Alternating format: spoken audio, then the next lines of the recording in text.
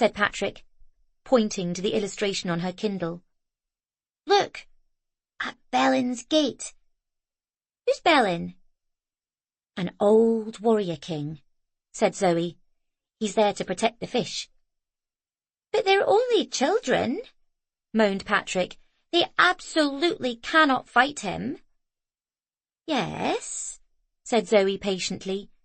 But don't worry, there's lots of the book to go. It'll probably turn out fine. It will turn out fine.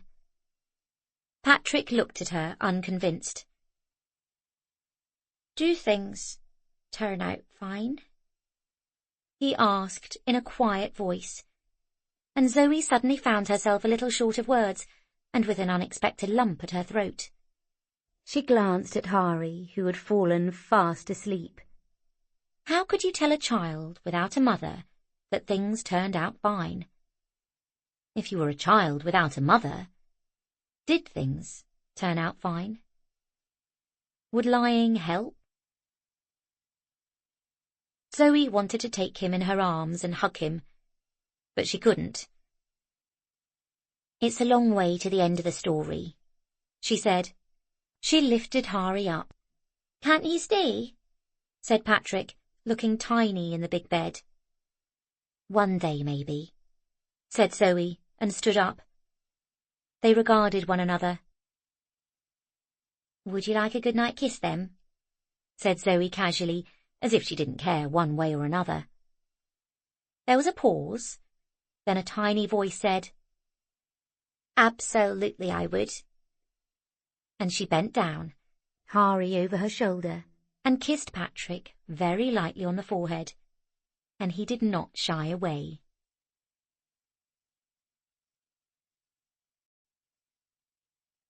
Chapter 33. Zoe did it. She ordered as many books on Loch Ness as she could find in the catalogue and started taking them to the visitor centre. She didn't even always take the van back to Lennox's, partly because it was further away, and partly because she didn't want him to ask any suspicious questions about why she had a new windscreen, and partly the chicken. Also, by the hotel was a small, slightly dilapidated children's playground, and while the autumn weather remained crisp and fine, she could take Hari along and pretend it was okay for him to be skipping nursery, and soon it just made sense to take Patrick along as well, and the two of them kicked leaves and climbed the climbing frame and absolutely loved the fact that the choice was either ham or cheese or ham and cheese sandwiches. Murdo would bring his boat over from time to time, and Agnieszka would come out and chat. And it was so pleasant to have adult company for a change, particularly adult company that wasn't constantly keeping secrets or looking annoyed, that Zoe could sit down on the benches overlooking the loch in between coach visits and hear the children crunching in the leaves and watch the sun sparkle off the water and drink a cup of tea. She persuaded Agnieszka it might be a good idea to buy some paper cups and start serving it, and sure enough, it had been a clear hit right away. And she'd take a breath and look at the cash box and feel, just for a moment, rather pleased with herself. The following Sunday, Zoe took Hari with her to the hospital for a visit. Nina was looking tired, but otherwise well, her bump vast and swelling over her loose-fitting pyjamas. "How's it going?" said Zoe. "Thanks for these," said Nina, indicating the line of about 400 Agatha Christie books Zoe had fed her in a tearing frenzy the previous week. "I'm cutting you off," said Zoe. "Otherwise you're going to start accusing randoms of murder." "It's always the people you least suspect," said Nina. "Did you find out what happened to Ramsay's wife, by the way? According to Agatha Christie, she is definitely dead, and it will definitely be somebody unlikely." Zoe shrugged. "Okay," she said. "The gardener?" "Oh no, it's always the gardener," said Nina. Zoe unloaded another pile. "Okay, start on Rebus. The murders are a great deal grittier." "I'm not sure if that's better or worse." Nina sighed and shifted slightly uncomfortably. "OK, let's have a look at the accounts then." She didn't have high hopes of the accounts at all, had been dreading it in fact, telling herself as long as it covered the petrol, the stock and the wage, it was all she could hope to keep the show on the road. So she was to find herself pleasantly surprised and undeniably slightly jealous. Nina was proud of her ability to find the right book for the right person, to know instinctively what would suit people, where they would find comfort or solace or laughter or thrills. Moods for books changed like the weather. Sometimes you wanted something profound to lose yourself in, a completely different world. Sometimes you wanted a romp. Sometimes you undeniably just wanted to read about something utterly awful happening to somebody who wasn't you. It was part of being a reader, that books chased your moods, and it was Nina's great skill to match them, like a sommelier matching a wine list to a menu. "I can't believe you've managed to suit so many people to books." Yeah, just luck, I guess," said Zoe. She felt obscurely guilty about the fact that so much of what she was selling were colouring books and silly stories about the Loch Ness monster being real. Tart and tat, she knew Nina would say. And there was on some level a suspicion that Nina was right. On the other hand, Zoe thought mutinously, she was making money. She wasn't sure Nina had ever been poor, not properly poor. If there was money out there to be had, it was absurd to pass it up. That was how she justified it to herself. Plus, she'd had the windscreen to pay for. "I've sent you the order papers," Zoe said quickly. Nina hadn't really looked at them, having been particularly engrossed in the new Robert Galbraith. "Fine," she said. "And I've been going up to the visitor centre." "At the loch?" "Yeah, not the main one, the other one." Nina furrowed her brow. "What?" she said. "Are you selling there?" She was instantly suspicious. "Have you turned the van into some tartan-touting tatty tourist shop?" "That's a lot of teas," said Zoe. "And no, I'm just getting stuff in people seem to like." "People like refined sugar and heroin," said Nina. "Are you selling that too?" Zoe bit her lip uncomfortably. She had genuinely thought that she'd come up with something good and profitable. The coach parties cooed over the lovely little blue-painted van, bought souvenirs to take home, and everyone was happy. Also, she was considering selling tablet, which was by absolute definition refined sugar. "So, while you're at tourist places all the time, what's happening to all my regulars?" said Nina. "I've spent 2 years building up clientele all round this area. They rely on me. If the van goes, they'll just go back to getting stuff other ways, or not reading at all." "I know that," said Zoe, "because they keep coming in and saying to me, 'I want that new red book.' Nina will know the one I mean. Didn't you write any of this stuff down?" "Yes," said Nina.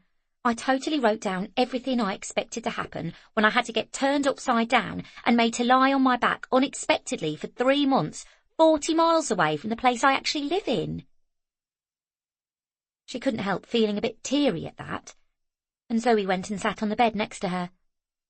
She knew what it was like to feel lonely when you were pregnant. "Sorry," she said, opening her bag. "Here, I brought you." She pulled a copy of the Nanny Diaries and Rosemary's Baby. Nina gave her a look. "What?" said Zoe. "It just helps to know that, however badly you do, someone else will be doing worse. I've got We Need to Talk About Kevin, too." "Oh, I've read that." "Yes, well, read it again, trust me. You'll feel quite differently about it." Nina took them with a smile. "Thanks, but I'm a bit worried about what you're doing." "What, Looking after your job and making money, said Zoe flatly. I just rather it was the way it was. Zoe blinked. Right. On it. But as she left the hospital, she couldn't help feeling slightly mutinous. She was doing well for the van. Why couldn't Nina see that? Chapter 34. It was the most glowing autumnal day. Everything was bright yellow and orange, the trees slowly beginning to turn. Zoe had got herself a cup of coffee and walked outside, wearing a vast old jumper over her nightie. She relished a few moments by herself as Hari picked his way through cereal indoors with Patrick chattering away to him as usual. Shackleton was half listening, half reading, and Mary had yet to emerge. Some curling fronds of mist were lifting from the garden, but the sun promised to be warm, and there were few clouds left in the sky. The trees rustled and swished enticingly ahead of her, and she watched to her utter amazement as a large bird, and how she wished she knew more about them, landed on the lawn and started ferociously tugging at a worm in the grass as the peacock bustled away squawking. The air was scented with gorse, and there was a feeling in the air that even in London Zoe could remember from her childhood. Bonfires in the air, fireworks and Halloween coming in, all the feasts and treats of autumn with Christmas at the end. Such a wonderful time of year. She had also had a good morning.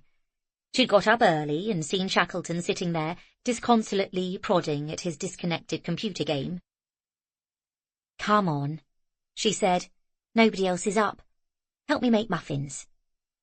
Me what? Just do it, she said. Come on. And she'd made him weigh out the flour while she'd fiddled with the temperamental oven and mix in the butter and the salt and the little bits of cheese and ham and onion they'd found around the place. And he'd watched them rise up, golden and fresh in the oven and smelling absolutely delicious, while she had completely enjoyed the genuine pleasure Shackleton had taken in it. I think you have a knack for baking, she said to him, and he looked pleased. You should do this more often. Can I eat them yet? Absolutely not, you... Oh! Well, there you go. I was about to warn you. He smiled. Zoe went over to boil the kettle, as he still tried to get the 2 hot muffins out of their moulds. Mum would have liked this, he said suddenly, and Zoe had to stop herself from turning around. She stayed staring at the kettle. Oh, yeah, she said, her heart beating fast, trying to keep her voice light. Well, she wouldn't have eaten them, he said, but she would have liked the smell. What was she like?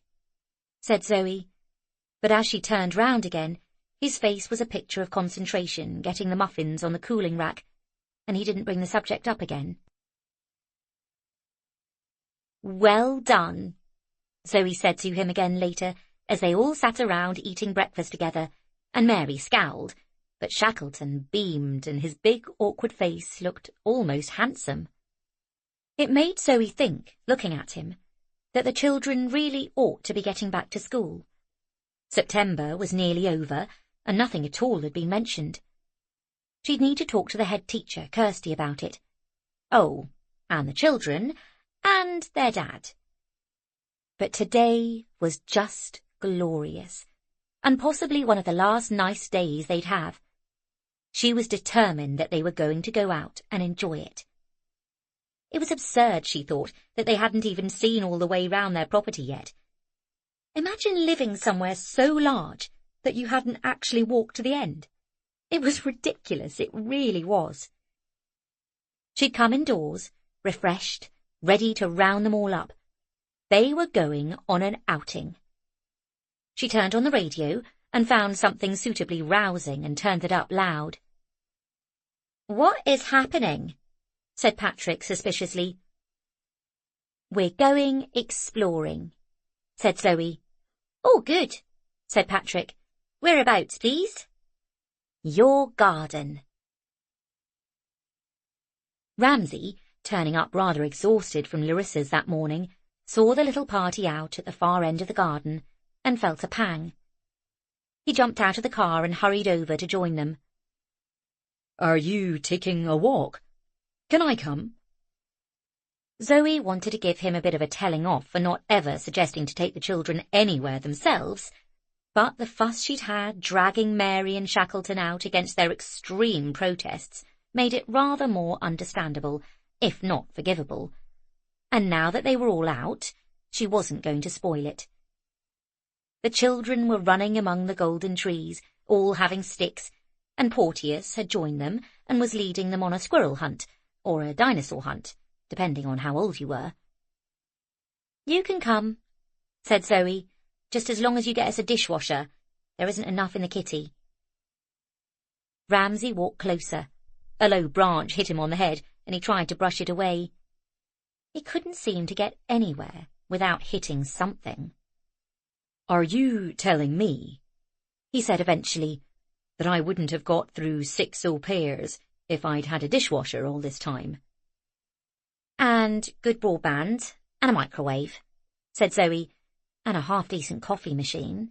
But, apart from that, probably. Ramsay frowned. Why didn't any of them say? They were probably too astounded, said Zoe. Assumed they were being mended or something, and were just waiting for you to appear with them. It never even occurred to me, said Ramsay, pushing his hair out of the way. Zoe rolled her eyes. Why are you rolling your eyes? Because you consider this stuff below stairs, said Zoe. It's absurd. You're not some Edwardian duke. I think I am, actually, said Ramsay. Debrett's think so. Zoe stared at him. But we're the people, she said. We're the people spending the most time with your children, the most important people in the world. Don't you think we're worthy of consideration? Ramsay flushed. Yes, he mumbled. I'm sorry, I've been so distracted. It's all been such a... Zoe waited for him to explain, but his voice tailed off. I'm sorry, she said. I feel like I'm always lecturing you. No, I'm sorry, said Ramsay again, scratching his head. I get the feeling I need it. They walked on, the sunlight dappling down through the trees, the only sounds the children far off, running and laughing. Even Mary's voice laughed at one point, the sound like low music exhumed from a far-away place, and they both paused together to listen to it. Zoe was desperate for him to tell her, just to ask, she told herself, her fingertips digging into her palm. Just ask. She desperately wanted to like him. No, that didn't matter. She wanted him to be a good father, to be the kind of dad the children deserved, all children deserved. She needed to know. She even opened her mouth to ask, to say something. It was ridiculous. These days, there were no secrets. Everything was out in the open. People talked. People asked about things. Ramsay, she started, but he was already talking. Your boy, he said, has he always been like this? Zoe was taken by surprise and looked up at him. His face looked nervous. He's never spoken, no, said Zoe, wondering if they were confiding in one another, even as the tables had turned. They strolled on. For all the world, they could be chatting about flowers or bicycles, or something completely and utterly innocuous. He cried when he was younger, and laughed, but less and less now. And what do the professionals say? They say he'll talk when he's ready, sighed Zoe, that it's anxiety and he'll grow out of it. I really, really wish he was ready. Mostly so I could stop having this conversation. She smiled, though, to show she wasn't angry with him, just the situation. Ramsay smiled back. I know, he said, then looked startled, as if something had slipped out that shouldn't. Oh, were you like that? Said Zoe, curious. Oh, no, said Ramsay, slightly flustered. That's not what I meant. I just... Zoe left a silence for him to finish. I know what it's... But he still couldn't seem to get it right. He took a deep breath and walked on slightly faster. Well, anyway, there we are, he said eventually. Zoe blinked. He's a nice little chap, he added, looking at her. You should be proud.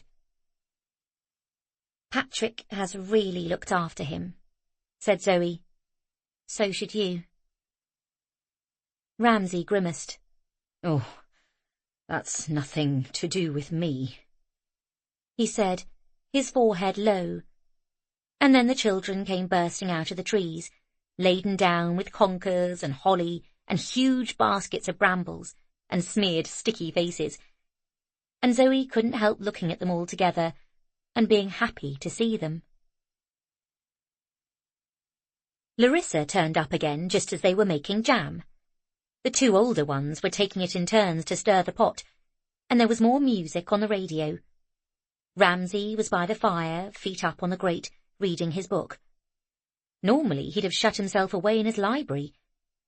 Zoe looked at what he was reading. It was a beautiful hydrographical study of the Loch from 1854, with full-plate illustrations. I could sell that, she said, not taking her eyes off the children stirring for an instant. They didn't realise quite how hot the jam was, or, as was always possible in the case of Mary, had decided that if Zoe had said it, it absolutely couldn't be the case, and was just pushing it to see. What? This? Said Ramsay, looking at it. I don't think so. It's completely out of date, totally archaic, and some of it is downright wrong. Zoe couldn't help it. Her lips twitched. What? What is it? He asked. Nothing. He looked at her. Shackleton laughed. She means you, Dad. I most certainly do not, said Zoe. Little pitchers have big ears. Come on. Ramsay looked a little awkward at first, as if he hadn't quite realised she was joking. Then he tried to smile, even as Shackleton burst out laughing. Well, you couldn't sell it. I bet I could, said Zoe. Why do you like it? Because it's beautiful, said Ramsay. Patrick pattered over to stare over his shoulder, and Ramsay hoisted him up on his knee for a closer look. Because it tells you about a previous age, when people had only sail to go out on a loch or their two arms to row, and what they saw when they were out there, and what they thought it was, and how they lived. Look. Zoe glanced over as he pointed out a line illustration of a row of tumbledown buildings. Look at that. The crofts that lined the shoreline. They would collect oysters, kale. They used seaweed as insulation. It would have been so commonplace to the artist, they don't even mention it. They didn't even know that in 20 years' time, the clearances were coming. Everything they had, everything they knew, their entire way of life was about to be swept away. You could walk down there tomorrow, and if you were lucky, you might find a stone or two buried deep in the ground that used to mark their homes there. Homes of people who lived for generations. And in an instant, They were gone, and everything was wiped out. But without even realizing it, they're memorialized here. There's still a place where people can see and remember them. And that's why I like it. It was quiet in the room for an instant. Then Mary yelled as the jam started to bubble and boil over, and there was panic for a few moments as Zoe quickly stirred the jam together, then got them to empty and dry the jars from where they'd been boil-washed in the sink. 10 minutes later, everything had been poured and sealed, and 9 jars of varying shapes and sizes were pleasingly full of the dark, purple liquid, sitting on the table, and Zoe was dispatching Mary, Patrick, and Hari to a pile of stickers on which they were to date and label the jam jars. She looked fondly at the bent heads, then turned back to Ramsay. "I can sell it," she said again, "and if I do, will you buy us a dishwasher?" Ramsay looked at her and looked at his beloved book. "I hate to give things up," he said. "Well, perhaps you're right, and I won't be able to sell it," said Zoe, her eyes dancing. Sighing heavily, Ramsay handed it over. "Let's see," he said, "and don't get jam on it." Zoe rolled her eyes, placing it down carefully and wrapping it up in brown paper. "Yes, thank you, I realise that. Tea?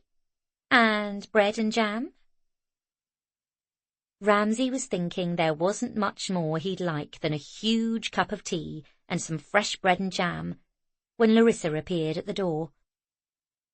"You left at some speed this morning," she said, brandishing an ancient-looking, absurdly oversized waistcoat that clearly belonged to him.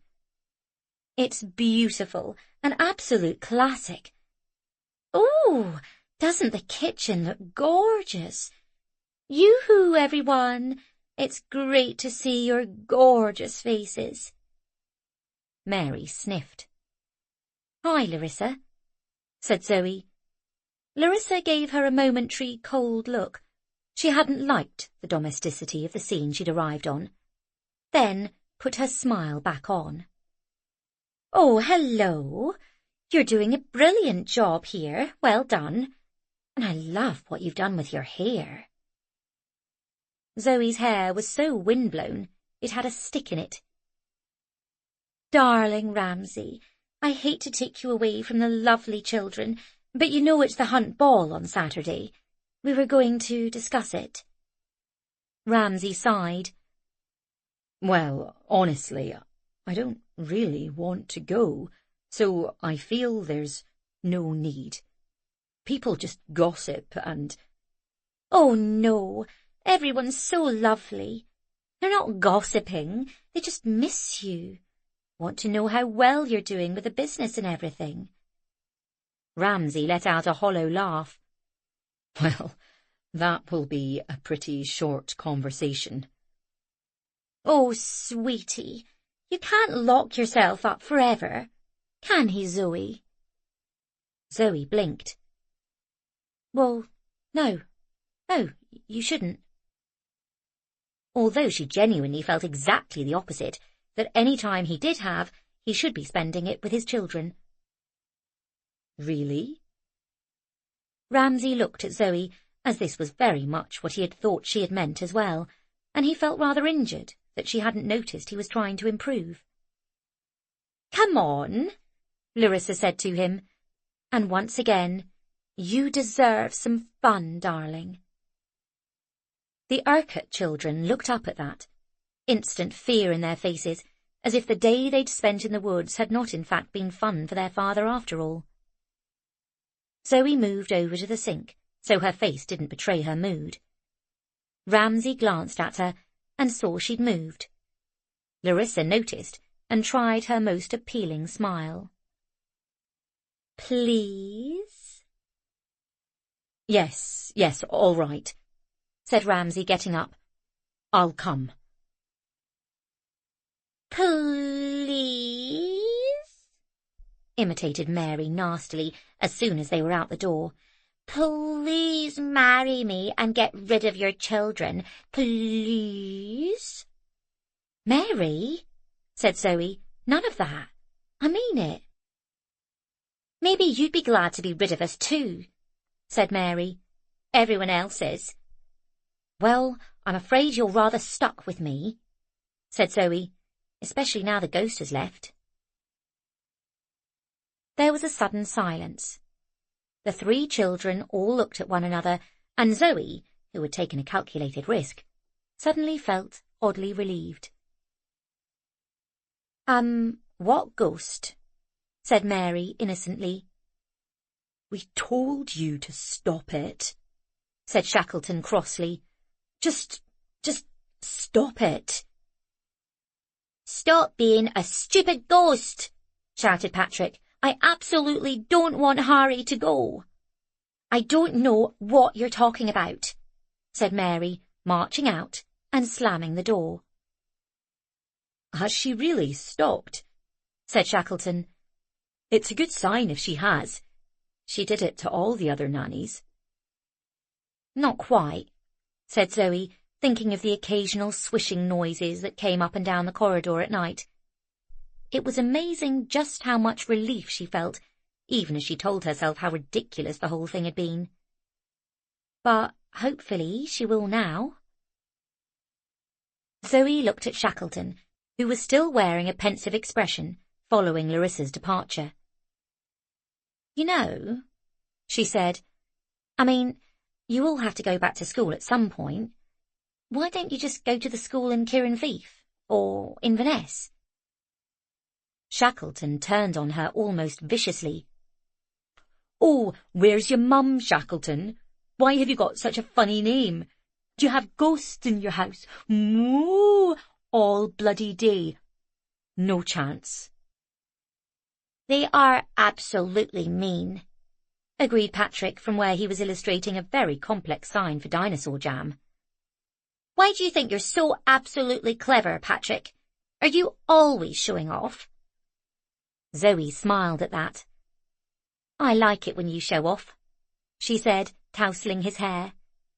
I'm not showing off, said Patrick crossly.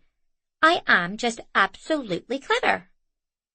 You're not that clever, pointed out Zoe. Mary's got all the hot water again. Oh no, said Patrick happily. No bath for me. Chapter 35. The weirdest thing was, Zoe had genuinely thought things were getting better. She hadn't realised truly that it was often when people were feeling things were getting slightly more cheerful, that was when everything started to go pear-shaped, when you let your guard drop. The season had worn on, each day only exacerbating its beauty. The sun had stayed well into September, and for the first time ever, Zoe was watching the seasons change day by day. The leaf patterns you could almost watch turning golden and orange. She pointed out the changes to Hari, and it was the strangest thing. She went from being annoyed at their tiny attic room to loving the way it put them right up among the treetops, almost as if they were in their own little nest, listening to the swishing as the leaves fell, and watching the great clouds of birds take off on their long journey south. Zoe had heard of bird migration, dimly in a classroom somewhere, but she had never seen it. The great concatenations of squawking creatures rising, one in a multitude, each with a hidden knowledge inside them, a collective instinct that would take them all the way to Morocco. They watched them and marvelled, partly at the sight, partly at the idea that she was becoming a bird watcher. Her cleaning-up efforts had uncovered several pairs of binoculars, and she had felt very little guilt at annexing a set. After all, how could it, she told herself, be stealing if she didn't take them out of the house? And Hari could sit, once she taught him to stop fiddling with the knob, for hours watching the eagle come back and start picking worms out of the ground, stalking around like a gang leader in a pub, as if to warn off any other birds. She found some beautifully illustrated bird-spotting guides and stocked them. Once again, they weren't popular in the village, where people had grown up with the land and didn't need someone to tell them the difference between a crow and a starling. But at the visitor centre, they did absolute gangbusters. You could see if you were quiet. The herons sit, watchful, glorious, as if utterly scornful that any other creature could approach their beauty and ballerina grace, then unfold their magnificent wings, extend themselves, take off over the loch like Nureyev. With a 4-hour drive for many of the tourists back to Glasgow or Edinburgh, the Spotters' Guides were a huge hit, and once more Zoe made a reorder without telling Nina exactly what she was up to. She realised yet again this was going completely against her instructions, that she was flagrantly disobeying her boss, who was in hospital, but that was just going to have to wait, because she had 90 million problems on top of that one, and for the moment, the fact that she was making money and actually successfully running the business was so much of a high, she couldn't bear to think about it. But the beaches, if not exactly a haven of peace and happiness, it felt settled. There was order, routine. The children had to get out of the house. That was the new rule, so they weren't just sitting around giving Mrs. McGlone trouble. They also had to clean their own rooms and bring down and take up their own laundry. There had been various fulminations and some swearing on this issue, but Zoe was unbowed. There may have been 6 au pairs before her, but few had had to deal with quite as much intransigence as a childminder at a London pre-prep, and she was resolutely unfazed, figuring also, with every day she stayed, that the family would be less and less likely to want to find someone else, however much Mrs. McGlone disliked her. And, however much Mrs. McGlone disliked her, it didn't really matter, as the effects made themselves known. Freed of following the children round the kitchen, she had time to keep the public rooms cleaner. The shutters, now being open year-round, left the dust harder to ignore, and the amount of rubbish that had been removed made it easier to get into the nooks and crannies. The entire house was looking better, more lived in, cheerier. And best of all, Zoe had won her dishwasher. She had brought the receipt for the book home triumphantly, along with Ramsay's not inconsiderable cut, sticking her tongue out at him when she met him in the hallway. He had looked at first pleased, and then crestfallen. "What is it?" said Zoe. "Don't know what a dishwasher is. Worried you'll have to ask for one and point at a washing machine by accident." "A washing machine is somewhere you put your dirty clothes," she went on. Yes, you've made your point," said Ramsay. "No, I was just thinking. I loved that book. I hope it went to someone who appreciated it." Zoe didn't say that a girl from a party of Korean-American students had brought it for her grandmother back in Seoul, who didn't speak a word of English but liked old things. "Why, yes," she lied furiously. "It was someone who had traced his family roots back to those original Crofts and desperately wanted a memento." "Really?" said Ramsay, looking delighted. "What was his name?" "Mac something," said Zoe quickly. "Can we have our dishwasher now?" And true to his word, Ramsay had someone sent round and plumbed one in, and that had made such a difference to the family. Patrick thought it was magical, and kept trying to turn it on with only 1 cup in it, that Zoe was now considering how to lobby for the microwave, even if she knew deep down that what she would really, really like was a coffee machine. And things were feeling not too bad. Which is probably why it all started to go so wrong with Mary. Part 3. "What happens if I look down and fall, Wallace? What if I can't stay up?" Well, don't look down then, Frances. Be positive about it. So, you can fly if you think you can fly? You are the stupidest person I have ever met. But maybe a bit. From up on the rooftops. Chapter 1. Zoe had been a cheerful, bookish child, not much given to introspection.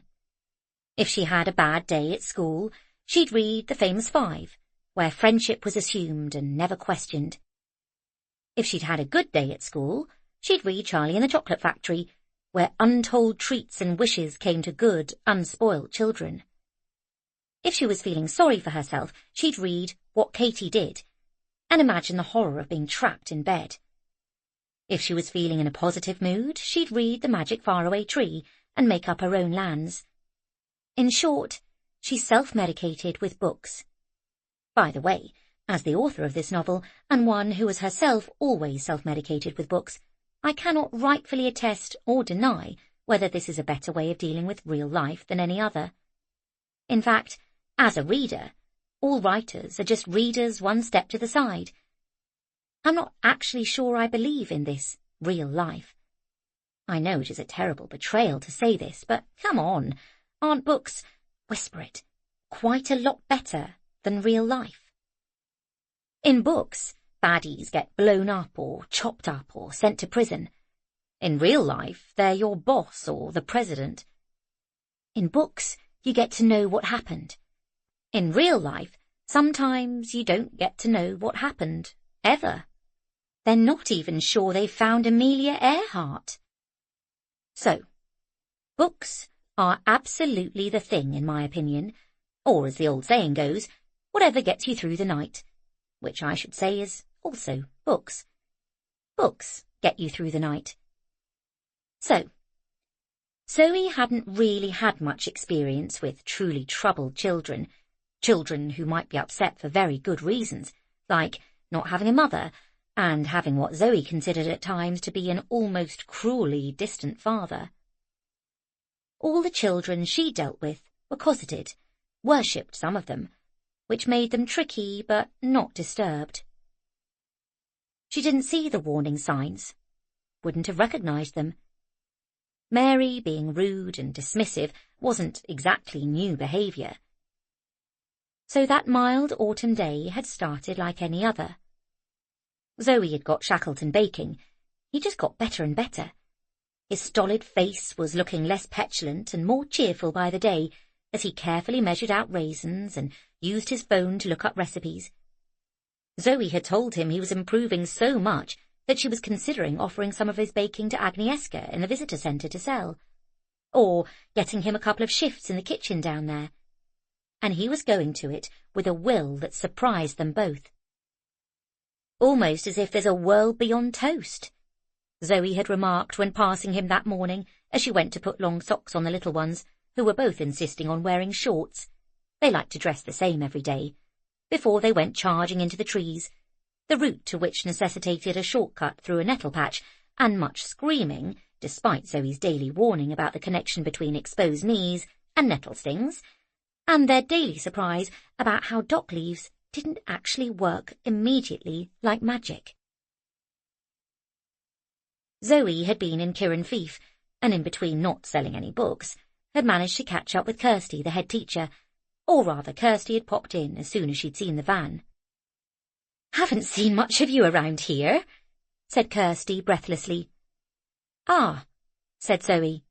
"Really? No, I've been here loads. You've just missed me." Kirsty looked around. "Loch Ness monster books?" She frowned. "I think you'll find there's a bit more to Scotland than that, Zoe." "Yes, I know that," said Zoe. "Anyway, did you get the letter?" Zoe shook her head. Kirsty sighed. "Oh, for goodness sake, Ramsay is absolutely useless. Anyway, there's a restart date, after the October holiday. There's a voluntary anger management session, and then they can both come back to school." It had almost certainly, Zoe thought, gone with the rest of the post to the mysterious library and never been seen again. "Well," she said, "that's good news, I suppose." Kirsty frowned. "I know he doesn't care," she said. Could you maybe help, Zoe? I think you're a good influence." "You're flattering me," said Zoe. "I am," said Kirsty. "It's a total pain in the arse from every conceivable angle if they don't turn up." "I am surprised we don't have social services crawling all over us," said Zoe wonderingly. "You would if you lived in a council flat," said Kirsty, and they both pondered whether this statement was true. "Anyway," said Kirsty, "the 2nd of November, that's when we're back. That's your deadline." "Chings," said Zoe. Kirsty laughed. "I'm not sure that quite works on you," she said. "You sound like you're in EastEnders." "I know," said Zoe. "I was just trying it out." "Well, now you know." "Do you want to buy a book before you go?"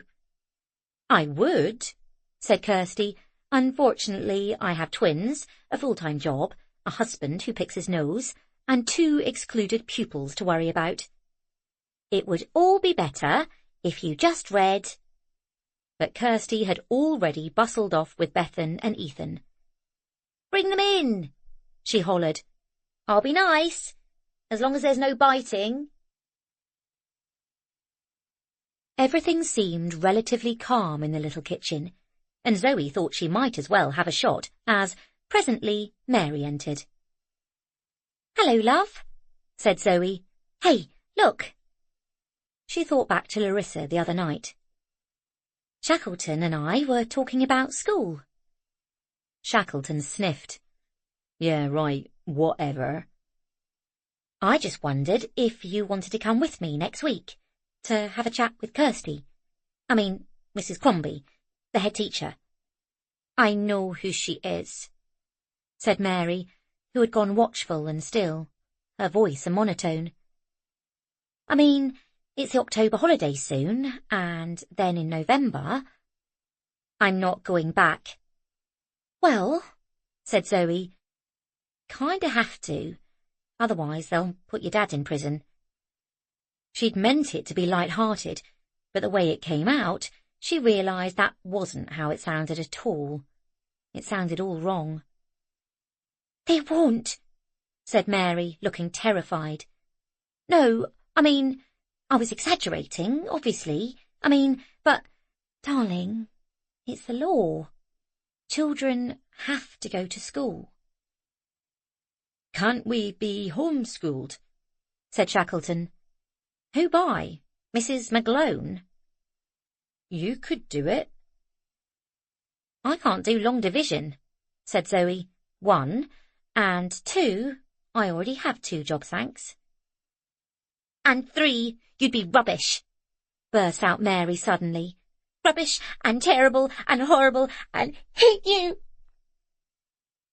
And she fled out of the room in tears, banging the door. Zoe watched her.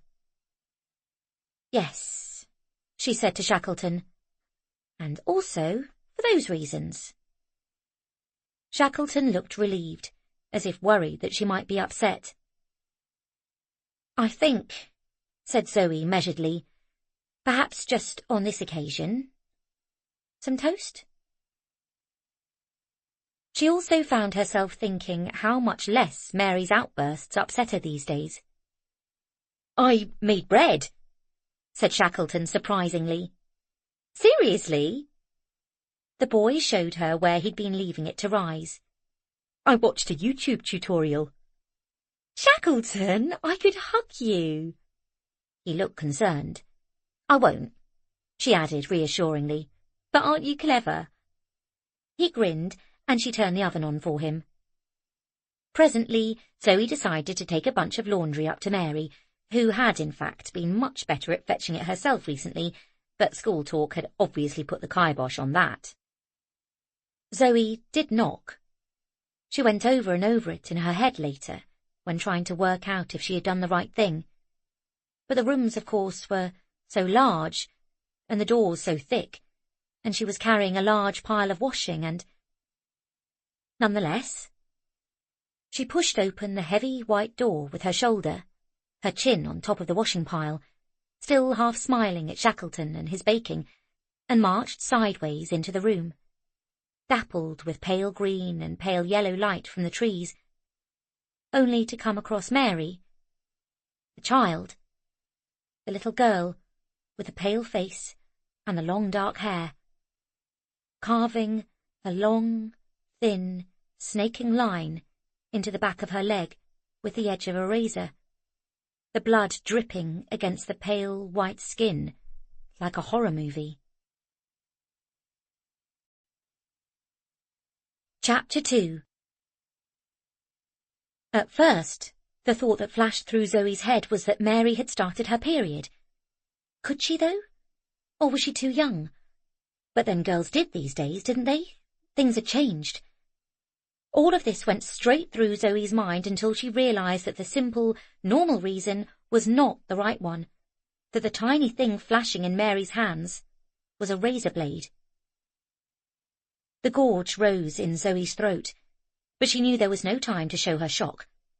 The girl's face was paler than ever, but defiant too, a purple pulse at her slender throat. "See?" she was saying without speaking out loud. "See what you made me do." Zoe turned her head and put it out of the door, not to startle anyone. "Ramsay!" she shouted, trying to sound businesslike but not panicky. "Ramsay! Can you come here? Would you mind, please?" Nobody heard. Stupid, stupid, stupid big house. She charged down the stairs and along the corridor and banged furiously on the huge, forbidding library door, screeching, "Come up to Mary's! Now!" Then ran back to Mary's side, fiddling with her phone to call 999, trying to get a signal. She grabbed the first thing she came across, an old shirt of Mary's, but the child immediately screamed at her until she picked up an old towel. "Come here," she said. "Darling, please. Give me the blade. Please." Mary was staring at the blood on the floor, quite horrified and surprised, as if she'd never seen it before. "Please," thought Zoe, "please let it have been the first time." "Just give it to me, right now," she said quite snappily, putting out her hand. To her surprise, Mary automatically dropped the blade to her, still catatonic. Zoe moved as slowly and carefully as she could, and wrapped the towel around the child's legs, moving her in towards her own body, ignoring the blood going onto her jeans until she could find a way to staunch the flow. Patrick appeared in the doorway, and Zoe, as calmly as she was able, hissed, "Patrick, get your dad. Mary fell down." At that, Mary started, her huge eyes looking up at Zoe wonderingly. Zoe rubbed her back in what she hoped was an encouraging manner. "Shh," she said. "We'll get you all cleaned up." Mary's mouth opened, and she started to cry in great, gouting, tearing sobs as the blood continued to drip onto the floor below. Chapter 3. At last, Ramsay appeared at the door, blanched, and immediately disappeared. For a terrible moment, Zoe thought he might have left, just turned and gone. He couldn't have, surely. He was back in a few moments, though, carrying a first aid kit, which was in a wooden box and looked as if it might have been left over from any of the last 4 wars. "Mary," he said, going up and caressing her head as Zoe washed her hands at the bedroom sink and prepared to take a look. "Mary, Mary, Mary." The girl wept on. "I can't. I'm sore. I wish." Zoe got down to practicalities. She washed the wound quickly. Most of it was surface, but at the thigh it was deep. "You're going to need a stitch," she said. "I'm sorry, sweetie. It won't stop bleeding without one. You've really got yourself. I'll call Joan, said Ramsay. Zoe stood up. I think no, she said shortly. I think maybe she needs to be in hospital. But you said a stitch. Zoe shook her head, even as the girl sobbed harder. She needs to be assessed, Ramsay. You can see it. I'm sorry. I feel for her, and I have done since I got here. But she needs help. Don't you think? It's not her fault, said Ramsay miserably. I never said it was, said Zoe. Don't you see? It's because it's not her fault is why she needs to see someone. She knelt down. This bleeding isn't stopping, she said. I think you should call an ambulance. If she's nicked an artery, we'll have to be quick. Ramsay fumbled out his phone and called straight away. Zoe managed to tie a reasonable tourniquet thanks to a first aid course her old job had made her do. But as she was trying to clean Mary's leg, she noticed something much more worrying. Underneath the bright new wound, a faded old patch of hairless white, an old scar. She glanced up at Ramsay, who looked away. Immediately she realized. He knew. He knew. She burned with a white fury on the little girl's behalf. As they waited for the ambulance, Mary with her head buried in her father's shoulder, Zoe's brain was racing. How long had the child been self-harming? Ramsay had seen that scar before, she could tell. What had he been doing? Ignoring it? Hoping it would all go away? What the hell kind of a father was he? What was he thinking? Mrs. McGlone was summoned to babysit, and they stuck to the story that Mary had fallen over and cut herself, and so they were taking her to get her seen to. "Are you going to the hospital?" said Mrs. McGlone sceptically. Zoe had already decided. She wanted to be there, see what Ramsay told them there. This was a duty of care issue. "Yes, I am," she said shortly. "If you could keep an eye on Hari, that would be helpful." It wasn't a suggestion. At the hospital, they waited nervously as Mary was triaged and taken away to get stitched up. She clutched Ramsay's hand as the nurse worked expertly and quickly, and then said, as Zoe had known she would, "We'd just like someone to come in and have a few words with Mary on her own as to how this happened, okay?" Ramsay and Zoe sat 2 chairs apart in the waiting room. Everything seemed to be taking a very long time. Zoe went and got them 2 horrible cups of tea from the vending machine, but was too angry to start a conversation. Eventually, the receptionist came over. "Which one's next of kin?" she said, her face looking from one to the other. Zoe wondered what she thought they were. An estranged couple? 2 people who'd fallen out? Divorcees? Ramsay stood up, looking as usual ridiculously over-tall in the low-ceilinged A&E. His head hit the light fitting. The receptionist looked up at him as she prepared to write something on her clipboard. Chapter 4. Zoe found herself twisting round, staring at Ramsay. He was bright red. She raised her eyebrows at him, but he point-blank was refusing to meet her gaze. At that moment, the young doctor emerged from the side room Mary was in and beckoned them forward. "Can I come?" said Zoe, still burning and absolutely not letting this go ahead without her as a witness.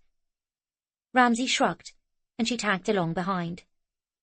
Mary had been moved to a ward, so they now had the room to themselves.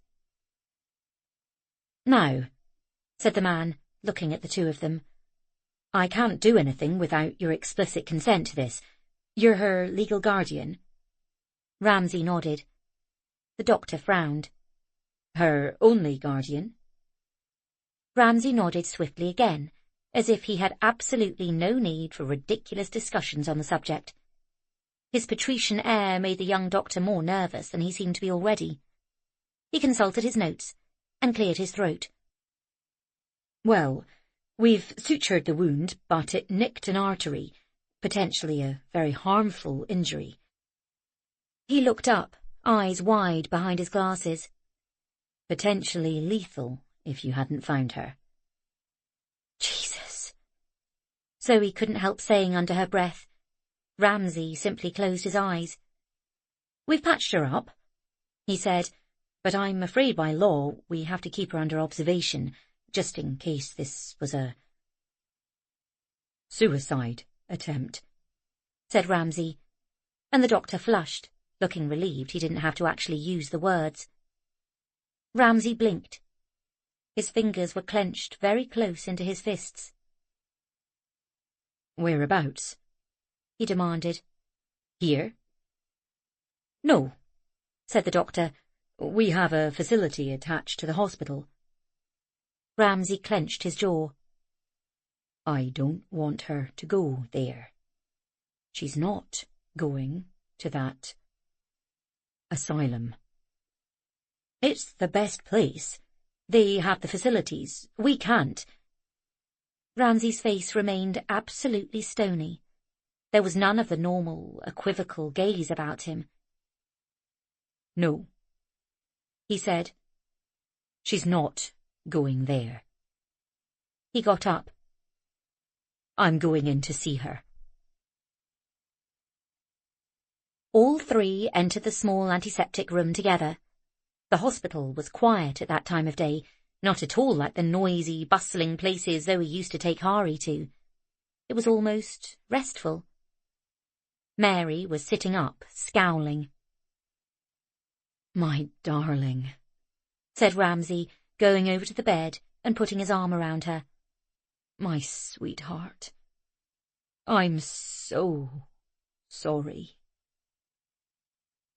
Ramsay looked at Mary and framed his large hands on her tiny, peaky face. Tell me you weren't. Mary's huge eyes filled with tears. She shook her head. I wasn't trying to kill myself. I promise. Ramsay engulfed her in a hug. It's okay, sweetheart. It's okay. Don't make them put me in the nut house. Please, don't let them put me in the nut house. Don't call it that, said Ramsay. All we want to do is make you less unhappy, sweetheart. But it was just a little cut. But why?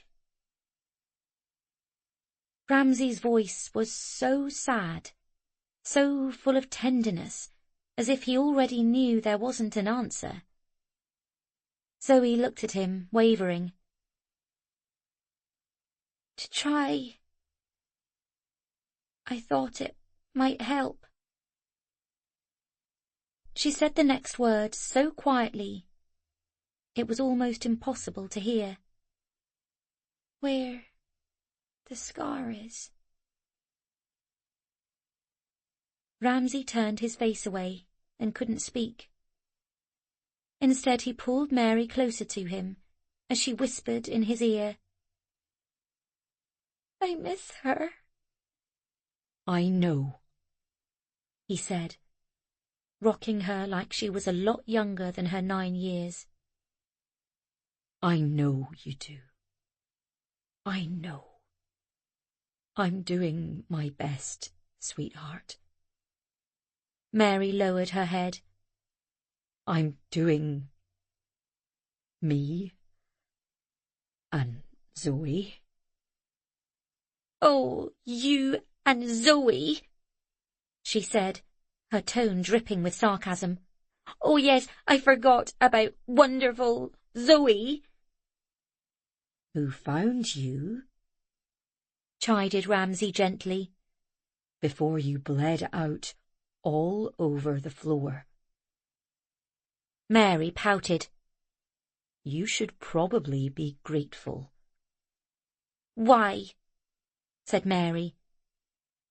Because, said Ramsay, his voice suddenly raised. Because I can't lose another person. I can't lose you, Mary. I can't. I'm your dad. Tears came to Mary's eyes, and she nodded. Yes, she said in a tiny voice. You're my dad. I'm your dad, said Ramsay. I'm your dad, and I love you. And I will try to make things right as well as I can, Mary. But you have to. You have to stay with me. You have to. You have to try. Even when you don't want to. Even when it's hard. Even when you feel it's all my fault. Her face whipped round, and Zoe realised he'd hit a nerve. I know you think that, he went on. I know you do. I can't. There's nothing I can say or do to change that. But please believe me. I'm trying.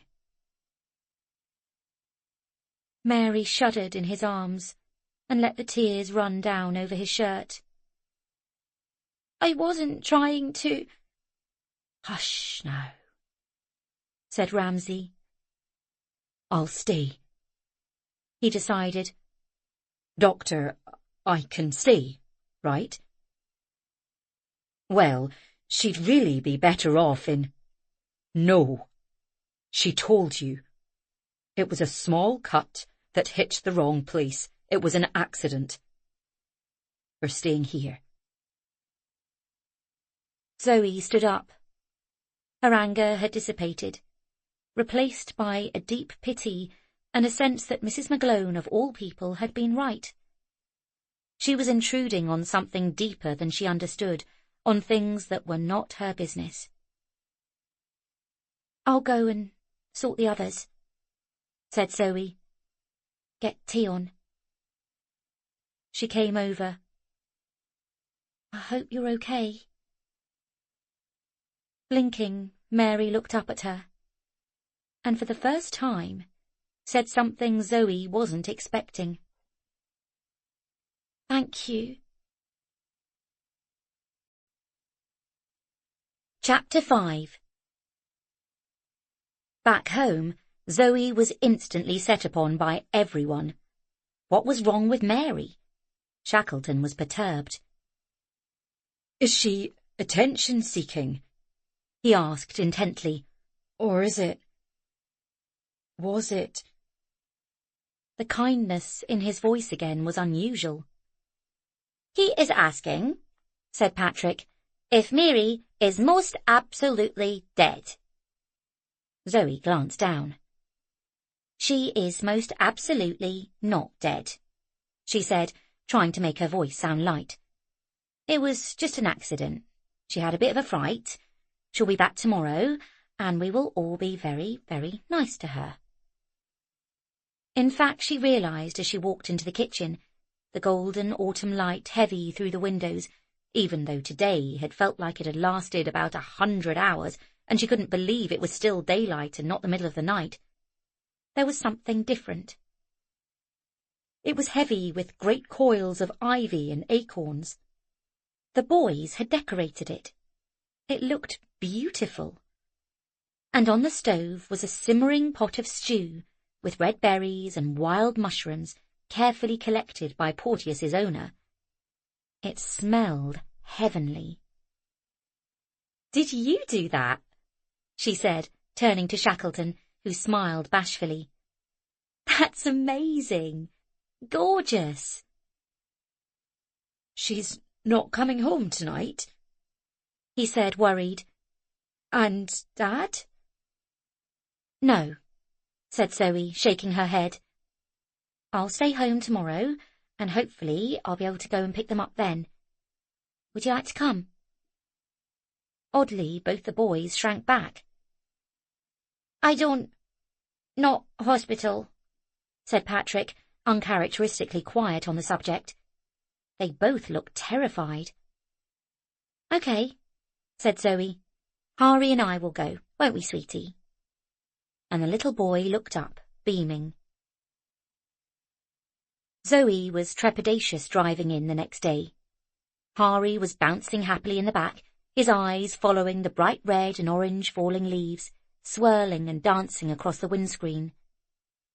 "There's so many," said Zoe wonderingly. "Where do they all even go?"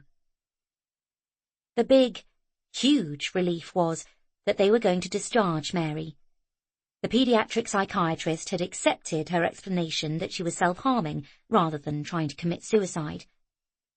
Not that that was necessarily okay in itself. They had to contact all sorts of authorities and phone numbers, which Zoe saw Ramsay glance at in a fairly cursory manner, and made a mental note to herself to grab the list and make a plan of action. They would also join the CAHMS waiting list. Without saying so, the psychiatrist implied that this might take some time. But they weren't going to admit her to the inpatient facility.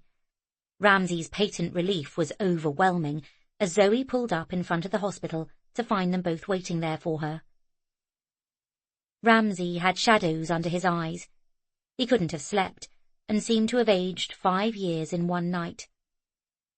And when Mary balked at being pushed in a wheelchair, he carried her into the back of the car himself. Hari waved his hands about, grinning happily to see her. As usual, Mary disdainfully ignored him, but he was never bowed. He was just pleased. Zoe and Ramsay regarded them in silence, as Zoe took the wheel again, without Ramsay saying anything about it, even though he could barely contort himself into the front seat of the little green car.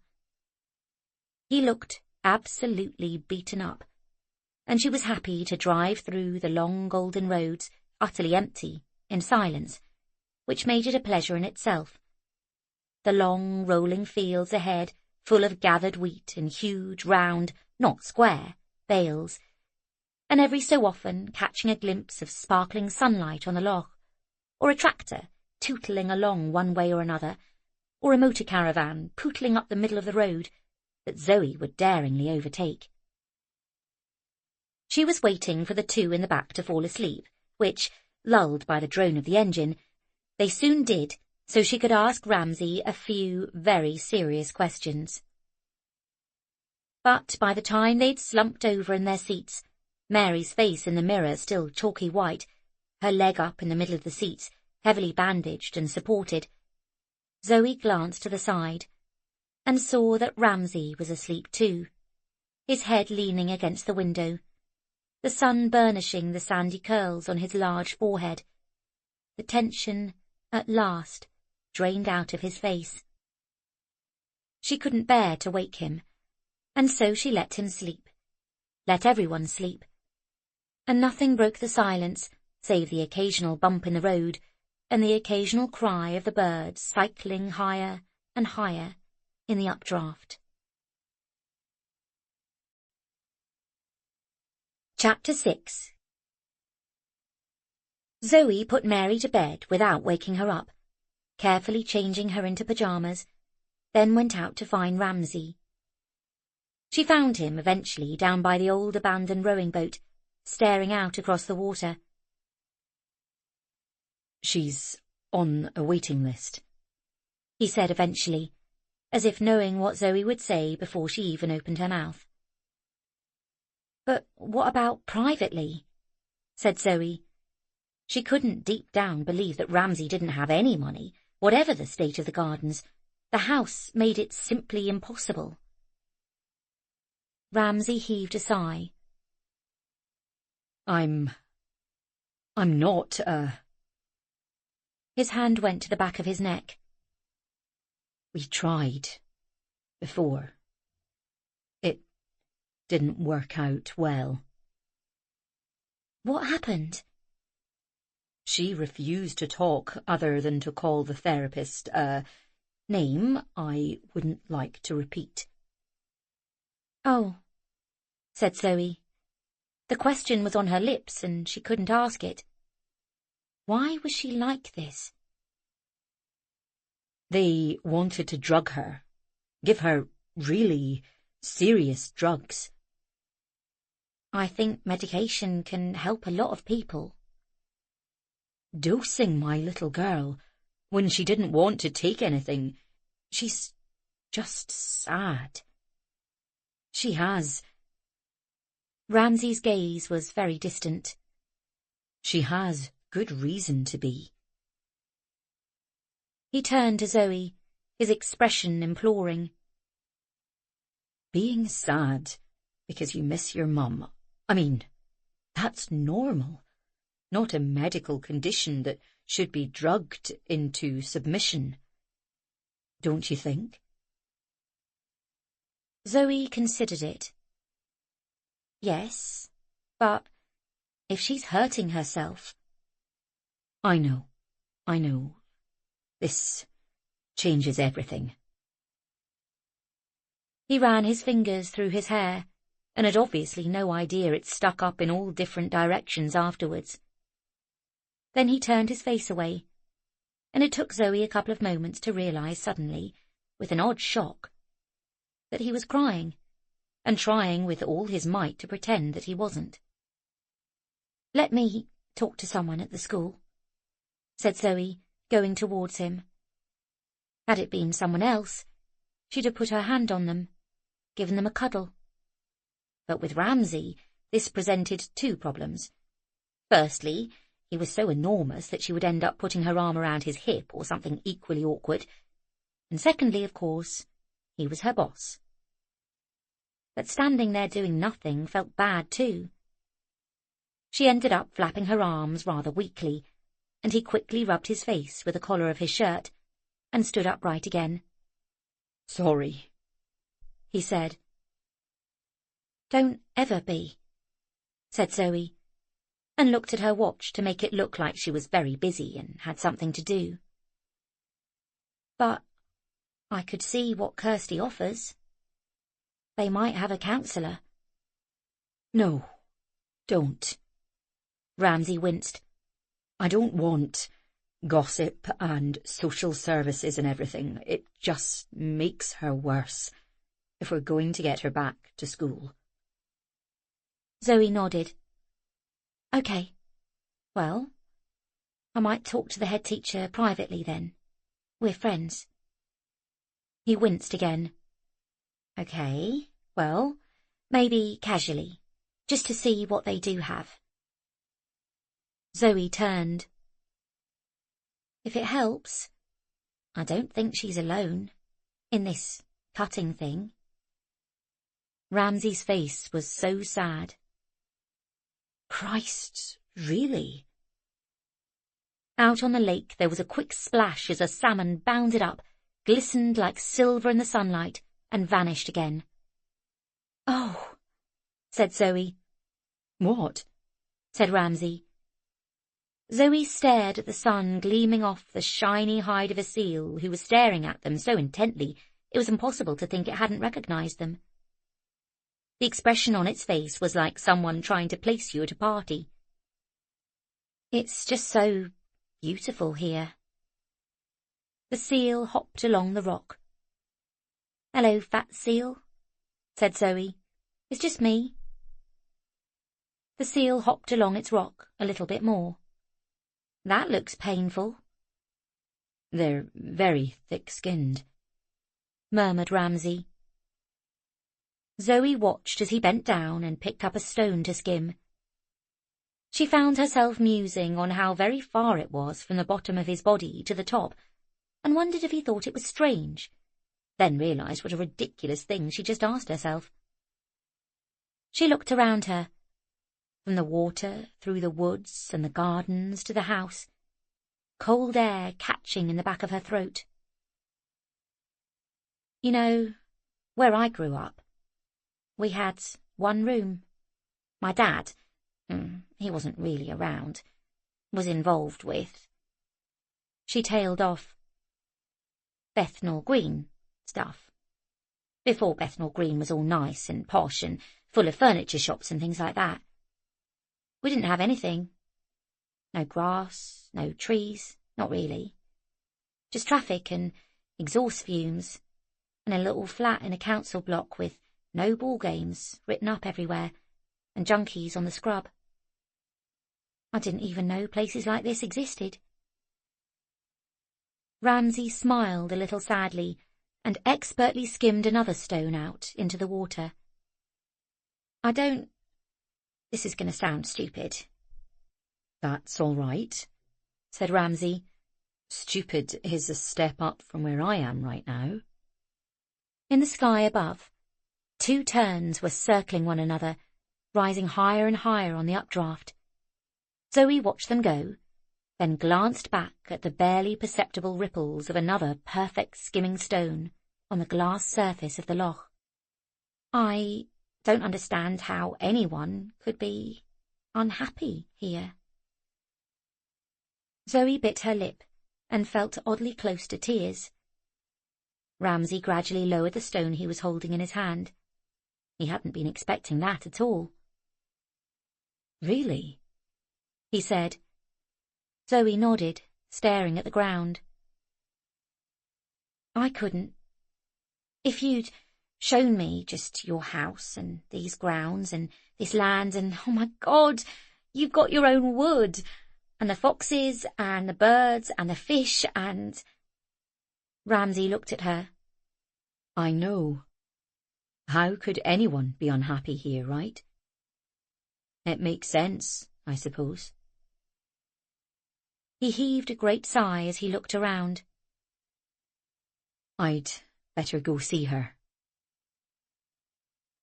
Alas, Kirsty hadn't ended up being much more help.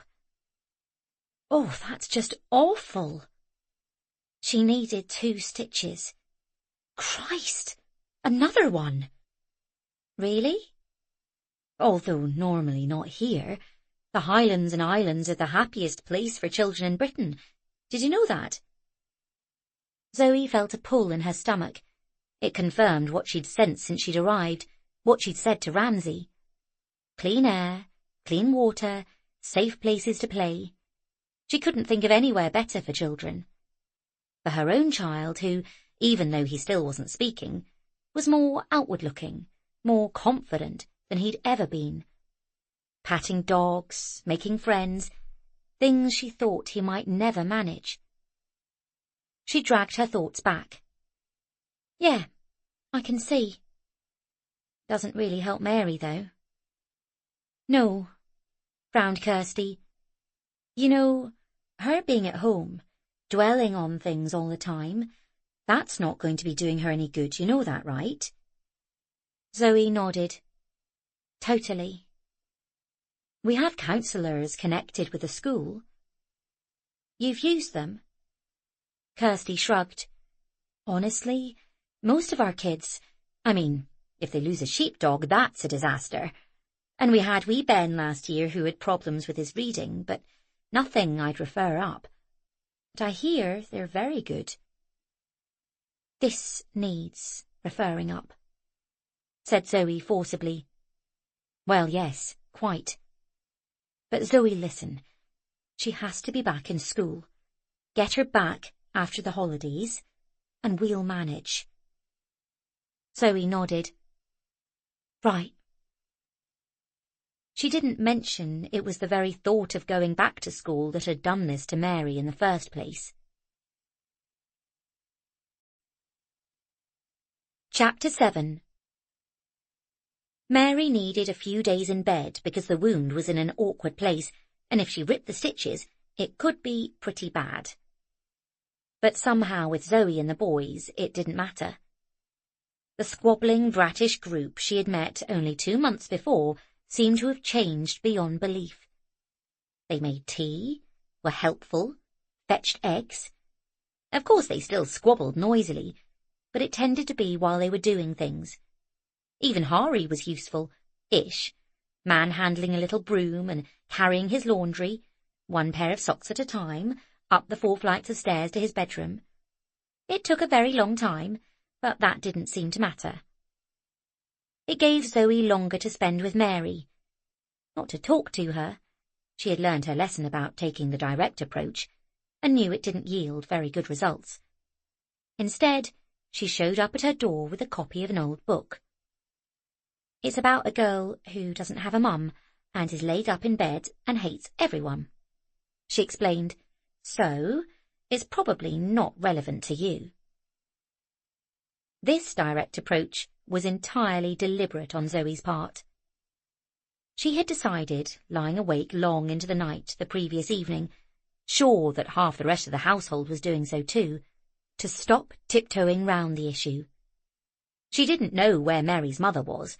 It seemed entirely likely that Mary didn't either from the questions she'd been asking. The only person who knew was possibly Ramsay and probably Mrs. McGlone, and neither of them were much help. But Zoe was going to stop keeping up this ridiculous pretense that their mother was simply in another room, busy next door, would be back any minute.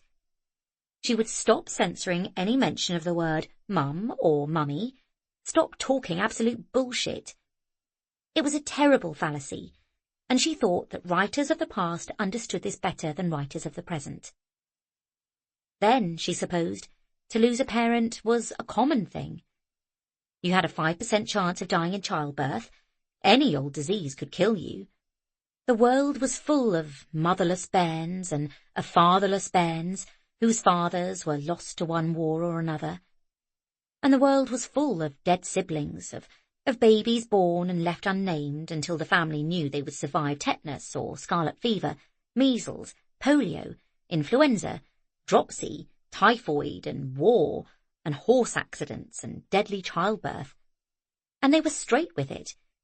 They understood and were clear with children about death and pain, didn't pretend it didn't exist or wouldn't touch them. Now it was rare to lose a parent or lose a child, and people wouldn't discuss it in case it invited bad luck in case it was tempting fate or superstition.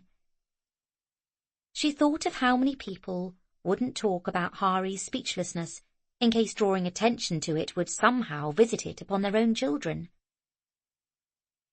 But Zoe had decided to stop with all that. Children weren't stupid, not remotely. They picked up on everything that went on, even if they didn't fully understand it. Hari had known from the earliest times that his father would not come to stay, would not always be there. He wasn't happy about it, but he knew what it was. Pretending there wasn't really an issue about the children's mother had led them straight to the hospital, and Zoe wasn't going to do that any more. So she said it lightly. This book is about a girl who has no mother, and looked straight at Mary as she did so. Mary looked back at her warily.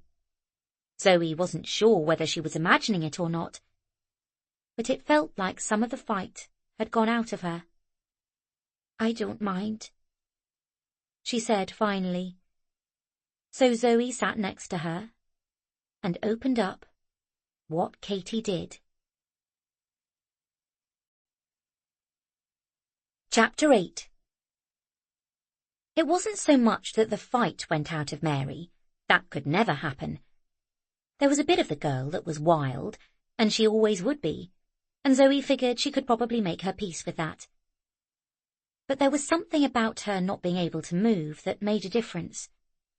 For some, maybe most people, being laid up would make them churlish, restless, and irritated. For Mary, it seemed to have the opposite effect. Zoe wondered if perhaps it lifted the burden, that the emotional expense of having to be constantly on her guard, defensive, stressed, like a cornered animal, had lifted.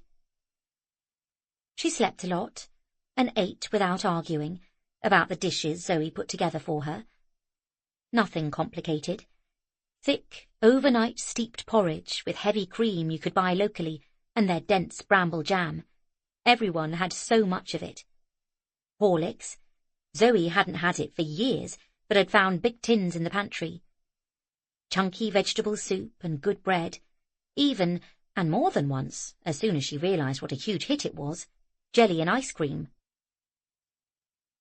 And now that her room was cleared up and a bit more organised, Patrick and Hari started going up there to play. Mary made mild objections, but didn't mind really. And every moment when she wasn't working, Zoe would be in there, reading to her. They got through all the Katies and straight on to Little Women as the days started to shorten, and the leaves blew all over the road, blocking the drains and stopping the trains. The fire burned all the time in the kitchen now, and Mrs. McGlone agreed to lay one in Mary's room as well, and after a few days, Zoe was reasonably sure that the wound itself was healed. She was a young girl, after all. But also equally sure that having some time as an invalid, staying in bed, was healing something else in Mary, even if she couldn't absolutely pinpoint what it was. And she mentioned as much to Joan when the kindly doctor came to take out her stitches. "Maybe just say it's not quite ready yet," said Zoe hopefully in the hallway. Joan harumphed. "It's not good for a creature not to be up and walking about." Zoe thought of Mary's long, lonely walks by the waterside, how far she used to roam, on her own, in her nightie, her mind thinking goodness knows what. "I realise that," said Zoe, "but in this case, do you think you could make an exception?" Joan blinked. "I think," she said, "I think you're getting rather fond of this place." "It's freezing," said Zoe. "There's never any hot water. The deer keep eating all the strawberry plants. The children still aren't at school. The house is full of spiders, and I'm not making enough money to keep a field mouse alive." "Uh-huh," said Joan. They smiled at each other as Zoe went back into Mary's bedside. "Sorry," said Joan. 4 more days in bed." She glanced sideways at Zoe, who kept her face neutral. Although she'd normally have started a fight, Mary looked oddly relieved. "Okay," she said in a small voice. And indeed, with night coming in earlier, it was a cosy sight in the bedroom. The heavy drapes, finely cleaned, half pulled so there was still the glimpse of stars beyond, the fire crackling happily in the tiny hearth, the row of books above Mary's bed growing longer by the day, Patrick and Hari pretending to be bears on the hearthrug. Zoe had brought in late flowering plants from the garden, and field scabious and sedum stood there, adding a pretty touch to the large room. "Then," said Zoe after Joan had left, "we really will have to think about getting you some new clothes." Mary scowled.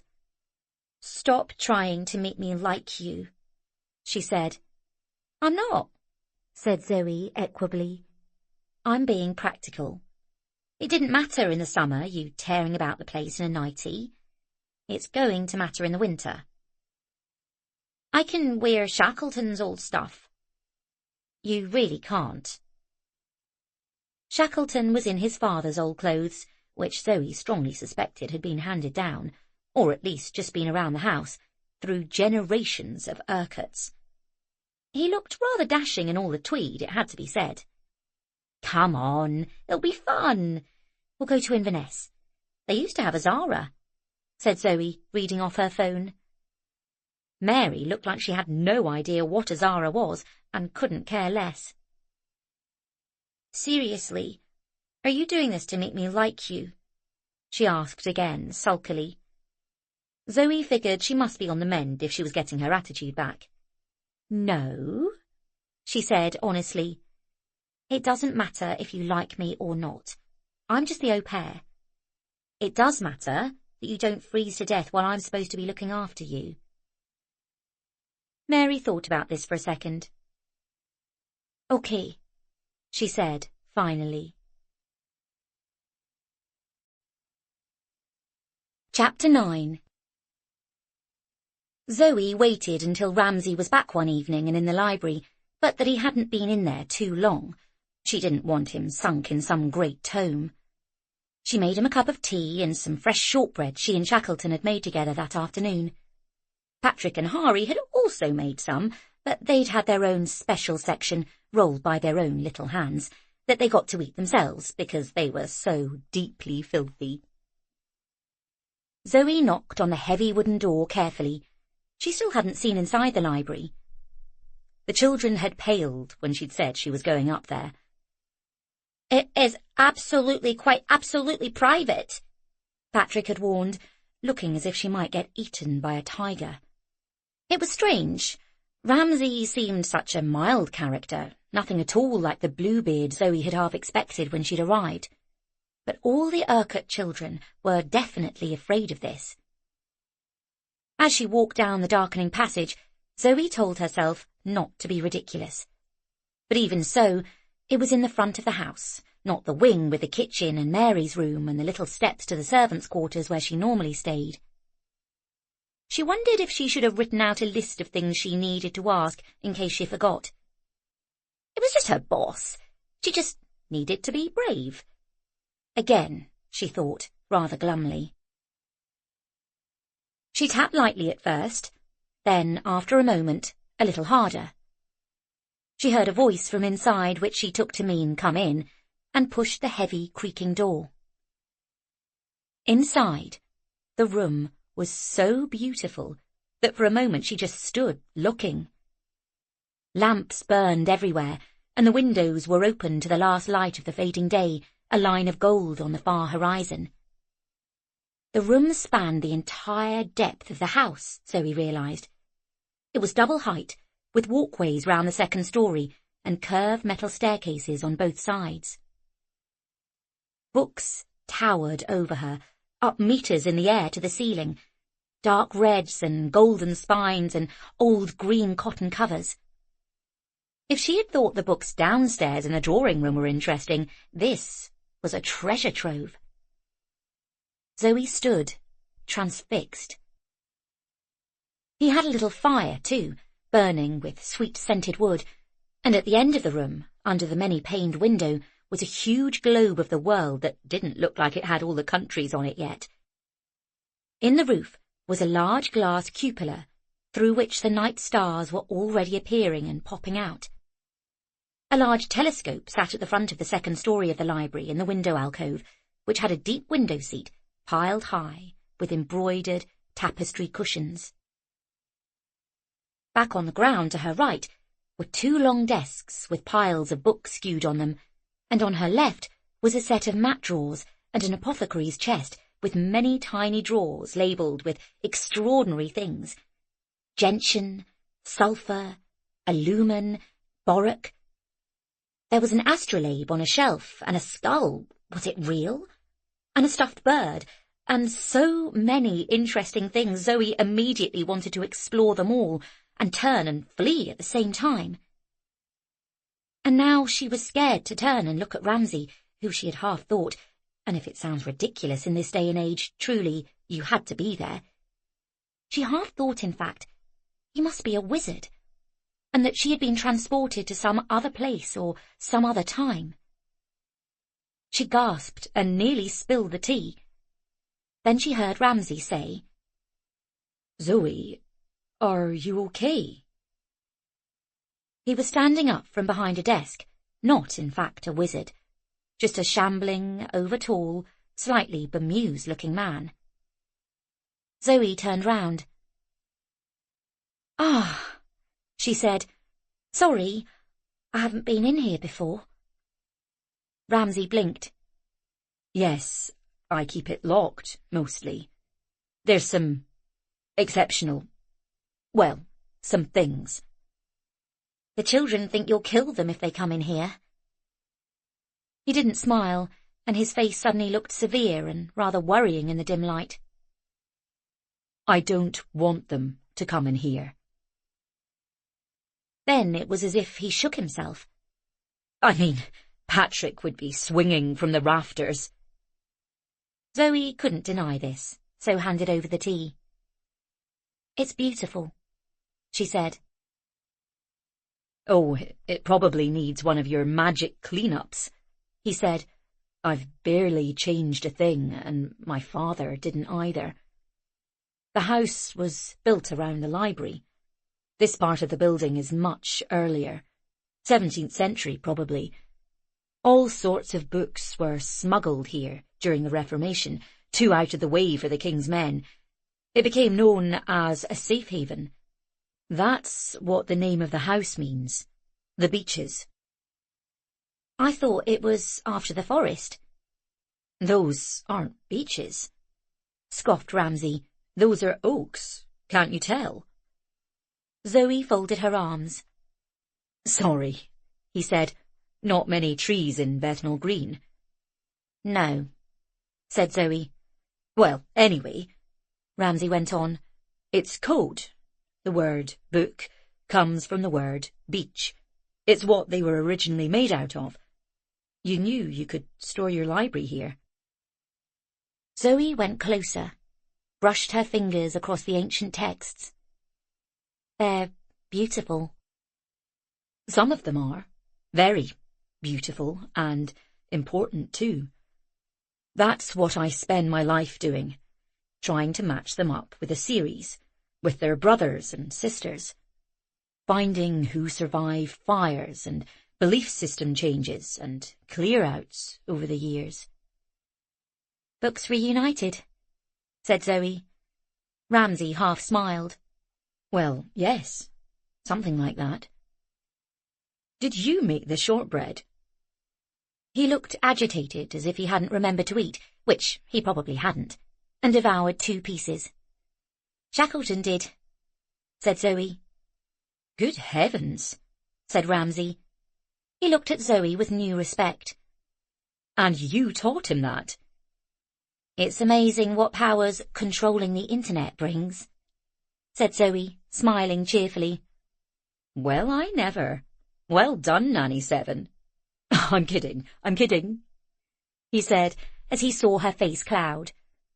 Honestly, Zoe, thanks. And I wanted to say thank you again about Mary. Zoe felt the ground tilting slightly under her feet. Ramsay looked straight at her. I have to ask you, he said, why have you been so kind to her? Mary has been absolutely horrible to you. Zoe glanced up at him, amazed he'd asked the question. Why is that her fault? She said. Why would that ever be a child's fault? Ramsay coloured, and he looked away. I don't think it's your fault either, she added quickly, aware she had injured him deeply. But he didn't, or couldn't, answer that, and Zoe felt the moment slipping away. Anyway, she said quickly, putting a brightness in her voice she didn't quite feel. I need to ask you about Mary. What? She needs new clothes, for the winter. Ramsay thought about it. Of course. I keep forgetting she's getting bigger. So much time has passed. His face drifted away, lost in thought. And I'll need some money to take her shopping. He looked up, worried. Ah, he said. Not much, said Zoe. Clothes aren't that expensive these days, but she'll need boots and a winter coat. I've had a look, she said, preempting his objections. She'd been through the boot room already. There's lots of old men's coats. There's... She wasn't sure how to say this without sounding insensitive. No women's clothes. The sentence hung on the air as a log slipped in the grate and crackled into life. Otherwise, the room was incredibly quiet, with only some classical music in the background Ramsay had turned down as soon as she came in. Yes, I see, he said, frowning. Then he sighed. And there are other things we need, he said. They both thought back to the dishwasher. You're going to need a new washing machine, said Zoe, and a new hoover, probably. You could make Mrs. McGlone's life a lot easier. That old upright is her age. And a copy machine, she added quickly. How could anybody possibly need a coffee machine? Said Ramsay. How could anyone possibly need a gardener? Shot back Zoe. Ramsay blinked. But Wilby is on legacy. I don't understand. I inherited him. He got a sum in my father's will, an annuity. So did Mrs. McGlone. It's how servants retire. Didn't you know that? Yes, I grew up with 100 servants on my estate, said Zoe. What on earth are you talking about? So, I don't pay them. The estate does from ages ago. They don't have to work for the money. They're both technically retired. Zoe frowned. And they come and work for you anyhow? Ramsay looked rueful. It appears so, yes. Zoe thought about that. Mrs. McGlone comes in when she doesn't have to. Ramsay looked awkward. I have told her to take holidays, but... Zoe shook her head. So, you have no money at all? Does Larissa know that? Ramsay blinked. What on earth do you mean? Sorry, said Zoe. Nothing. Pretend I haven't spoken. Ramsay frowned. What's Larissa got to do with anything? Zoe stepped forwards. The room truly was beautiful. Behind the shelving was solid oak panelling that covered the walls and the ceiling too. Circular rough iron plain chandeliers, if you could really have such a thing as a plain chandelier, hung down from the roof, small lights burning in it. There were low green lamps here and there. She moved forward to the wall. There must be, she said. There must be some things here you can sell. Ramsay looked pained and lifted his hands. I feel they're not mine to sell. The books own you? Suddenly he looked like an overgrown version of the boy he must have been. They built me, he said quietly. He looked around. I've spent half my life in this room. Zoe smiled. What if I did it when you weren't here? She looked up. Mind you, I'm not sure I'd know where to start. There's the almanac. Zoe looked at him, and he looked like he'd said more than he'd meant to. What's that? Ramsay glanced at his messy desk. It's an annual list of rare books, what they might fetch, whether you have them. So I could go through the list, see what's here. Ramsay looked pained. Do I have to watch? Zoe shook her head. I will be very, very gentle with them, she said, and I won't take anything away without permission. She picked up the heavy almanac with its tiny print. Oof, she said. Maybe I can get the kids to help. No, said Ramsay suddenly, in a sharper tone as she'd heard. The kids can't be in here. Zoe glanced up. Okay, she said. Ramsay blinked. There's stuff in here they shouldn't be touching, he muttered. Zoe looked around. It was such a beautiful place. It seemed a shame. Okay, she said decisively.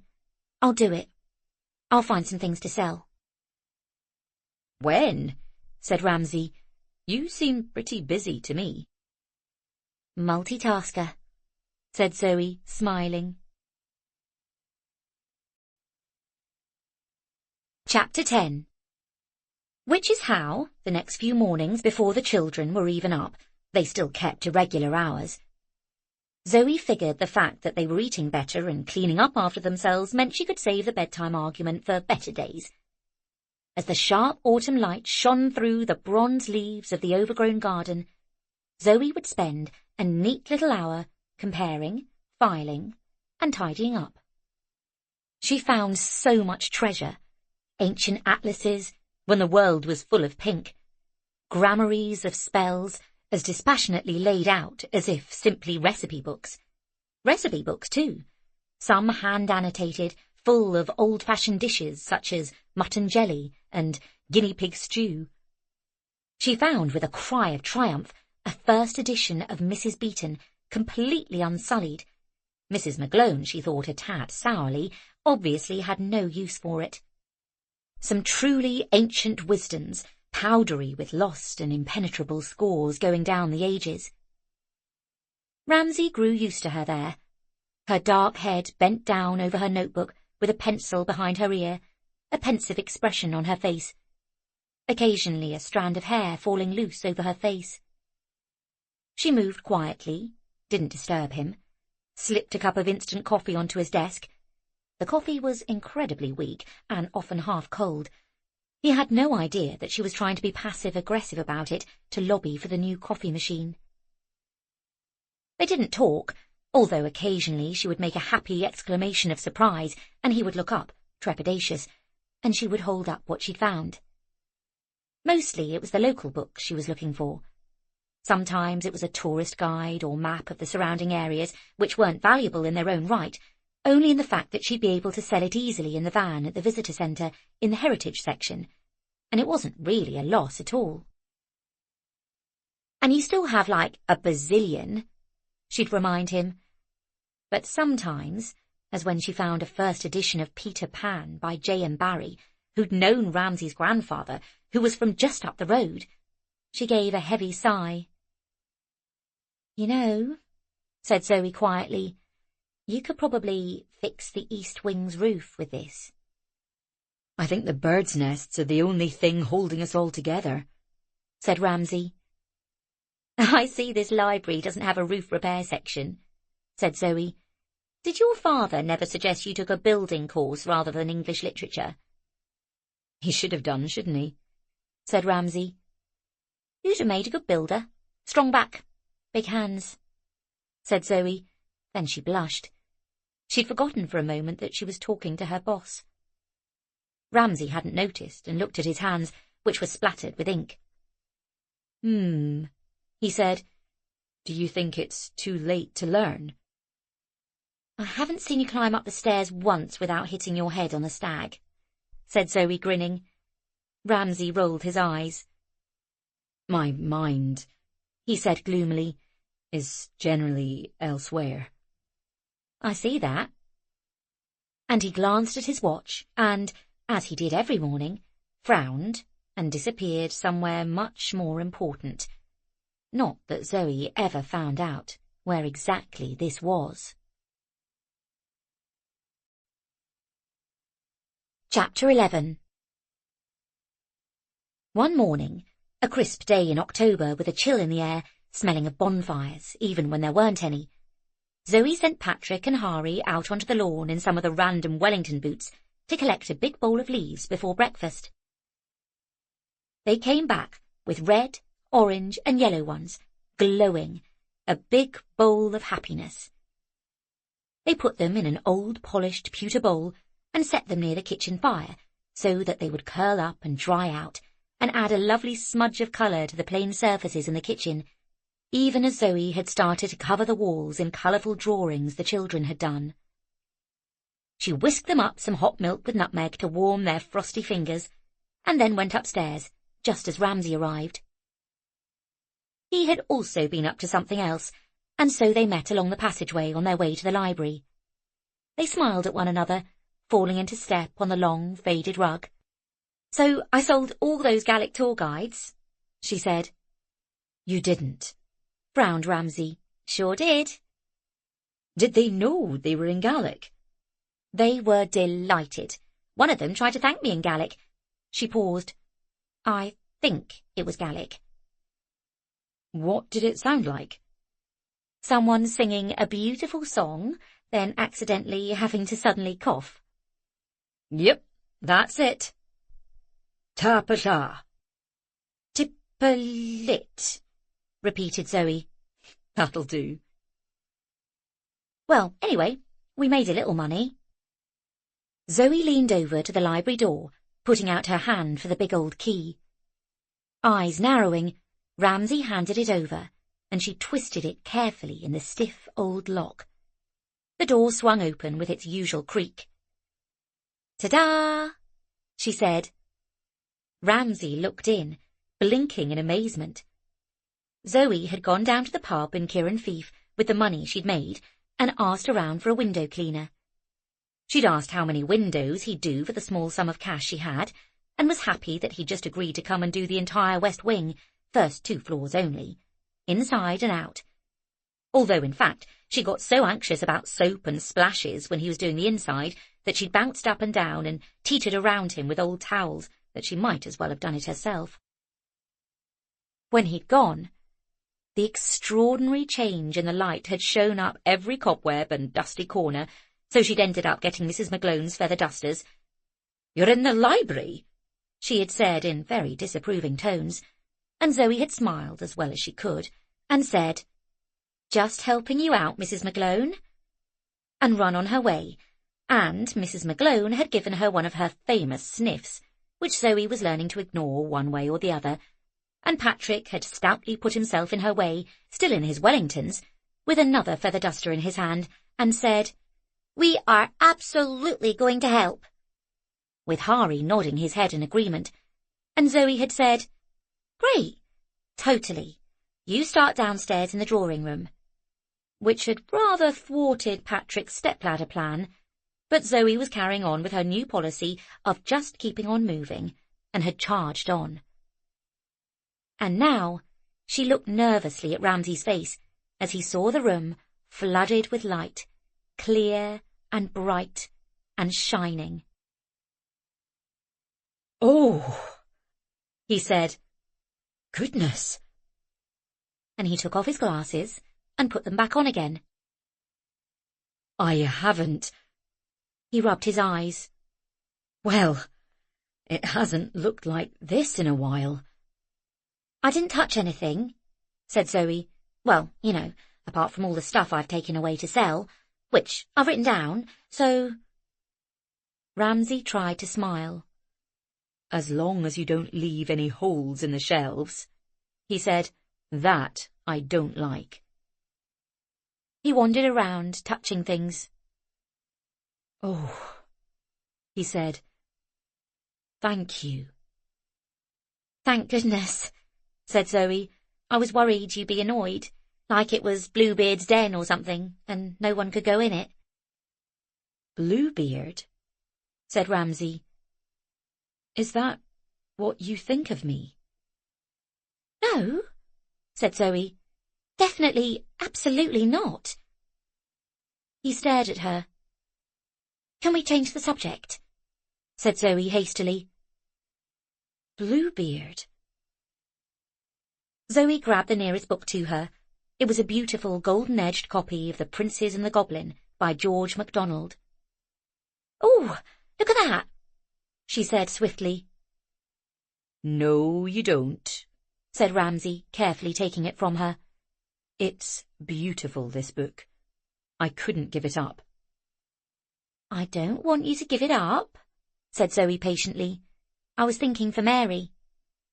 "Oh, of course," said Ramsay, handing it back immediately. "How is my girl?" "Did you not see her last night?" He grimaced. "I got in late. She was sleeping when I put my head round the door." "Okay, well, she's been sleeping a lot, drawing a bit, reading.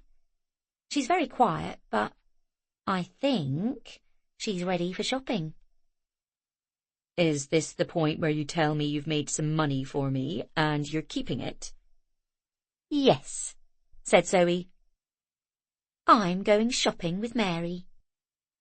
"Good," said Ramsay. "Is she up to it, do you think?" "Well," said Zoe, "I don't believe in girls being quiet and good and all that stupid stuff, none of it. But in Mary's case, I think she has an excuse for calm and peace and quiet. And maybe that's just what she needs." "But she still needs to go to school." "Everyone deserves a chance to be normal," said Zoe. Ramsay blinked. "Thank you," he said again, looking around the bright light library. There was a knock at the door. Ramsay grimaced. Zoe went to answer it, poking her head round. Patrick and Hari stood there. "Can we quite possibly come in?" said Patrick. "I'm afraid not," said Zoe, feeling totally ridiculous at refusing them. They were holding up, the pair of them, another heavy pewter bowl filled with bright red leaves. "We did absolutely pick these for Daddy," said the little boy. "Well, thank you," said Zoe, bending down. "I'll take them to him." They lingered. Patrick sighed. Then Zoe had a sudden thought. "Although," she said, "there is something else we could do." And that was how, glowing with the success of her scheme, money in her pocket for the shopping trip, Zoe cheerfully showed up at Hari's nursery with not one, but two very excited, cheerful-looking little boys, Hari gazing at Patrick, his one true friend and protector, as if he couldn't quite believe his luck, being, for the first time ever, happy to go to nursery. Chapter 12. Zoe was trepidatious the following weekend when she left the van behind and took the little green car up towards Inverness, Hari in the back, Patrick having complained vociferously all day about being left behind with Shackleton. Zoe had gone and had a word with Wilby, the gardener, pointing out that it was ridiculous that the boys sat around the house all the time and didn't know how to garden. Wilby hadn't found it ridiculous at all. He thought it much more peculiar that the sons of the house would be found working alongside him. Very peculiar indeed, and his own father wouldn't have liked it one little bit. But Zoe was a determined person, and despite, and slightly because of, Mrs. McGlone's constant complaining about her pushy and vulgar ways, found himself agreeing, which is how Shackleton and Patrick found themselves wrapped up in old clothes and out trimming hedges before she left for the day. "Get some roses in your cheeks," she said mischievously, even as Hari's eyes filled with tears. The prospect of a day that involved being outside with Patrick, best person in the world, and a pair of gigantic scissors in the garden was absolutely irresistible, and he felt bitterly betrayed. It was a long way to Inverness, through clouds that seemed to get lower as they went. The colours on the trees still extraordinary, but hampered by the low light and the heavy feeling in the air, damp and pregnant, as if the clouds were just waiting to burst. They parked in the modern town centre car park, a drab multi-storey by the bus station that did no credit to the pretty town around it, nor the dramatic beauty of its setting in the shadow of the high hills beyond, and set off rather anxiously. Mary walked as far away from Zoe as was possible without actually falling off the curb, and Zoe smiled to herself as she saw so much of the truculent teen she would become, as Hari padded along patiently beside her. She noticed with some surprise that for the first time Hari was keeping up, not pulling and holding her back, or sitting down or looking longingly at other children's buggies. The short period they'd spent up here already had, it seemed, strengthened his limbs. He was filling out, too. His cheeks were rounder and pinker, and he didn't look quite so much of a frightened rabbit. There was a confidence about the little lad, and Zoe was certain it mostly came from one thing: making a friend. Now he looked around him curious.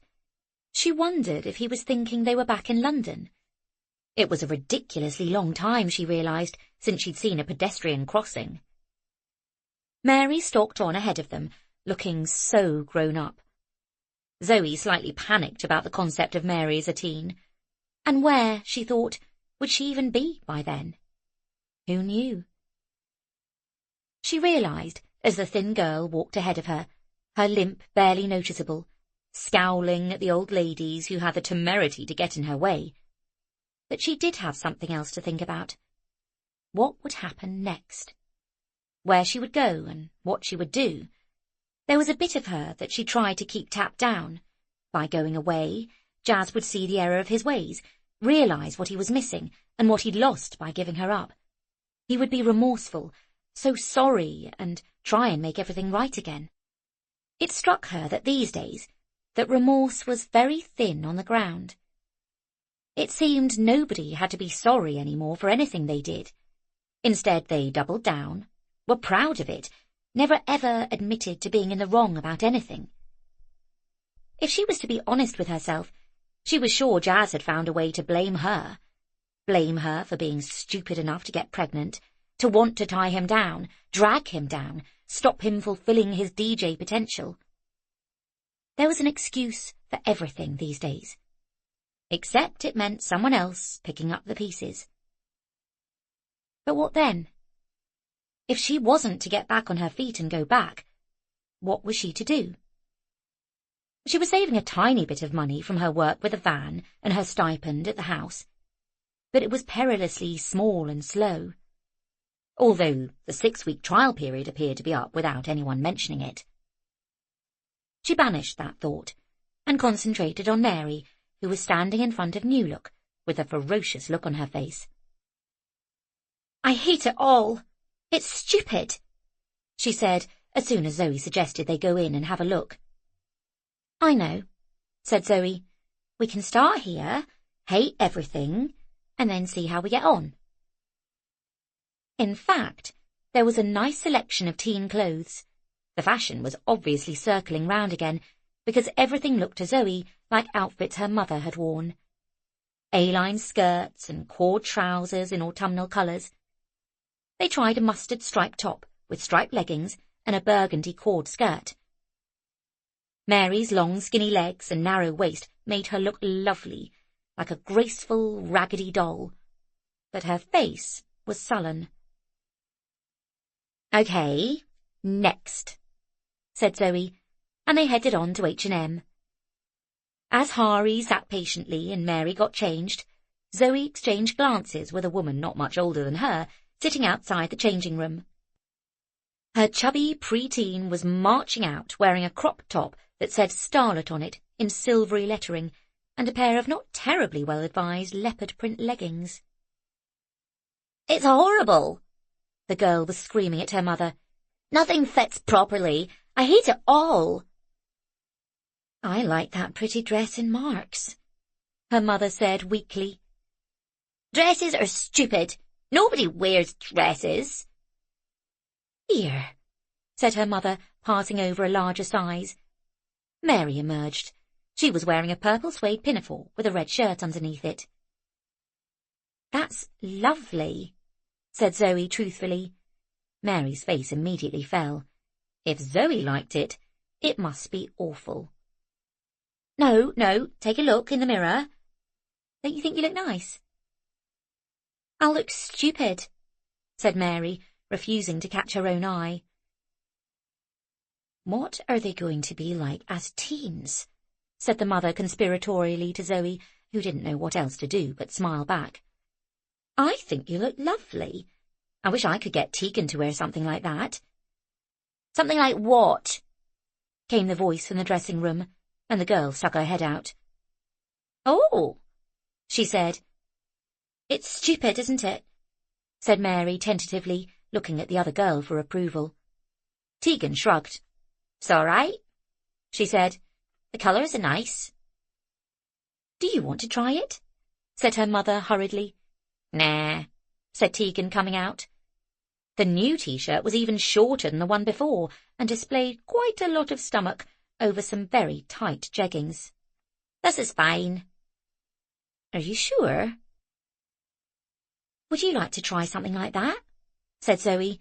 She didn't like it, but on the other hand, she had never liked what her mother had always chosen for her, and was conscious that fashion was both a younger person's game and feverishly important, although the idea of presenting Mary back at the beaches with a pair of jeggings and a crop top that said Starlet on it rather brought out an inner snob Zoe hadn't known was there until now. Mary shook her head. "It looks good on you, though," she said to Tegan, who smiled and said, "Yeah?" "They can be nice to everyone but their mothers," said the mum quietly to Zoe. "She's not my mum," said Mary, whipping round, her eyes black with fury. "I was just about to say," said Zoe, "don't get Paddy on." "I'm the au pair," she explained. "Oh, goodness," said the woman. "At least you get paid for it." "You'd think," murmured Zoe. Mary was picking up the purple pinafore again. "Let's take that," said Zoe briskly. "And what did you think of the stripes?" Mary shrugged. Eventually they collected large bags full of clothes, particularly from Primark, containing new underpants, tights that actually fitted her, leggings likewise, vests, tops, and 2 big new chunky jumpers that made her look like a student, and rather cute. One had a fox stitched into it that Hari was so obsessed with that Zoe asked if she could buy one for him in a smaller size, and Mary shrugged, which was as close to a concession she'd got so far. Finally, as a real treat, Mary took them to McDonald's. Hari's face lit up. It had been a long time. But then it fell again, as Zoe remembered with a start it was where Jazz had often taken him. She pulled him and his chicken nuggets up onto her lap. "Are you missing Daddy?" she said in his ear. He nodded seriously. "I know," she said. "I know. He's going to come and see you, but I don't know when." Suddenly she was conscious that Mary was watching them with great attention. As soon as she noticed, Mary pretended to be doing something else again, eating chips slowly.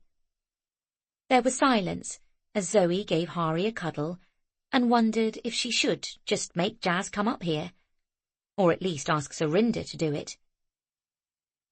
"Where is his daddy?" The question came out of the blue and chimed so strongly with Zoe's thoughts that for a moment she was confused, until even Mary got embarrassed and tried to look like she hadn't even asked it. "Well," said Zoe, going pink and nervous also. There were 2 missing parents at the table. "I don't live with Hari's father. I never really have. Although he loves Hari very much. He's travelling at the moment, which is why I'm here looking after you." "Then are you going back?" asked Mary casually. "Why?" said Zoe. "Do you want me to?" Mary shot her a sudden bleak look, and Zoe felt weary and sad. "I don't care," said Mary. "OK, well, I have no plans at present to leave, I'm afraid." "So when is Hari going to see his dad?" Zoe would have given anything to get out of the conversation. "I don't know," she said. "It's tricky." "Grown-ups always say things are tricky." "Things are tricky," mumbled Zoe, going pink. "Life is tricky." Mary let out a great sigh. Zoe leaned forwards. "Do you miss your mum?" For a long time, Mary didn't say anything, and Zoe started to panic as if she'd done something very wrong. Then, eventually, Mary pushed the now cold and unpalatable food away and sighed again. "Yeah." Hari looked up, staring at her face intently. He grabbed his mother's chin, then pointed to Mary, then back at himself. "Yes," said Zoe, completely understanding. "Like you." The sadness of it, of all 3 of them sitting there, missing someone from their lives, staring at the congealing chips, was the total opposite of the fun day Zoe had planned. "She's going to come back for me," said Mary stoutly. "She's coming. Soon. I'll probably have to go away with her." "OK," said Zoe. "Well then, you'll have some new clothes for when she does." Mary seemed cheered by the thought of this, and more cheered when Tegan and her mother entered and sat down. Watching the girls chat, Tegan had a diamante-studded phone and was showing Mary goodness knows what, but Mary was clearly very impressed. Zoe thought again how deprived of normal girls' company she was. Listening to the friendly woman babble on about squishies and fortnight and sleepovers and birthday parties and dentist appointments and all the general mishmash of a child's life, all she could do was smile and agree, marvelling at the gulf between the girls' lives, hoping, as things took on a more even keel, that she could push more of this. "Where are you?" she asked the woman finally. "Maybe Tegan could come over and play one day." "Loch Ness," said the woman. "We're down for the day. It's only a 45-minute flight from here. Where are you?" 3 hours south, said Zoe, and they both said, "Ah," politely, then went their separate ways. But Mary was definitely jollier as they walked away. "You're good at making friends," observed Zoe as they went to look at shoes, and, Zoe insisted, to buy small presents for the boys. For once Mary didn't scowl. She looked thoughtful, as if this were a potential characteristic that had simply never occurred to her. Chapter 13. Buying shoes was so dull that Hari lay down on the floor and fell asleep. But they were eventually done, with a pretty pair of Lely Kellys. Zoe had slightly balked at the price of, but handed the money over, thinking, if you couldn't have a pretty pair of shoes when you were 9 years old, when could you? And a pair of smart pale blue Timberlands that they found in the sale that would do for literally everything else. Their bags now were weighing them down, and Zoe went and found them an ice cream to keep them going. She noticed Mary out of the corner of her eye, counting and recounting the bags, peeking inside them as if she couldn't believe she had so much treasure. She looked up. "We have to find something for you," Daddy said. Zoe had completely forgotten, as they'd been leaving that morning, Ramsay had told them both to get themselves something. "Oh, yes," she said. "Well, let me grab a jumper. I really need a new jumper." Mary shook her head. "No, let's get something nice." "I really don't need anything nice," said Zoe. "I'm hoiking books about all day, or you guys." But Mary had already marched into TK Maxx and was rifling through the lines of evening dresses. Zoe laughed. "Honestly," she said, "I don't need an evening dress, trust me." "You should have a pretty dress," said Mary stubbornly. "Everything you wear is horrible, and rubbish, and boring.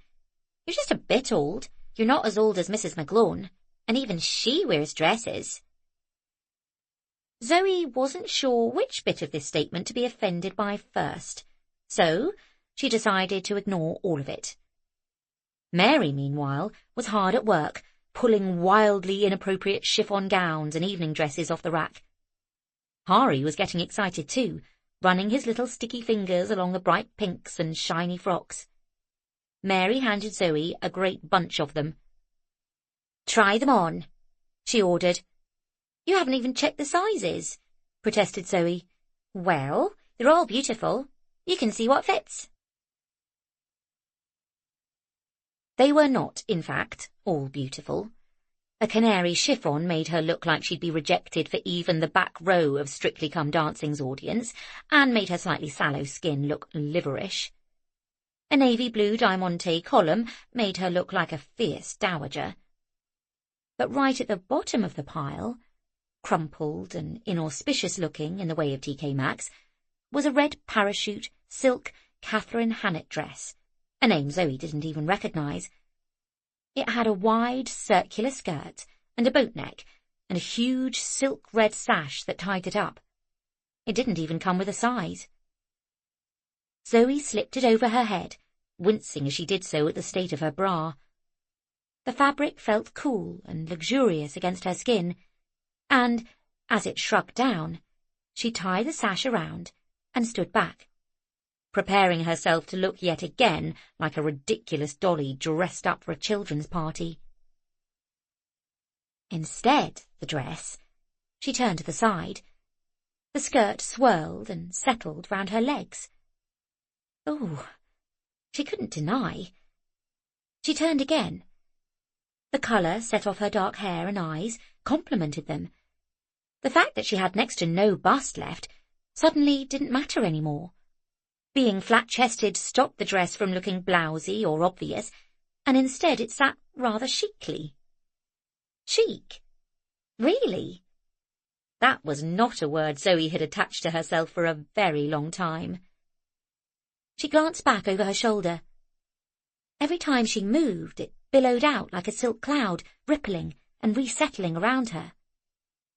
"Let me see," came an impatient sound from outside the fitting room. Impulsively, she felt down to the bottom of her handbag and came across an old nub of lipstick. "What do you think?" she said, pulling open the curtain. Hari jumped up and ran towards her and gave her a hug, feeling the soft material up and down his cheeks. "Do not get spit on it," she said, smiling.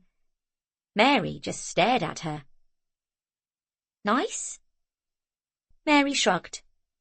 "Yeah. Sure. Get that one." Hari nodded in fierce agreement. Zoe looked at the price tag. It was heavily discounted, but even so, it seemed ludicrous to be buying a light silk dress in a cold climate going into winter when they needed so many other things. On the other hand, she couldn't help thinking, it had been such a long time since she'd had something pretty. "Oh, look," frowned the saleslady, coming forwards.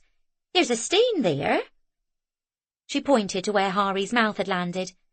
"Let me take off another 15%. And to something like that, even Zoe was not immune, as they all snuck back to the car, even Mary giggling. Worn out by the day, both the children fell asleep in the back seat on the long way home, and, as darkness fell, and Zoe was concentrating on the road, she halted briefly to let some sheep pass, and glanced into the rear-view mirror, and saw that Mary's face, drained of all its aggression and fury, looked as young as Hari's in the light from the rare passing headlights. "Good night, sweet girl," murmured Zoe as she took off again, the stars popping out above the car like a dream, soft music playing from the radio, the miles purring slowly away beneath her feet, as the children flew home on dream wings. Chapter 14. It was Zoe's day to sit in Ciaran Fief for the morning, to assuage her conscience. She didn't mind, but it was frustrating knowing how much better she could be doing at the visitor centre. Sure enough, the first person through the door was Mrs. Murray from the shop, looking cross. "Is Nina not back yet?" she huffed. Zoe considered making a slow 360-degree arc of the little van to check, including looking under the tiny desk, but decided against that level of sarcasm before 11 o'clock in the morning. "No," said Zoe. "She's still got a way to go. You should go visit," she added, her conscience striking her as she realised she hadn't visited herself in some time, although she had carried on giving care packages to Lennox. She could have, she now thought, popped in when she'd been to see Mary. Nina must have heard about it, but everything had been so panicky and rushed. "Oh, I wish she'd just have that baby," said Mrs. Murray. "Can't they just take it out?" "I think they want it to bake all the way through," said Zoe. "Probably for the best." "I wouldn't mind 6 weeks in bed," said Mrs. Murray, a common sentiment by people who'd never actually had to do just that. Although it had to be said, Nina did seem to be managing better than most. Zoe smiled sympathetically. "Hey, I have the new blood roses in," she said. Surely this was a no-brainer. She'd pulled up the 800-page historical fantasy series, a feminist Game of Thrones about an immortal woman who exploded in gouts of blood every time a man was rude to her, razing entire cities to the ground and causing utter devastation. Famously turned down by every publisher in the country, it had gone on to do quite remarkably well with women everywhere. "Ooh," said Mrs. Murray. "Yes, I'd love that. Put it aside for me, and I'll pay Nina when she's back." "Thanks." "Also, Nina has to tell Lennox he can't rotate the field." Zoe blinked. "Sorry, you're going to have to run that past me again." "He's refusing to do the Sarwin because he's rotating the field. Nina can talk him round. Tell her to look sexy or something." "She's 8 months pregnant." "Nothing wrong with that," came a quiet voice behind them, and they both turned round, startled. Lennox was standing there. "What are you doing here?" said Mrs. Murray. "Well, you asked me about Samhain, and I told you I couldn't because I was rotating the field, which I am. And knowing you don't take no for an answer, I figured you'd be down here recruiting everyone." Mrs. Murray folded her arms. "Well, I wouldn't." Lennox gave the pair of them a firm look. "Well, count me out," said Zoe, "because I don't have the foggiest idea what either of you are talking about." Mrs. Murray turned to her. "Well, fields, you see." "Don't start that far back," said Zoe. "What's savvy rain?" Lennox and Mrs. Murray looked at each other. "You explain," said Lennox. "I'm busy. Rotating the lower field. Don't get a lobby group together." "What about a petition?" "It's your own time you're wasting." "Come on, Lennox. You must have stuff that wants burning." "Aye," said Lennox. "in my own hoose to keep it warm." And he stalked off. "He says that," says Mrs. Murray. "He'll come round."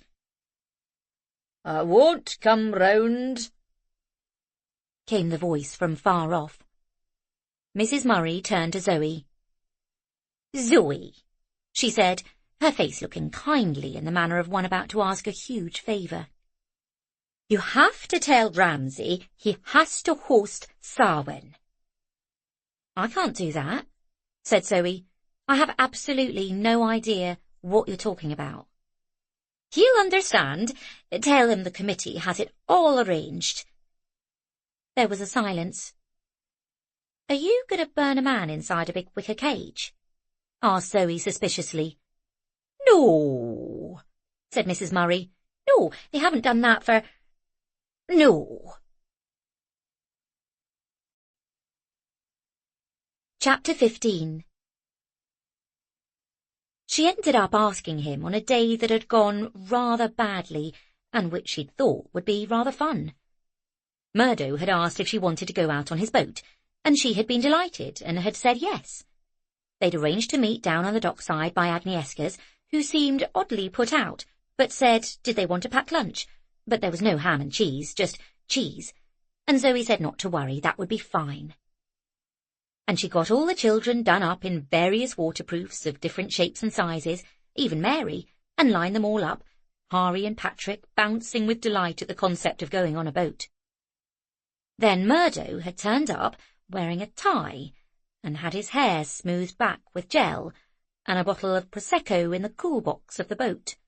And at the exact same moment Zoe had realised that Murdo had in fact been asking her out on a date, Murdo realised that he was expected to give a boat tour to 4 children, 2 of whom wouldn't stop jumping in the boat, 1 of whom asked him several billion questions about whether Nessie was a dinosaur, and if so, which type, and 1 of whom had moaned about how boring and rubbish it was to be on a boat, as Zoe had sat in the end, and the rain had hosed down, and everyone had tried to pretend they were having a better time than they were, except Patrick and Harry, who were having the best time of all time. Zoe was mortified as they got home and dried off, wincing horribly at how brattish Mary had been, and how Shackleton had staggered about the place, heavy shoes standing up at the wrong time, and Murdo had tried to ask her personal questions about herself, but he had to holler them through the wind at the top of his voice, whereupon 9 times out of 10, Patrick would try to answer them. "Oh, God," she said in the kitchen. "What's up?" said Ramsay. It was strange. He seemed to find more and more reasons to pass the kitchen these days. "Zoe had a date," said Patrick. "There was fizzy stuff we weren't allowed to drink." That wasn't exactly... "You took all the children out on a date?" asked Ramsay in consternation. "You were on a date?" "I was not on a date," said Zoe. Well, not after about 5 minutes. She couldn't help it. She smiled at the memory. "Oh, God," she said. "What?"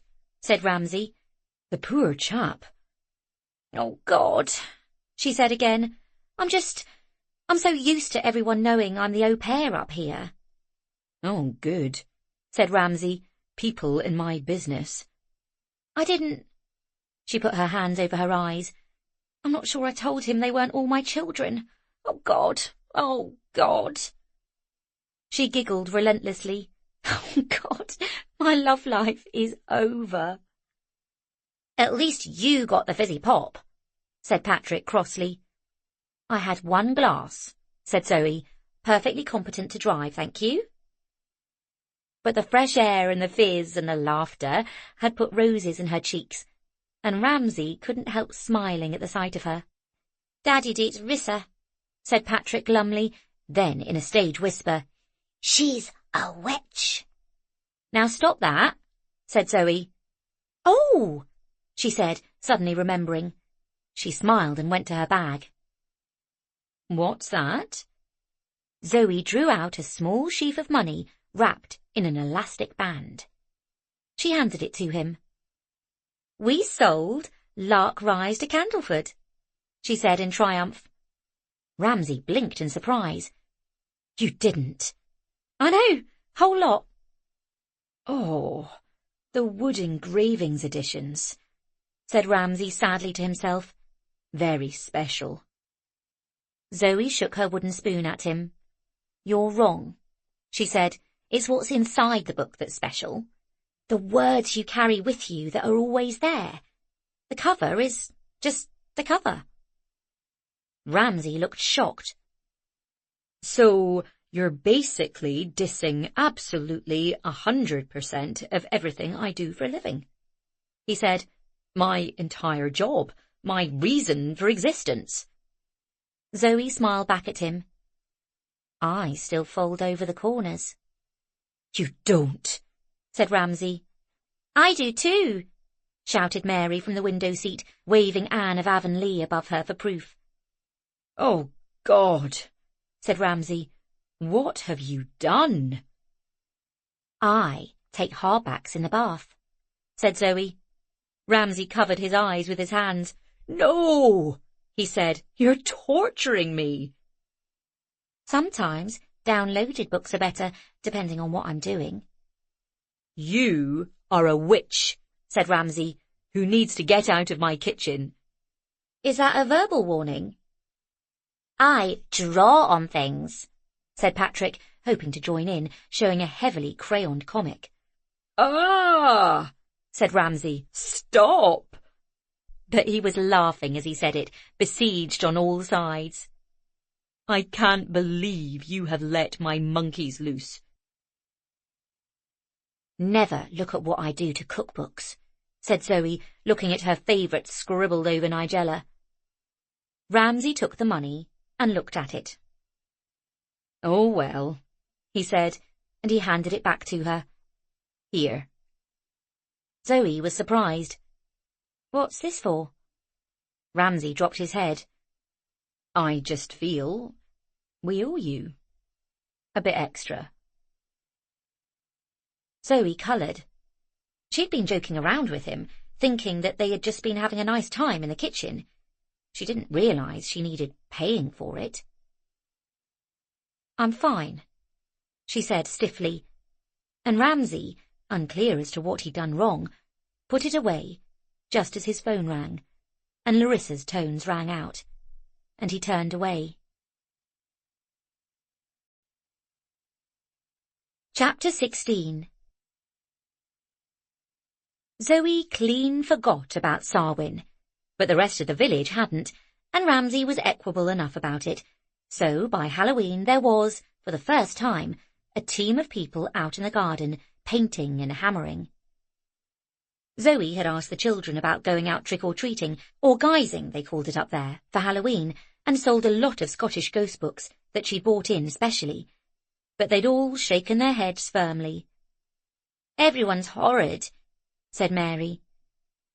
"And nobody wants to come here," said Shackleton, so she'd shelved the idea. It seemed like this Sarwin party, whatever it meant, was a bigger deal around here anyway, and perhaps the children could have fun with that. She realised quite quickly that she'd underestimated. Sarwin didn't seem to be a party, more like a festival. She'd let the boys get dressed up and let them loose, but then saw, as the grounds were lit up with flames everywhere, as a great team of drummers and people on stilts and slightly raggedy-looking folks started turning up, that this was very much an adult affair, not for children at all. People were incredibly dressed up, too. She was lucky to have the red dress. It was the only thing remotely suitable. At 8 p.m, the drums had started, and a great procession had begun all the way up the driveway, led by someone painted entirely bright red, dancing and blowing fire through a huge, grotesque mask. People were dressed as witches or the dead, screaming and hollering as the drums played loudly, and heading towards a stage where pipers were skirling, everyone drinking and shouting. The grounds were lit only by braziers. Ramsay was nowhere to be seen, and Zoe realised she'd made a terrible mistake letting the boys out alone. Zoe ran up and down the party. It was huge. She needed to pause to get her breath. Everything was so overwhelming. The night was still but utterly, bracingly cold. The huge bonfire raging down by the shoreline attracted most people, running in towards it and away again, laughing furiously. Some of the girls were wearing next to nothing, dashing like sprites in airy costumes or long tulle skirts, lit up by the sparks and the light from the torches.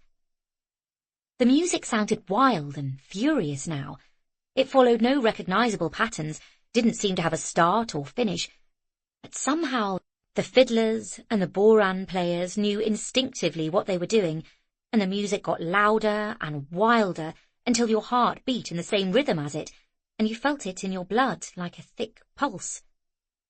The dancers were growing wilder, and Zoe passed couples dancing and staggering and laughing as she tried to follow the children, who were diving in and out of the crowds of adults, threading hand in hand like a long game of in and out the dusty bluebells. And all she could hear was a touch of Patrick's laughter in the air as she tried to follow where they'd gone. Over in one corner she could see the tall figure of Shackleton surrounded by girls from the village, unrecognisable out of their leggings and fleeces, made up, their hair long and tumbling, their cheeks pink and excited. "Is this your house?" one of them was asking. "All of it?" And Shackleton, looking tall and rather dashing in his kilt, was blinking and smiling awkwardly and saying, "Well, yes." And Zoe rolled her eyes and left him to it, and carried on searching for Hari and Patrick. She knew pretty much everyone. She'd met the entire village more or less by now, so nothing awful could possibly happen, surely. There was Mrs. Murray, and the old colonel, and Lennox in a black mask that gave him a sinister aspect, only spoiled a little by the fact that he took his phone out and messaged Nina every 15 seconds, just in case. She could still hear Patrick's giggle, rising somehow above the incredible noise of the music and the dancing and stomping and the crackling of the fire, further and further away, and she plunged once again into the melee, her red dress catching smuts from the bonfire, and someone trod on the hem and tore it, but she still didn't notice as it was strewn out behind her. "Hari! Hari!" she screamed through the crowds, pushing past kilted, blue-faced men with dreadlocks, girls in long dresses, hair tumbling like mermaids, old and young. Hurry! But still nothing but the sound of a vanishing giggle on the air. Zoe started to get frightened. There were enough people at the fire, but if you wandered off towards the pitch-black woods or the dark, deep water... "Have you seen Hari?" she shouted at Shackleton as she passed him again, but he shook his head. She ran up the steps to the front door of the house and then turned round, heart in mouth, to stare beyond the crowds to the water. Desperately she broke through the crowds once more, screaming his name, suddenly utterly convinced that her boy had gone, that while she was getting herself dressed up, he had crashed through the waves, down into the depths, all because she dared, all because it crossed her mind to think she might do something as wicked as attend a party. Away from the crowd, the dark and the cold flowed on the route down to the water as if from nowhere. The wind was howling through the trees, which were swishing and moaning of their own accord. The water was splashing and crashing onto the pebbled shoreline. "Hari! Hari!" "Zoe?" The voice was clipped and authoritative.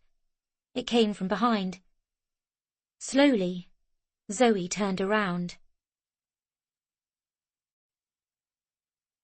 Chapter 17. As Zoe turned round, her heart was in her mouth. Was it someone bearing bad news? Someone with something terrible to say? At first she couldn't make out the figure, just a black silhouette with a fire raging behind. It was a strange shape standing not 10 feet away. Zoe moved slowly closer, and the shape revealed itself, and she nearly collapsed with relief when she realised what she was looking at. Mrs. McGlone, standing bolt upright, with a wriggling Patrick under one arm and a beatifical Hari under another. She didn't look like the large weight of either was giving her the slightest trouble, despite her small size. "I'm just going to put these two to bed," she said carefully. "I'm not sure this is the place for children." "But we absolutely want to stay," petitioned Patrick. "I think we should stay. Don't you, Nanny Seven?" "I absolutely don't," said Zoe, the relief cascading through her like icy water. Hari stretched out his arms, and she picked him up and held him close, her tears soaking into the flannelette pyjamas. "Don't run away from Mummy again," she said. "We weren't running away," protested Patrick. "We were at a party. I had 4 sausages, and Hari had 9. "You didn't." "Absolutely, 9, said Patrick. "I'm going to put them both to bed," said Mrs. McGlone. "I'll sit with them. You?" Just for a second, the firelight caught her face, and had it been anyone else, Zoe might have said they looked a bit wistful. "You go enjoy the party."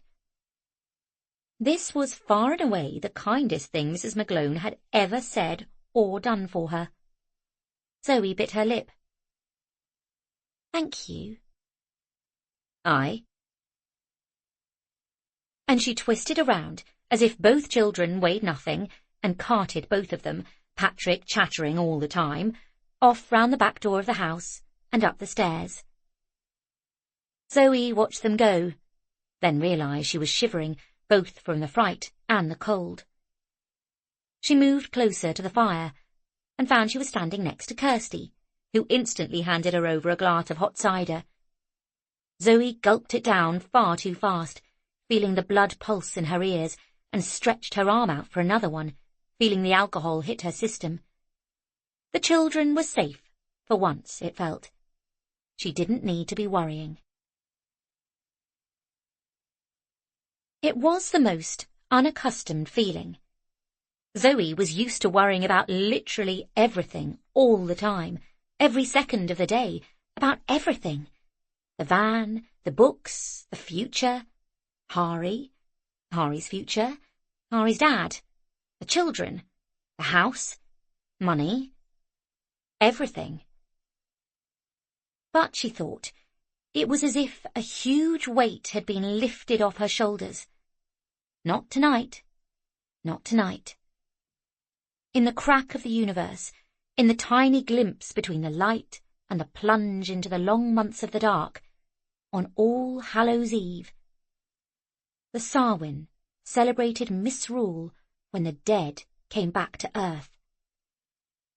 Except in Zoe's case, she felt a little like the dead person had been her. The music was banging to a crescendo, louder and louder, as she moved closer to the centre of the party, a raised stage by the fire near the band.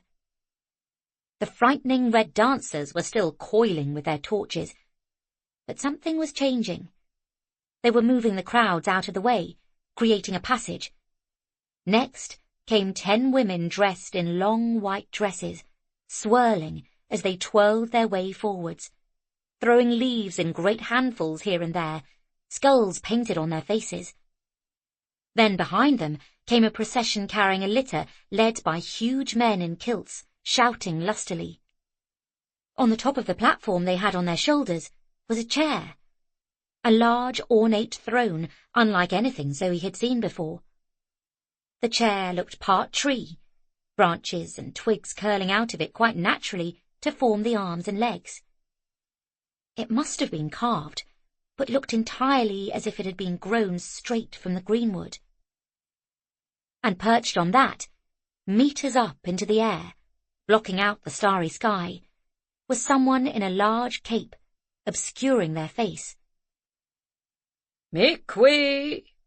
bellowed one of the bearded men, his voice like a gravel pit. "Make way for the Lord of the Dead, the Lord of the Samhain." And from somewhere, bells pealed, sonorous and low as the procession went forward, the violins now playing a mournful song deep and long, and Zoe squinted upwards, half appalled by the figure. Kirsty came up and stood beside her. "I know, it's weird, isn't it?" she whispered. "I get scared every year, and it's only Lennox dressed up like a monk." It wasn't Lennox, though. Lennox was over in the corner, filming it for Nina to watch. The party made it to the stage and gradually set the litter down. The tall figure rose from the chair, facing the crowd, who roared its approval, and the Lord of the Dead raised a great, bony finger in the air, and everyone went quiet. He stepped forward, Zoe watching him, realizing at last who the tall, overbearing figure was. He stood, the hood over his neck obscuring his face, and lifted up a great book from the chair, bound in thick leather, with heavy gold inset lettering on the spine, and began to intone, clearly and loud enough to reach the very back of the dancers. "But pleasures are like poppies spread. You seize the flower, its bloom is shed. Or like the snow falls in the river, a moment white, then melts forever. Or like the borealis race, that flit ere you can point their place, or like the rainbow's lovely form evanishing amid the storm. Nae man can tether time or tide, the hour approaches, tam on ride." Zoe didn't understand the words, but caught their meaning well enough as the pace of the recital picked up. "And vow tam saw an unco sight, warlocks and witches in a dance. Nae cotillion brent new frae France, but hornpipes, jigs, strathspies and reels, put life and metal in their heels." At this, the band struck up again, slowly starting a waltz. Turning round, Zoe saw the crowd automatically form a circle, and before she knew it, she was dragged into it, a boy on either side pulling her as they started to leap in a circle. As Tammy glowered, amazed and curious, the mirth and fun grew fast and furious. The piper loud and louder blew, the dancers quick and quicker flew. They reeled, they set, they crossed, they cleekit, till ilka carlin swot and reekit, and coosed her duddies to the wark, and linkit at it in her sark. First round one way, then the other. Then they split into couples, and Zoe found herself waltzed around, pushed and pulled one way and the other, moving into the centre and back again as the circle went around, broke, reformed, and never stopped moving, and the music spiralled ever upwards, and Zoe found she was exhausted and laughing hysterically and dancing maniacally all at once. And how Tam stood, like een bewitched, and thought his very een enriched, even Satan glowered and fidged fu fain, and hotched and blew wi' might and main, till first he keeper seen another, Tam tint his reason together, and roars out, "Well done, Cutty Sark!" And in an instant all was dark, and scarcely had he Maggie rallied, when out the hellish legion sallied. At this, the violins all screeched at the same time, and midnight chimed from a great bell held by one of the band, whereupon, to Zoe's absolute shock, one of the women in white, with another great hooded death robe, came through the party from the back of the floodlit forest riding a horse, and galloped around the party with a large woven basket, from which she discarded great handfuls of golden-sprayed leaves behind her. The dancers immediately stopped and charged after her, grabbing at the floating, flying golden leaves as she vanished into the dark forest, and they followed to get up to who knew what mischief in the green wood. Completely out of breath and utterly disoriented, Zoe stood glued to the spot as everyone thundered past her, chasing the horse, laughing and shouting, moving further and further off. The musicians changed to a more sedate waltz for those few left behind. Zoe's eyes landed on Ramsay, who, laughing to himself with the full, ridiculous magnificence of it all, had collapsed back onto the huge throne, one leg dangling over the side, as he drank deeply from a large ornate goblet someone had left there. Suddenly, in the light of the fire, on the stage with the house behind him, on the oversized chair made from the forest, he ceased to look like the slightly absurd, apologetic figure he made around the house, where he had to stoop to enter most rooms, where his feet were too long for the treads on the stairs, where he constantly looked distracted, as if, wherever he was, he truly needed to be somewhere else, glancing at his watch, vanishing to his library, disappearing from the house. Here, the cloak thrown back, a rumble of laughter in his chest, he looked like what he truly was for the night, like a lord of misrule. Zoe moved forward, hypnotized. He looked like someone totally different, powerful and in command and dangerous. But not in the way she'd ever thought before. Rather, he looked, as the flames licked the side of the big red sandstone house, as the shadows flickered on the walls, elemental and at home in this place. And she felt a jolt deep inside her, something thick and visceral that she hadn't felt for a long time, that she had thought she might never feel again. In the heat of the flames and the sharp, bright noise she felt, as if from nowhere, an absolute bolt of desire. He couldn't see who it was in front of the stage. The fire was crackling in his eyeline. Her dress, she noticed now, was almost entirely torn away below the knees, and she was completely filthy, mud up her legs from looking for Hari at the shore, smuts from the fire in her face, her hair blown everywhere by the wind. She was very pink, and without even thinking, held up her arms.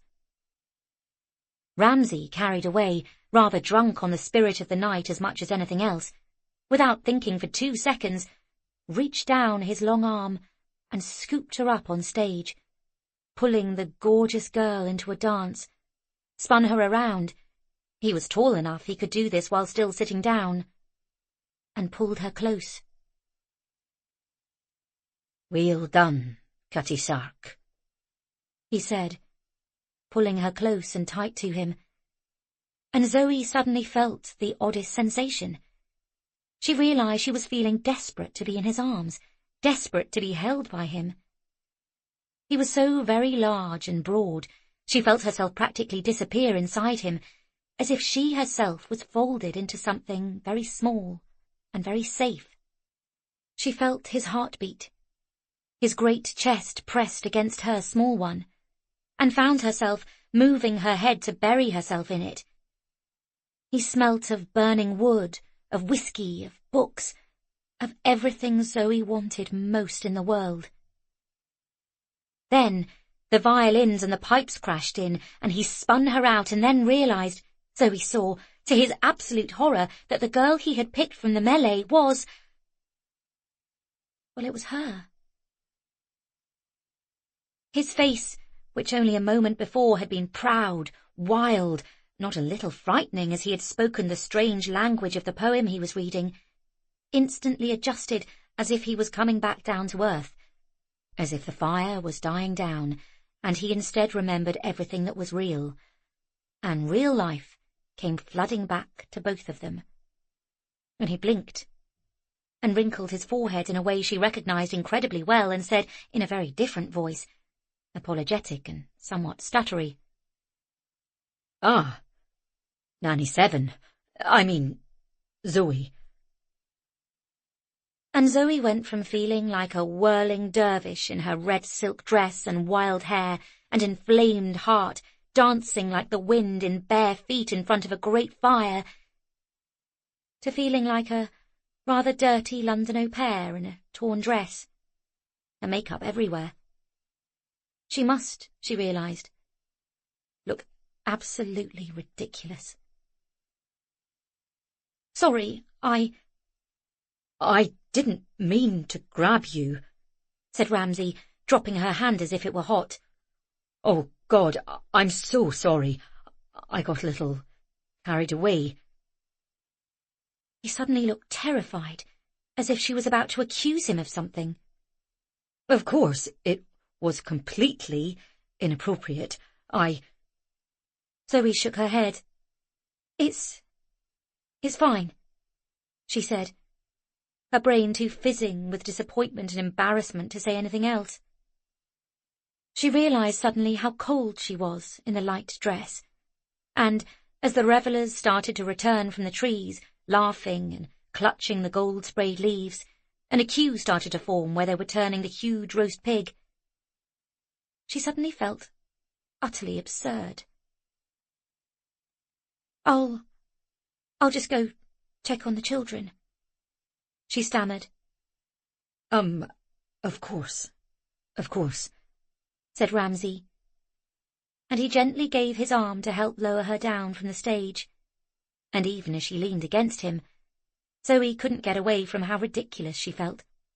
What a fool, what an utter fool, she had nearly made of herself. Her heart pounded as she walked, head down as if disgraced, telling herself over and over again she got carried away with the alcohol, with the night. Nothing had happened, nothing. Ramsay watched her go, feeling more of a clot than ever. What on earth was he thinking? What a ridiculous... Oh, God! For a moment, before he'd realized it was her, he had simply thought she was... He felt embarrassed to even think of it. A beautiful apparition, a dark-haired, scarlet-clad witch conjured up on Halloween night, lovely and liable to slip away, free and wild and so sexy. What had he been thinking? He had suddenly wanted to. His children's nanny! Christ on a bike, he'd end up in the papers. He rubbed his forehead wearily and turned back to the revellers. But the high point of the evening had been and gone, and there was little to do now except mingle politely with those of his guests still sober enough to stand up straight, and thank the local boys and girls who turned up with the bin bags. He didn't realise they had been observed. The flickering, long white dress and long dark hair of a girl who could have been a ghost or a spirit child in the halls.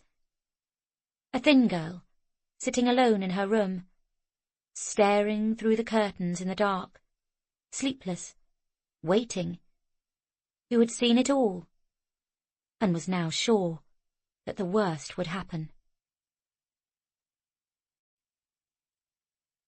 Chapter 18. The oncoming winter weather hadn't halted the flow of tourists at all. Zoe had thought that tourism in Scotland, like most places, would be seasonal, but had found out that on the whole it was fairly constant. Nobody expected good weather any month of the year, so it didn't really make much difference when you came. And it added to people's joy if they got one of the glorious, bright, clear autumns or bursting, frenzied springtimes when they were expecting heavy rain. So, in fact, there were rather more tourists as the weather grew darker, and many people quite liked the idea of sitting in a coach for lots of the day rather than having to walk about. And news of the van had started to grow. The coach driver, out of shame, Zoe was convinced for his lying over the accident, had spread the word about the book van, and now there was quite the parade of bibliophiles, so much so that the coach driver, whose name was Ross, was considering launching a reading tour and had actually bought several books himself and made a little library corner just next to the toilet, a rather unfortunate placement, but space was highly limited and it was better than nothing. Meanwhile, Zoe had also started bringing Shackleton down on the weekends to avoid inevitable questions about why he wasn't in school, and setting him to work for a few hours in the kitchen with Agnieszka. The joy he got from managing to turn out some immaculate scones made them incredibly happy, and from then on a steady stream of delicious baked goods was provided, and Shackleton earned some money for his efforts, and it touched Zoe greatly when he spent the first lot on 2 Superman costumes for Patrick and Hari.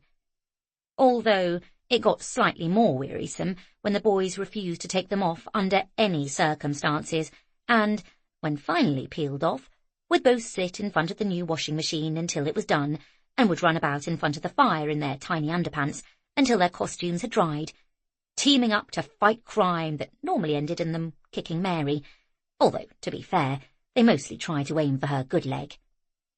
One evening, Zoe was watching them do this as she stirred a risotto on the stove and trying to protect Mary, who was refusing to move from the window seat where she was reading The Secret Garden, or to stop dangling her leg down, which frankly would have minimised the amount of damage the boys could do, and was generally acting as more of a provocateur than anything else. And shoo away Porteous, who would scamper in and out of the boys' games, then pop back to see if Zoe had dropped any rice. Then the tale would be off again. Everyone was trying to get Shackleton to stop playing the new Drake song on his laptop by making fun of it mercilessly, which was making him angry and riled, defending his idol. Ramsay popped his head round the door as he came home, cold and tired after a long drive, with a lot of work to do, and remembering well the bleeping, angry, cold evenings of the past, was surprised and amazed to see the noise and laughter emanating from the kitchen, the warmth and good smells, and, good heavens, was Shackleton dancing? Even Mary was smiling. Then he remembered the night of the Sorwin, and, beside himself with embarrassment, was about to withdraw when— "Daddy!" hollered Patrick, who for some reason was wearing nothing but his underpants, which appeared to have holes in them. The little boy tore towards him, followed by, Zoe noticed, her heart slightly breaking, Hari, both running towards the tall figure kneeling on the ground. Oh, please, she thought, oh, please. She hadn't heard from Jazz for so long. She knew it was awful. He had to come visit, he had to. She texted him, sent pictures on WhatsApp, but nothing. And she knew it was bad for Hari. Everything else was better, she kept telling herself fiercely. The house, the companionship, the fresh air, even the nursery, everything. She was doing the right thing.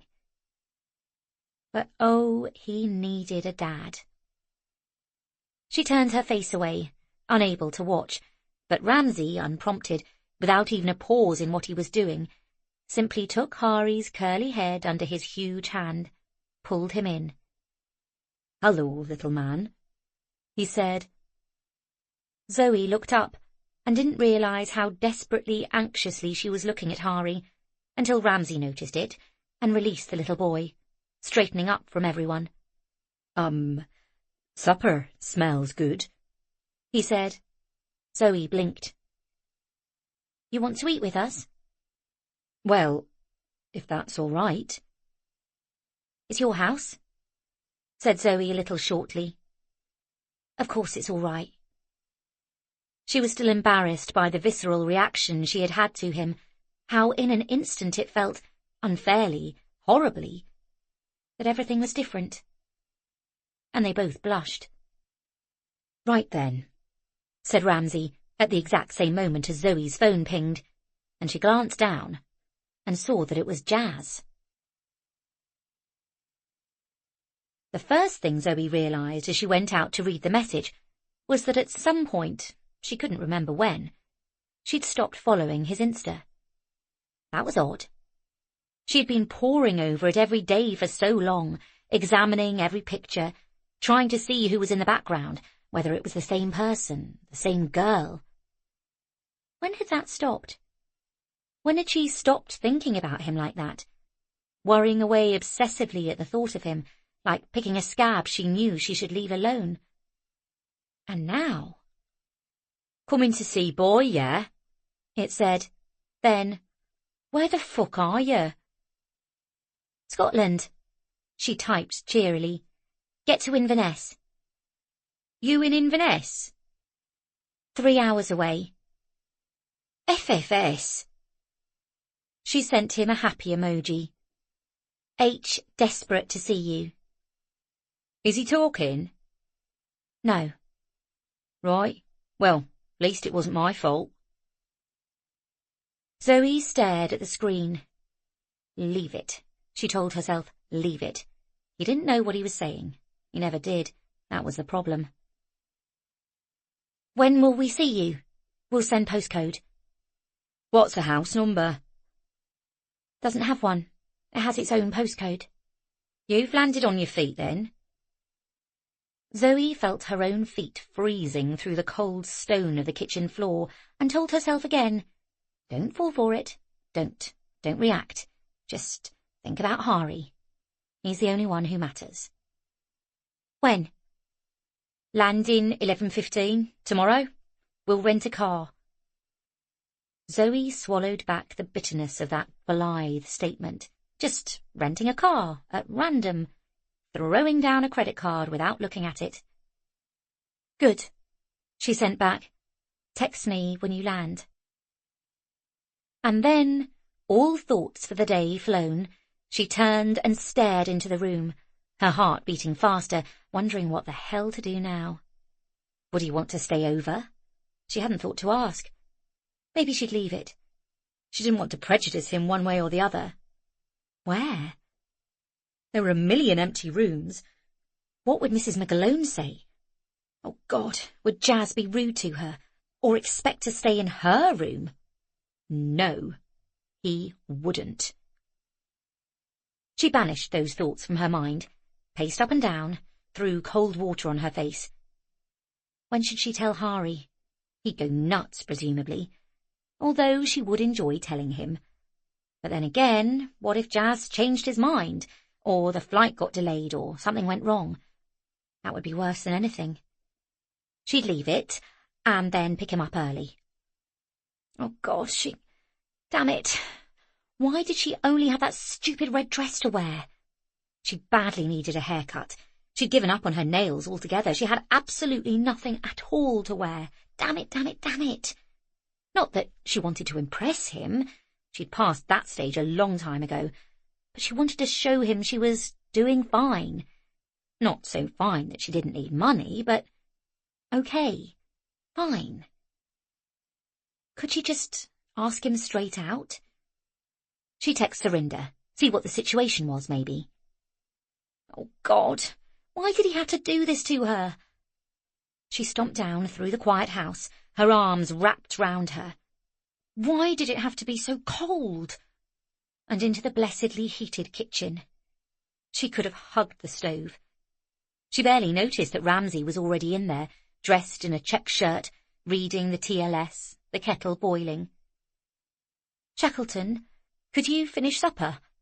she managed to ask, then beat a retreat until they were done and she could put the boys to bed. Chapter 19. "I never thought," Kirsty said as they sat sheltering inside the van in Kieran Fief the next morning, "that I would be giving beauty tips. I'm quite proud of myself." "I know," said Zoe. "I've just completely given up." "What does he look like?" said Kirsty. "I'm genuinely interested. I've been married for 6 years. He picks his nose." "When?" "All the time." "Oh," said Zoe. "So, a bit of excitement is definitely worth it. Let me have a look." Zoe pulled up Jazz's Insta. "Ooh," said Kirsty. "Ooh, look at him. He's very handsome. I like his beard." "These are very flattering photographs," said Zoe. "I realise that. I've already taken off the Instagram 30%. I look like a size 8 in all of mine." "Why?" said Zoe. Kirsty sighed. "I do not know. Probably to bamboozle an evil girl I went to school with who lives in Australia now." "Okay," said Zoe, nodding understandably. "Anyway," said Kirsty, "here's the full sample range." "I can't take all this," said Zoe, as Kirsty opened up a full Avon box. "You can," said Kirsty. "It's Mum's. Her best mate got divorced and became an Avon lady, and my mum felt sorry for her and bought up absolutely everything, and now her house is full of it. I'm doing her a favour, really." "You mean you stole all of this?" "Teachers don't steal. Speaking of which, you know the time is approaching." "I don't. Your term times are weird." "Okay, well, it's half term, and then that's the limit of the deal. They need to come back after that." "I cannot imagine," said Zoe. "I've been trying to get them to do a bit of schoolwork, but Mary won't do anything except read, and Shackleton won't do anything except bake." "Are you kidding? That's brilliant," said Kirsty. "They'll be miles ahead of all of my kids. Seriously. If Mary's reading, she can catch up everything else. Once you can read, the door is open. Everything else is just colouring in." "Mathematics is colouring in," said Zoe doubtfully.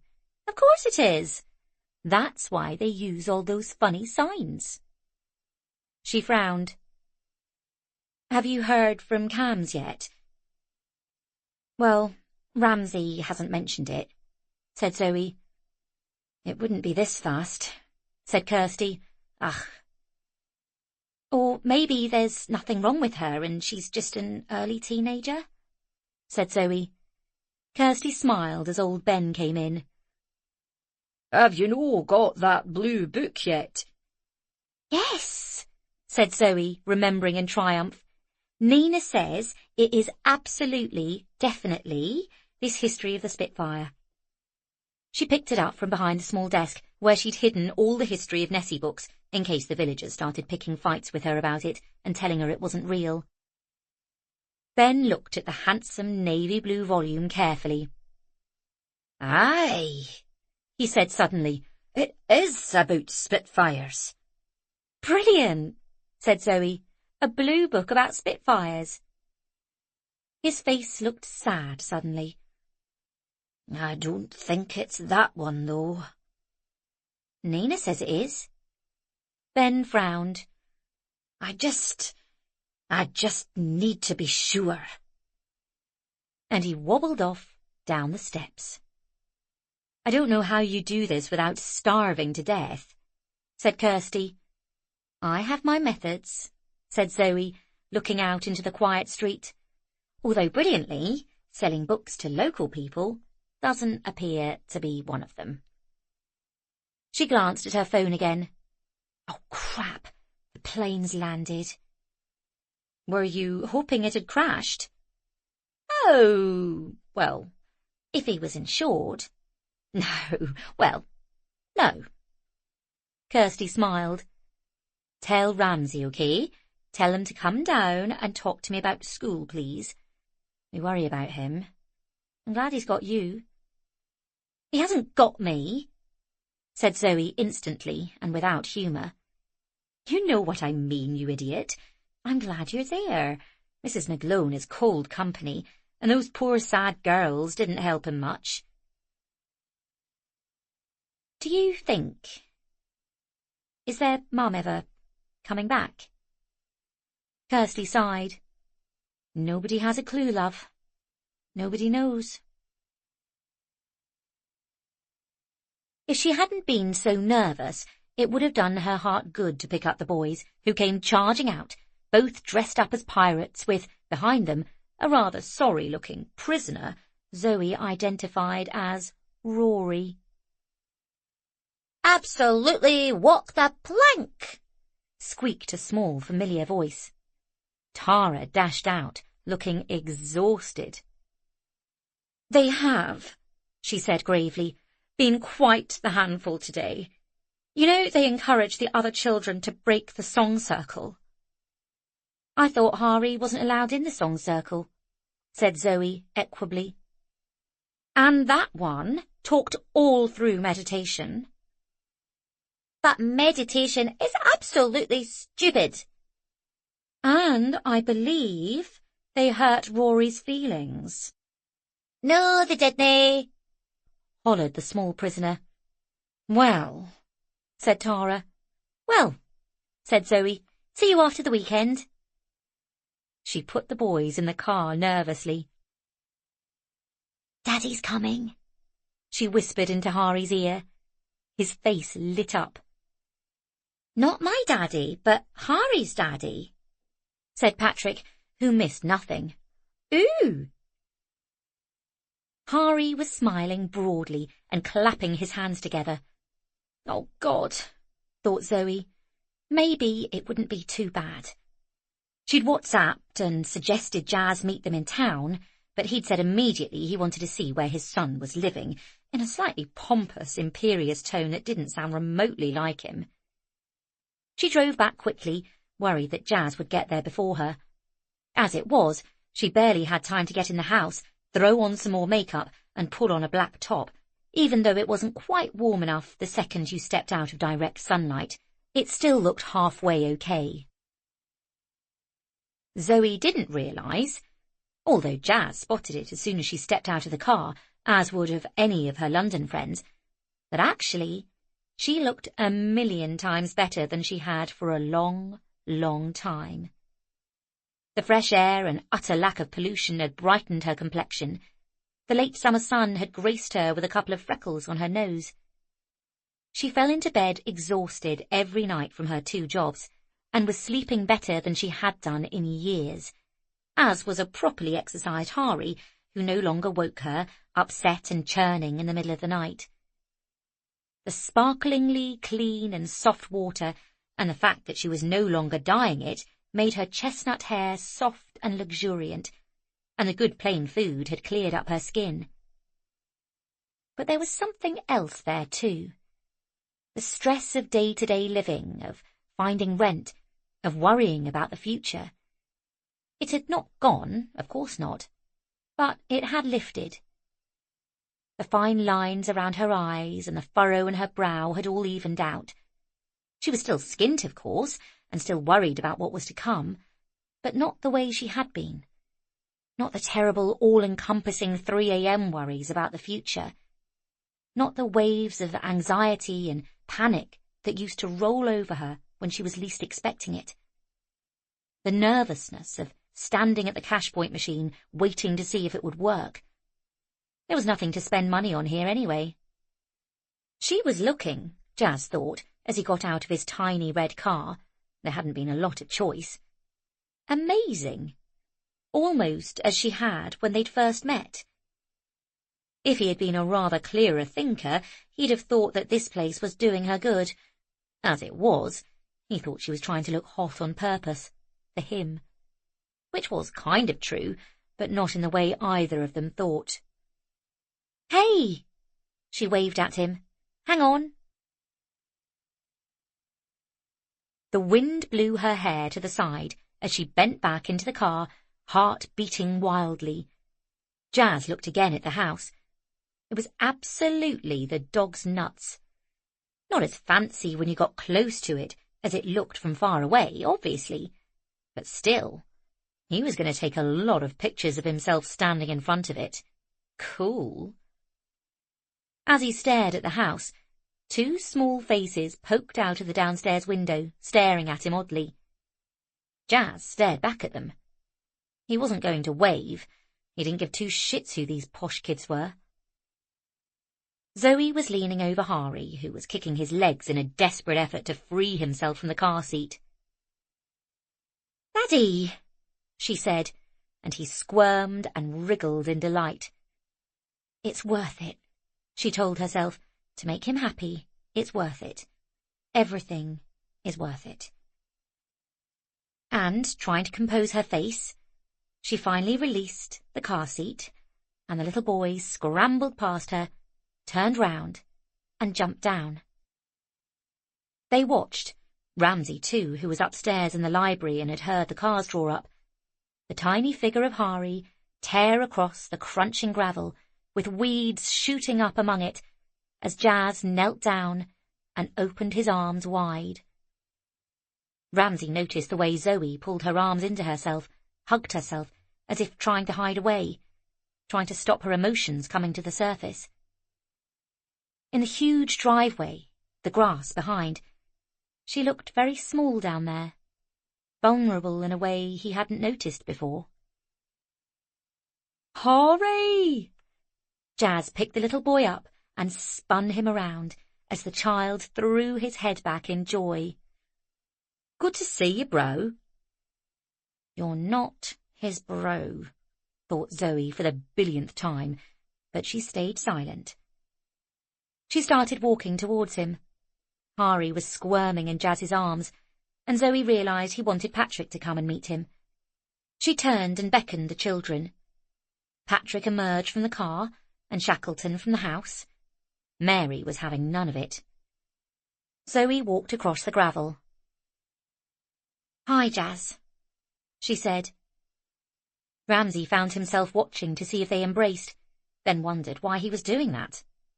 They did not, then turned away, feeling he was spying, that he was doing something wrong, wondering why he cared and why his mind was leading him places it absolutely could not go. Chapter 20. "Wow," Jazz was saying. He kept taking selfies of himself in the drawing room, or posing next to the suit of armour, or one of the swords on the wall, and every time he did so, Mrs. McGlone would harumph loudly from the kitchen. "What's up with her?" he said loudly. "Is she racist?" "Jazz," said Zoe urgently, "this is where I work. Come on, let's go have a cup of tea. Do you want a scone?" "A scone?" said Jazz, bursting out laughing. "Oh, a scone? Is that what we do now? Eat scones? You've changed, man. A scone." Zoe scowled. "Do you want one or not?" Hari was nodding happily. "Oh, sure, I'll try a scone," said Jazz, as if it were the funniest idea he'd ever heard in his life. Zoe knew his bluster was overcoming how out of place he felt, and she understood it. She'd felt exactly the same when she'd first arrived. She'd always assumed that Scotland was just a slightly windier outcrop of England, really. She didn't realise, had never seen how different it was, to its very bones, in the stones of its walls and the trees and the earth itself. Not to mention, neither of them were from houses like this. Nothing like. For them both, the word estate had very different connotations. Scones are good, she said. The kitchen was cheerily warm and cosy, even with Mrs. McGlone fussing over the dishes and keeping her back to them. "This is Jazz," Zoe said as brightly as she could. "Harry's dad. He's visiting." Mrs. McGlone looked round, her mouth a small line. "Well," she said grudgingly, "you didn't need to tell me he's Harry's dad. 2 peas in a pod." Harry stuck his head against his father's beard, and they both smiled, and Zoe felt her heart wobble.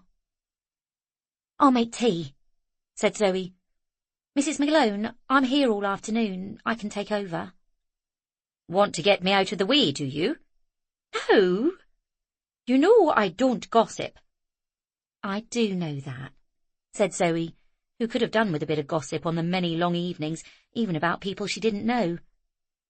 "Well then." But she stepped away from the sink and put her coat on. Patrick had been following them around and now couldn't wait a moment longer and stood right in front of Jazz. "I am absolutely Harry's best friend," he announced. "Oh, well, good," said Jazz. "Can you teach him to speak?" "Jazz," said Zoe. He knew fine well he wasn't meant to discuss it. "I absolutely like Harry how he is," said Patrick, and Zoe could have kissed him. "Come on," she said suddenly. "I'll put a film on for you." There was mass cheerfulness at this rare treat. Harry, though, looked miserable, torn between 2 wonderful things to do, a film or be with his dad. "You can watch it too," said Zoe. "We'll be right here, okay? Just for a little while we talk." Harry nodded and clambered down from Jazz as Zoe went and put the video on. There was a very time-worn video of The Wizard of Oz and an ancient VCR which he sorted out for them. Even Shackleton didn't mind watching The Wizard of Oz. Then finally in the kitchen they were alone. "So, who's this weirdo boss you're working for then?" "How much do you know?" said Zoe. "Just what Serinda told me. Some posh, gigantic weirdo whose wife left him." Good afternoon," said Ramsay, who'd materialised in the kitchen door, figuring it was rude to leave it any longer, and wanting, for some obscure reason, to get it over with. He was carrying a huge pile of books, over which only the top of his head could be seen, towering up to the ceiling. Zoe jumped up, puce. "Jesus!" she said. "I didn't hear you come in." Ramsay blinked and looked for somewhere to set the books down, then decided against it and remained standing, stranded in his own kitchen doorway. "Clearly." Jazz wasn't in the least perturbed. "Sorry, man. Nice to meet you." "I'm Jazz Finder." "Ramsay Urquhart," said Ramsay, putting out his hand. Several books fell down, and Zoe ran over and grabbed half of them. "Nice house," said Jazz, looking around. "Reckon the missus has fallen on her feet." Ramsay blinked and looked at Zoe, who was still bright red. "Oh, I'm sorry. I didn't realise you were—" "We're not," said Zoe fiercely. Jazz laughed. "She loves it, really." "So, are you staying?" "Nah," said Jazz. "Got a room in the city. Early flight home, innit?"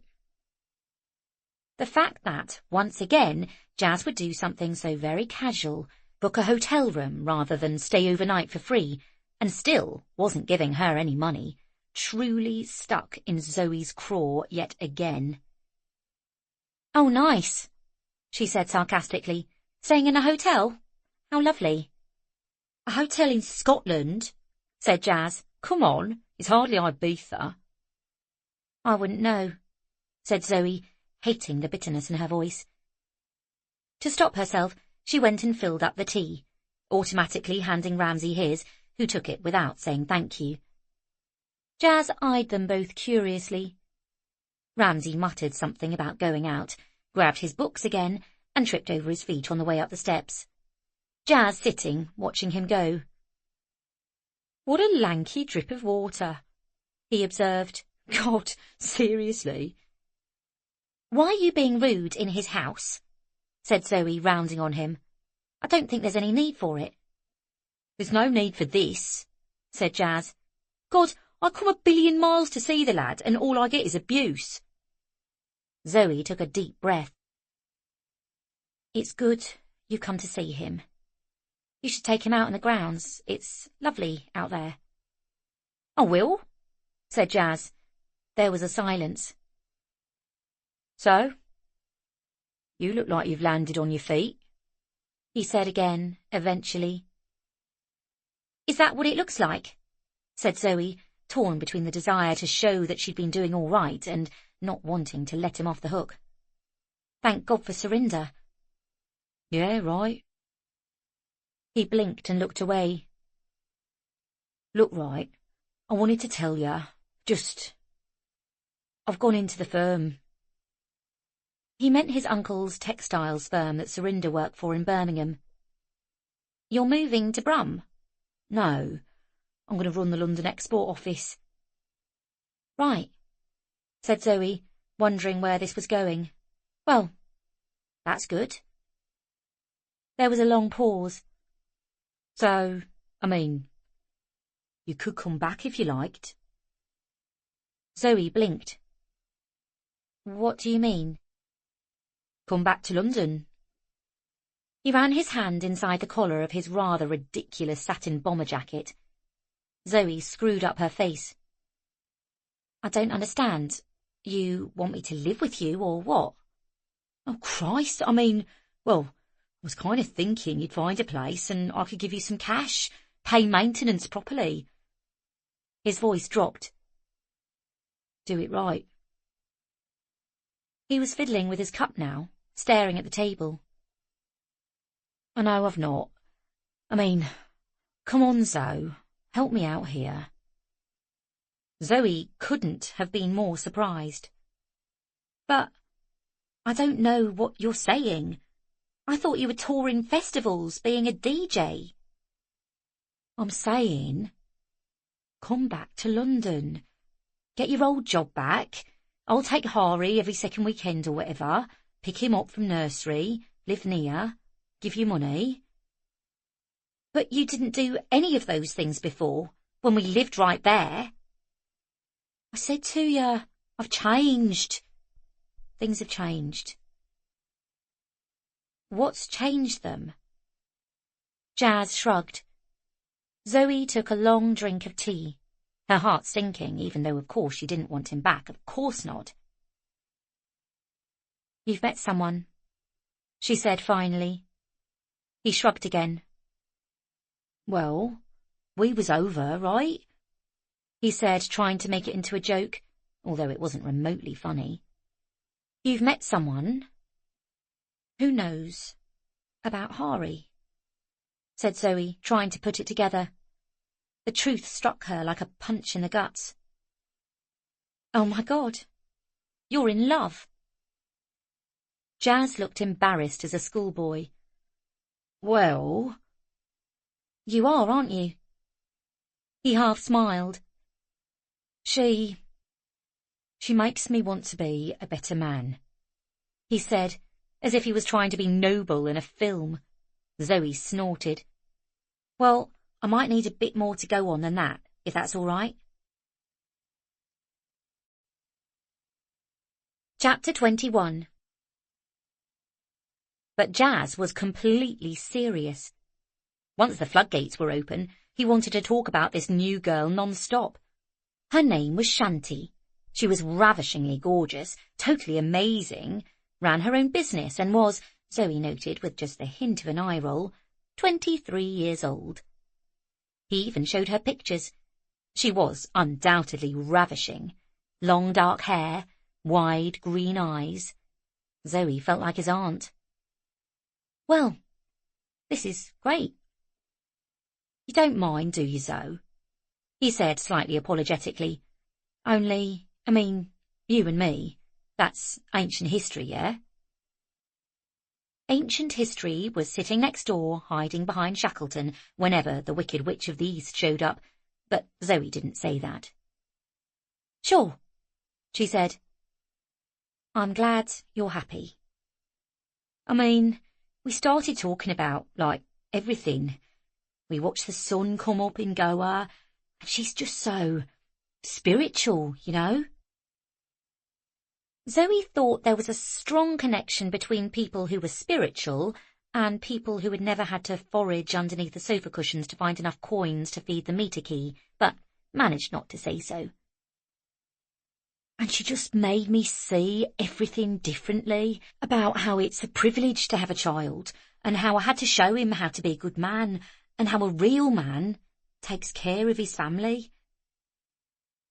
Zoe bit her lips together tightly and thought of their son, her pride and joy, and doing what was best for him. "Well then," she said, keeping the sarcasm out of her voice, or at least making a good stab at it, "I'll look forward to meeting her." "You'll love her," said Jazz again. "Everyone does." Zoe wondered if he'd ever spoken about her with such enthusiasm. She knew he hadn't.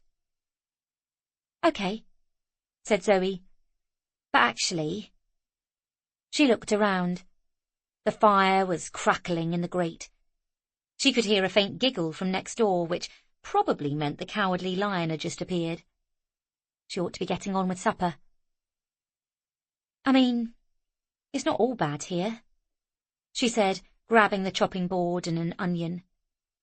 Jazz looked around. "Are you kidding me? We're like 1,000,000,000 miles from, well, everything. I mean, you might as well be dead." He stood up.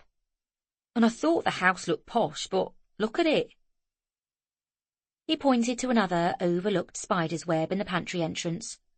"It's falling apart, isn't it? Look at that oven, and it's freezing in here.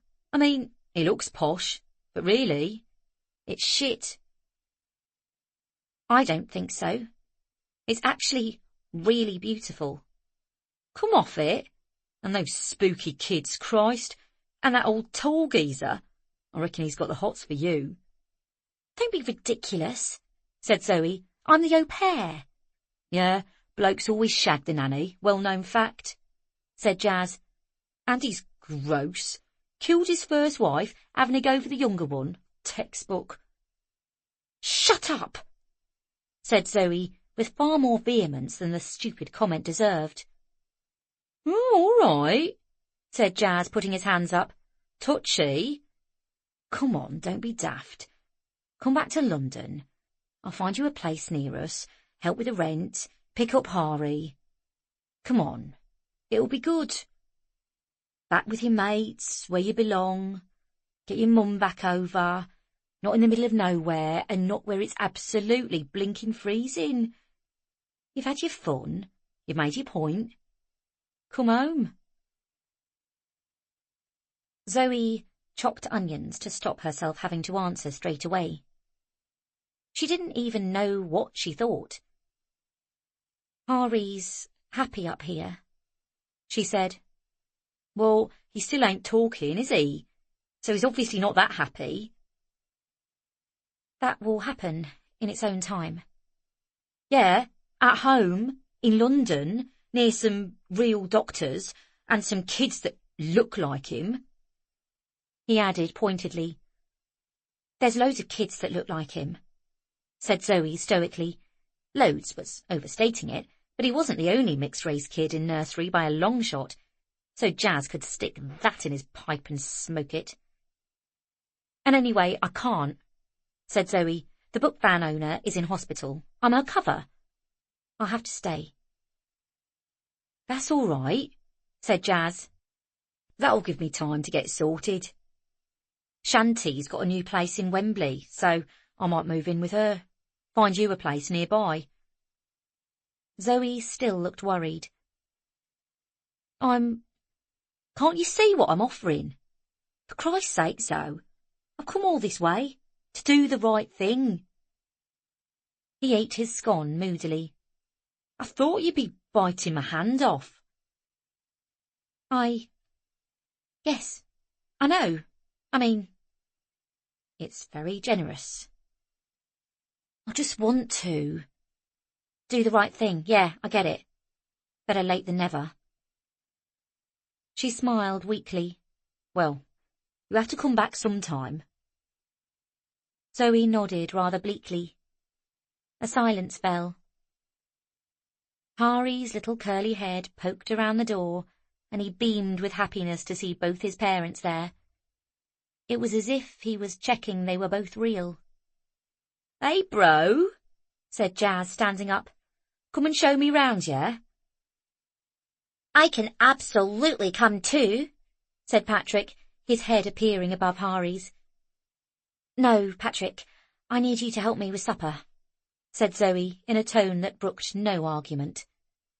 The child looked hurt. Jazz ignored him and put his hand out to his son. Hari took it as if he were meeting Santa Claus. The look on his face was rapturous. "Thing is," said Jazz as they turned to go out into the garden, where the wind was blowing the leaves into spirals. He lowered his voice. "Also, you can't take a man's child out of the country. You know that, Zoe. It's not legal." "We're not out of the country." "What? This is England?" He snorted and pointed at the loch, shadowy and forbidding looking. "No," said Zoe, "but it's part of Great Britain." Jazz looked around and raised his shoulders. "Nah," he said. And even if he didn't mean to sound threatening, he did somehow. He led Hari out, bouncing with glee, staring up at his father, the hero, and Zoe watched them in the slow fading light, running through the leaves, Jazz spinning the little boy around, both of them so similar, even in the way they walked. It should have been a touching scene, a reunion. Instead, it filled Zoe with fear, something akin to panic. Patrick came towards her. "You're shaking, Nanny Seven."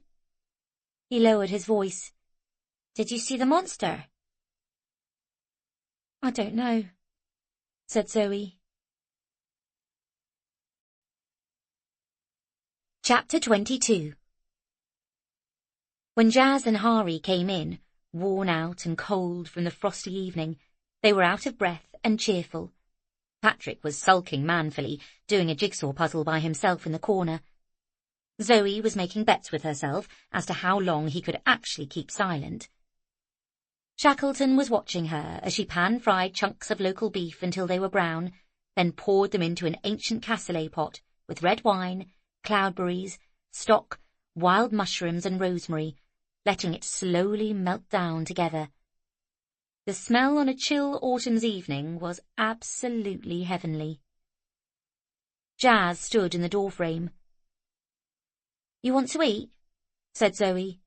Jazz shook his head. "Nah," he said. "It smells weird. I'll grab something in Inverness. They must have a KFC, right?" "I don't know." Hari looked up at his dad. "Look, bro, I'm going now, but you'll be back soon, okay? And then I'll see you all the time, all right?" "Jazz," said Zoe, "I have a job here. I can't just walk away from it." Patrick's ears were pricking up. "I'm here. You left." "I didn't leave here," said Jazz. "I went travelling, and now I'm back. In London. And you left." "Before we starve to death," said Zoe. Jazz rolled his eyes. "Don't be dramatic," he said. "You'll upset Hari." "What happened to you being a changed man?" Zoe couldn't help herself asking. "I'm here telling you to come back to London with me, where I'm going to find you a place to live and look after my son," said Jazz, "and somehow I'm the bad guy." There wasn't much more to say after that.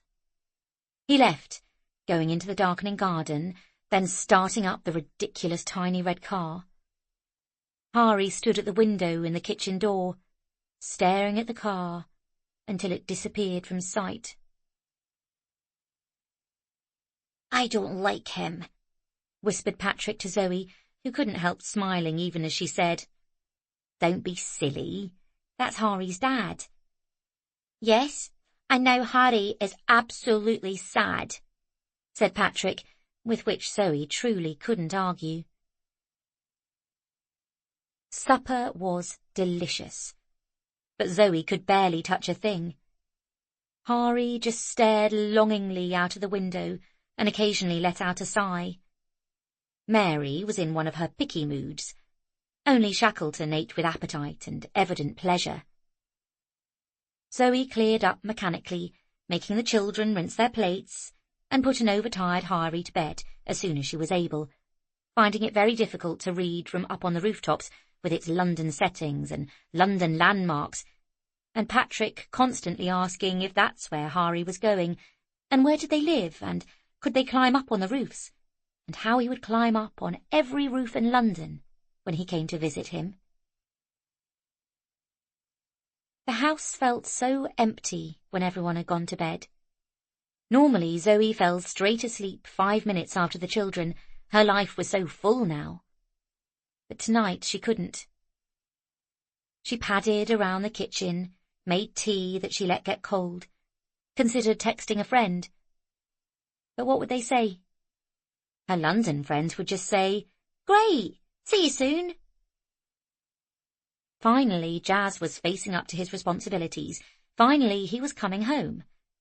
Her mum would be pleased because her girl would be in London, among her own sort, back where she belonged. None of this running off to Scotland nonsense. She could call Kirsty, she supposed. But she didn't even know Jazz. She felt so alone. Upstairs was a little boy she would protect with her life. But what was the best way to protect him? Here, with companions and wide-open spaces? The difference in him, his outlook, how much he smiled, how much he was learning, the trees he climbed. To go back to a little studio in the city.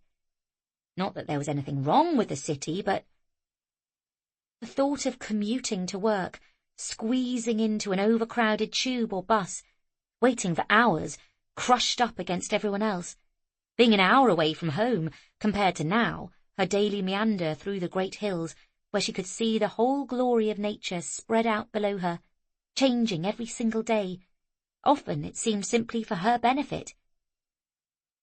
Changing the smell of hot, dirty trains for the bonfire breezes of the West Way, the clacking of rats on the tube tracks for the majestic soar of an eagle over the hills, the funny wobble of a partridge out for a stroll, or the wild geese on the water, or the heron or the seals sunning themselves on the rocks.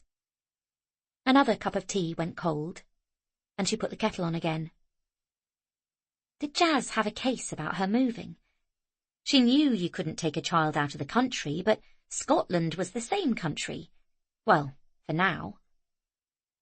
She knew, though, that even if she could legally move here with Harry, deep down, she was indeed taking him far away from his dad, and that a court might see things very differently if it came to that. The thought of court clasped at her heart. To go from being terrified of Jazz never returning to see Harry to suddenly being scared of having to go see him all the time. Oh, God, what a mess. What a mess. What if she had to drag Harry into court? The very idea of it made her shiver. What about if he had to stand there? What if they had to make him talk to a judge and he wouldn't answer? Would they blame her? Would they take him away? She was terrifying herself now, her thoughts spiralling out of control. What if they thought she was unfit? What if Jazz's new girlfriend was amazing and Harry loved her and liked being back in London and... She dropped her head onto her arms on the table so she could, as she always had to, sharing a room with Harry, cry without making a sound. Even though nobody could have heard her in the vast stillness of the great house, only the ticking of the grandfather clock Patrick had started winding every day. It was one of his jobs. If they all had to have chores, Zoe had tried to make at least some of them fun, and he took it very seriously. Even as the kettle on the stove started to whistle. And that is how Ramsay found her, half an hour later, as the fire burned low and he was letting himself in the back door, on the brink of sobbing herself to sleep. He started when he saw her. It looked like she'd passed out, and she jerked awake, in that way you do when you're falling asleep and feel like you've missed a stair, and for a moment wasn't at all sure where she was. Then scrubbed at her tear-sodden face. But in that moment, she had looked to Ramsay, who until this moment had thought of her as incredibly capable and positive, and had been bowled over by her plucky attempts with his tricky children, at how she let nothing stand in her way, in how she had literally let the light in. He wouldn't have admitted it in a million years, given she was well over a foot shorter than him, but he found her intimidating and so capable. So used to dealing with very little, unfazed by the noise and fuss around her. There was something indomitable about her. And now she was completely undone, and he felt a rush of tenderness towards her, like a bird with a broken wing. He put down the heavy box he was carrying and rushed over. His first instinct was to scoop her up in his arms. She realized, looking up with a shock, that her first desire was for him to do that. He stopped. "Are you all right?" Zoe blinked. Then her face flamed. She jumped up and ran to wash her face, trying to cool herself down.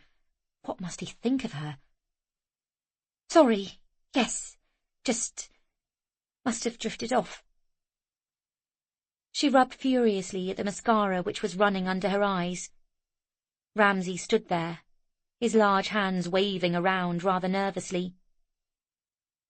"Are you absolutely sure you're all right?" It was the concern in his voice that very nearly set her off again. She stayed at the sink, not quite trusting herself to turn around. She said, testing her voice, a definite wobble. She swallowed hard. It was just... It's always tricky. "Seeing Hari's dad?" Zoe nodded. "Well," she said boldly, "you know." She still hadn't turned around, and therefore didn't see Ramsay's grimace. He said non-committally. "Well, it's nice he's coming to visit your lad." "Oh, it's a bit worse than that," said Zoe, finally turning round. Then she saw the box. "What's that?" she said suspiciously, still scrubbing at her face. Ramsay's lips twitched. I was going to keep it as a surprise," he said. Zoe walked forwards. "Is that what I think it is?" Her voice was surprised, even as she'd thought the day didn't have much more to throw at her. "I was going to set it up for you tomorrow." "But how? Why?" Well..." He rubbed his face awkwardly. "Ever since you started, clearing out the library a bit, it's, well..." He coughed. "Given me a bit of inspiration, really. I've been working on selling a lot more." Zoe moved towards the precious, shining vision. A new coffee machine. "Oh, I love it!" "It has pods." His brow furrowed. "I didn't really understand what they were trying to get me to do." "I know," said Zoe, jumping up. Her ability to retain her equilibrium surprised him. She knew how to perk herself up, not, he realized, for the first time. She wasn't a wounded bird at all. She had resilience. She was plugging in the machine, exclaiming with delight when she saw it came with 2 dinky cups and a milk frother, and he watched her as the extraordinary device warmed up. "Any decaf?" she said, checking the clock. It was late. "Oh," she said, "it doesn't matter. I won't sleep anyhow."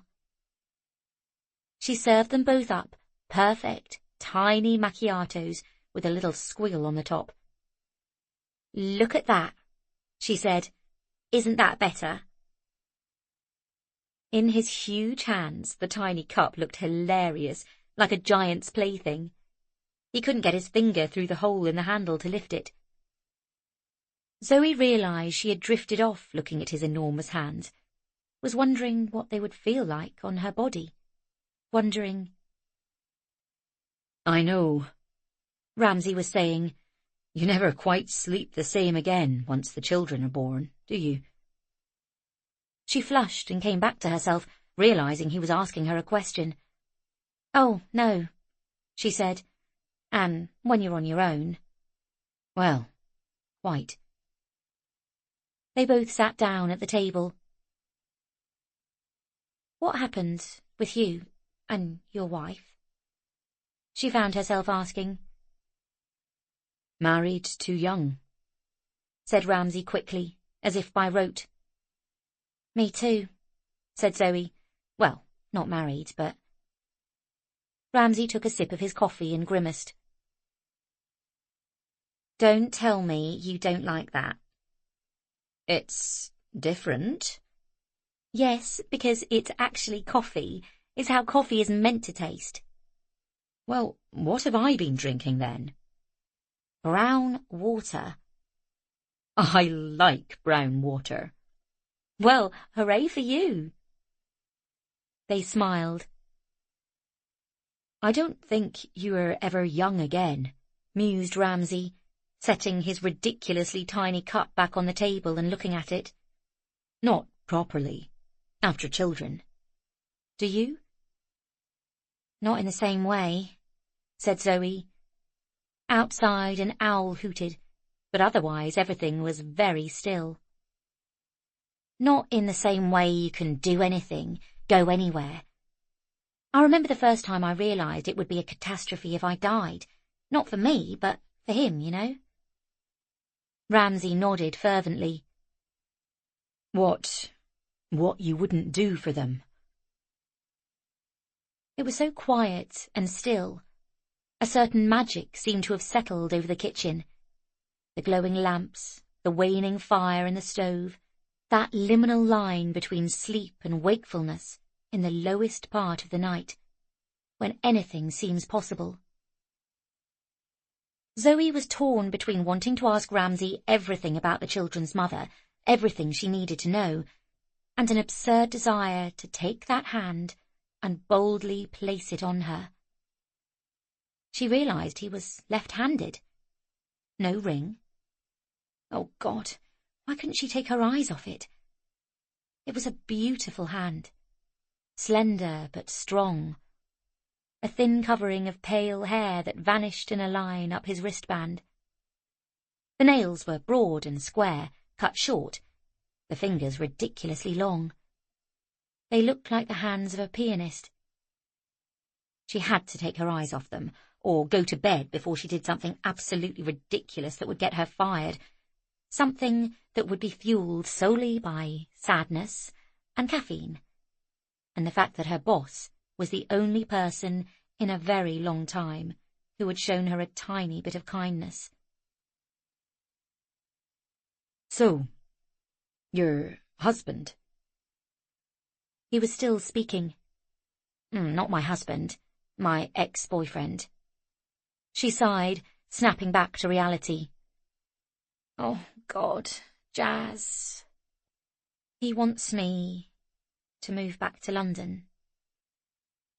He raised his eyebrows. "I said I couldn't," she added hastily. "You know, well, until Nina's back." "And then?" He reminded himself he was disappointed simply because she was the best au pair they'd ever had. The children would miss her, he told himself. Zoe shrugged.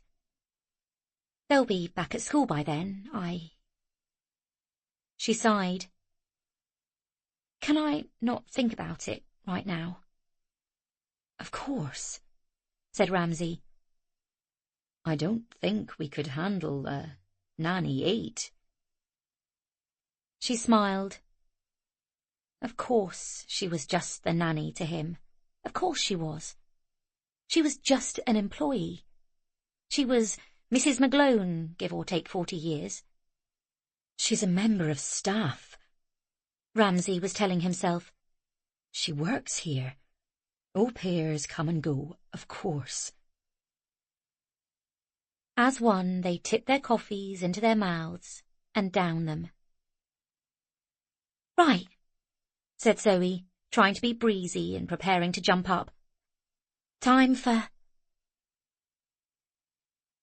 But just then came a set of headlights careering on the gravel and the sound of a car screeching to a halt. Chapter 23. There was a loud banging at the back door, but whoever was knocking didn't wait for it to be answered, and instead stumbled straight in. Zoe and Ramsay both jumped up in a way that looked rather guilty. Standing in front of them, the lights of the car still on behind her, music blaring out of it and the engine running, was Larissa. Zoe noticed two things straight away. That she looked absolutely beautiful. She was wearing a tight cerise dress, necklace, and, OMG, was that a tiara set in her tightly coiled blonde hair? And secondly, she was clearly very, very, very drunk. She was wobbling precariously in heels on the flagstone floor. Darling, she said, looking dizzy and sad. Darling. Ramsay started forwards. Oh, crap, he said. Oh, Larissa, I'm so sorry. I'm so sorry. I totally forgot. I've been there, she said, slurring.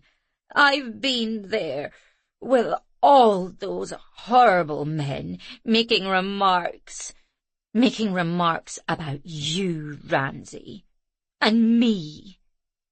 She sniffed dramatically. Do you want some tea? Said Zoe quickly, or a glass of water? Larissa turned round as if she'd noticed Zoe for the first time, as indeed she had. Oh, she said, her voice cracking. Oh, so this is how it is. This isn't how anything is, said Zoe. Larissa, sweetie, calm down. Come on, let me drive you home, said Ramsay. She looked at him, mascara running down her face. I tried so hard with you, Shackleton, Ramsay, Urquhart, she said very, very loudly. Oh, there it is, said Zoe. Seriously, why make Shackleton have it? I'm sure he's got a nice middle name. Shh, Ramsay was saying. Come on, sweetie, I'll take you home. I tried so hard. I was nice to your horrible fucking kids. I come round here all the time. I call you. I take you out. Are you fucking her? What? Said Ramsay. Come on, I'm taking you home. Fucking the au pair. Of course. Don't tell me. She used to be a nun and she plays the guitar. You don't know what you're saying. I'm taking you home right now. Zoe was bright red and made to get out of there. Don't you move, shouted Larissa. Get me some whiskey. She's not the help, said Ramsay. I can speak for myself, thank you, said Zoe, flaring up. Of course she's the fucking help, said Larissa. "You're banging the help. Always did fuck down, didn't we, darling?" It was as if she'd torn off a mask. Everything was coming tumbling out. "You're drunk," said Ramsay. "You don't know what you're saying." Zoe privately thought rather the opposite, that this was what she had wanted to say for a long time. "Larissa, please, let me drive you home." "How on earth will you have the energy after spending all evening fucking the au pair?" "I'm off," said Zoe, absolutely puce now. Ramsay shot her a pained look, but she ignored it. "I had to sit there, everyone asking after you, everyone looking pityingly at me. At me! I forgot to tell them you prefer poor little girls." Zoe got up and headed for the kitchen door. Standing there were all 4 of the children. Even the great house couldn't block out the screaming. "Oh, great," said Zoe. "Come on, you guys. Let's get back to bed. It's nothing." "Nothing?" screamed Larissa. "Ha! Meet your new mother, children. There she is. You think she's the nanny, but no, she's moving in and doing your dad. Hope you enjoy it, nanny. It's the one thing he's good for." Zoe stiffened, but didn't turn around. The children's faces were stricken. "It's all right," she said. Come with me. Now, Shackleton, help me. Listen, it's okay. Sometimes grown-ups drink too much alcohol and say silly things they don't mean." Now Larissa was singing, "Here comes a bride," in a high voice. "Make her absolutely stop," said Patrick. Ramsay put his hand out to take Larissa outside. "Don't you touch me," she screamed. "Don't touch me. Don't treat me like the first one." At this, Zoe pulled the children out of the kitchen and slammed the door. Chapter 24. Zoe was shaking with fury as she dragged Patrick and a tear-stricken Hari away, and Shackleton gently led his sister up the stairs. From behind them came Larissa's screeching, followed by Ramsay's quiet, murmured tones. Eventually, at last, the car drove out into the night. Zoe ushered everyone into Patrick's room and sat them all down on the beds, then went to the sink and drank a glass of water down in one gulp, trying to get hold of herself. That Larissa could behave like that in front of Ramsay's children, in front of her own child. Zoe was so furious she wanted to scream, throw things, hit stuff. Obviously the woman was upset and drunk and dejected, but even so, who could do that in front of children, drunk or sober? It took many deep breaths, and was with an exceptional effort of will that she managed finally to turn around to a row of worried and upset children. She didn't want to tell them they'd been right in their analysis all along. "Now," she said, feeling her heart racing, "sometimes adults drink too much and behave in ways that, well, aren't ideal. And in this case, Larissa was very tired and got the wrong end of the stick and said some things I'm sure she didn't mean that definitely aren't true, and I'm sure she'll feel awful about them in the morning. And that," she added with a flourish, "is why you shouldn't ever drink." They stared at her, except for Mary, who was staring out the window. "I think," said Patrick eventually, breaking the silence, "she absolutely does not like you." "Well, not everyone likes everyone," said Zoe automatically, "and that's okay." She went and knelt down by Mary. "Darling, I know you understood some of those words. You know it's not true, don't you? Larissa was just being highly strung." Mary's face was icy. She wants to marry Daddy, but she can't, because you're going to marry him. Oh, said Patrick. No, said Zoe. Jesus, no! That's not it at all, I promise. Mary shook her head. It's true. It's true. I saw you. Zoe blanched with guilt. Saw what? There was nothing to see. There had been nothing. Nothing. At the Samhain, I saw you hugging. Mary blinked. Oh, Christ. We were dancing, Mary. For 2 seconds, that was all. Nothing like what you think. But her face was bright red because it hadn't been nothing to Zoe. And Mary, her dark eyes burning into Zoe's face, knew it. You're lying, screamed the girl. You're lying. Everyone lies to me. Everyone lies. And she stood up and charged out of the room. Part 4.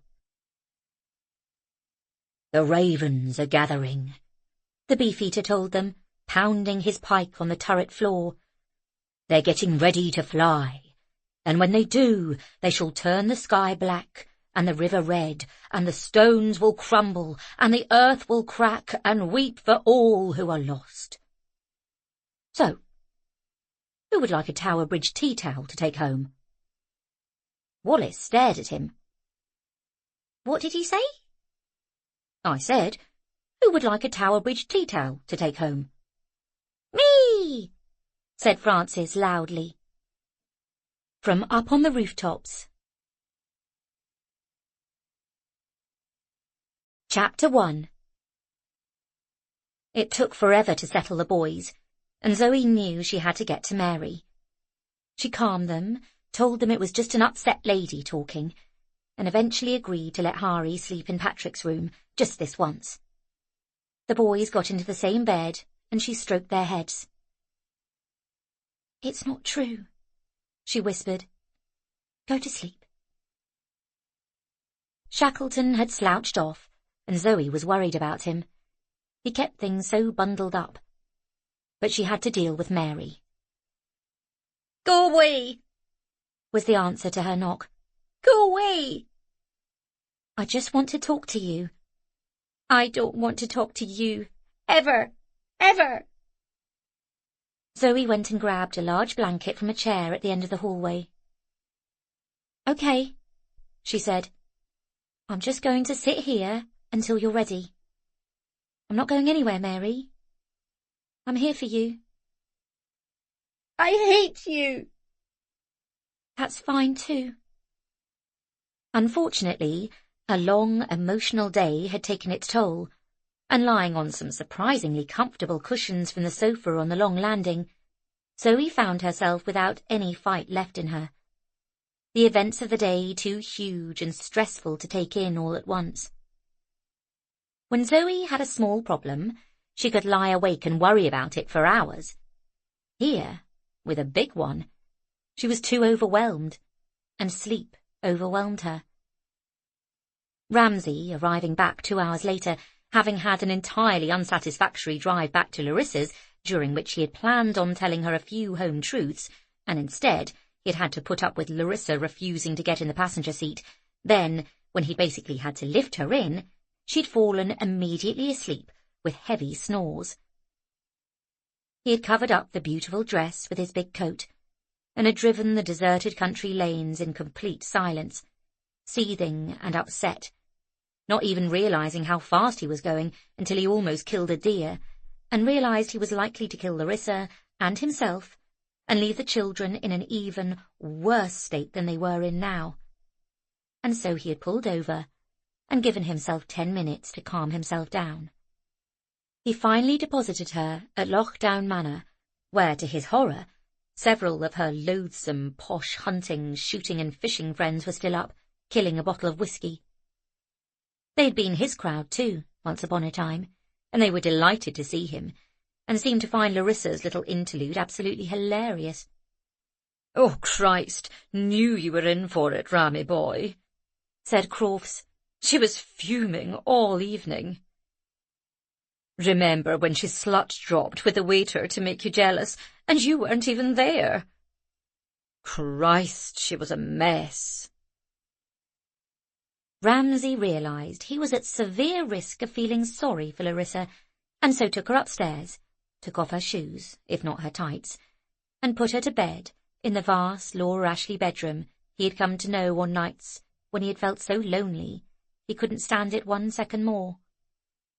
He had thought she was so sweet. He filled a large glass of water and put it next to her, and as he turned his head to look at her blonde head one last time, shook his head. He had the worst taste in women. The worst. No more. He was done with it. The boys ragged him out of the house, and he took her car home. She could sort it out later. He sped back to the beaches, along the dark side of the loch, the setting moon illuminating long wakes across the chop, the depths as mysterious as ever. The weather was getting up. It looked like their run of crisp, clear autumn days was coming to an end. Storms were forecast, although the only forecast you ever needed around here was changeable. He was staggering with tiredness by the time he got back to the house. Zoe would, he assumed, leave in the morning. She had said she was going home.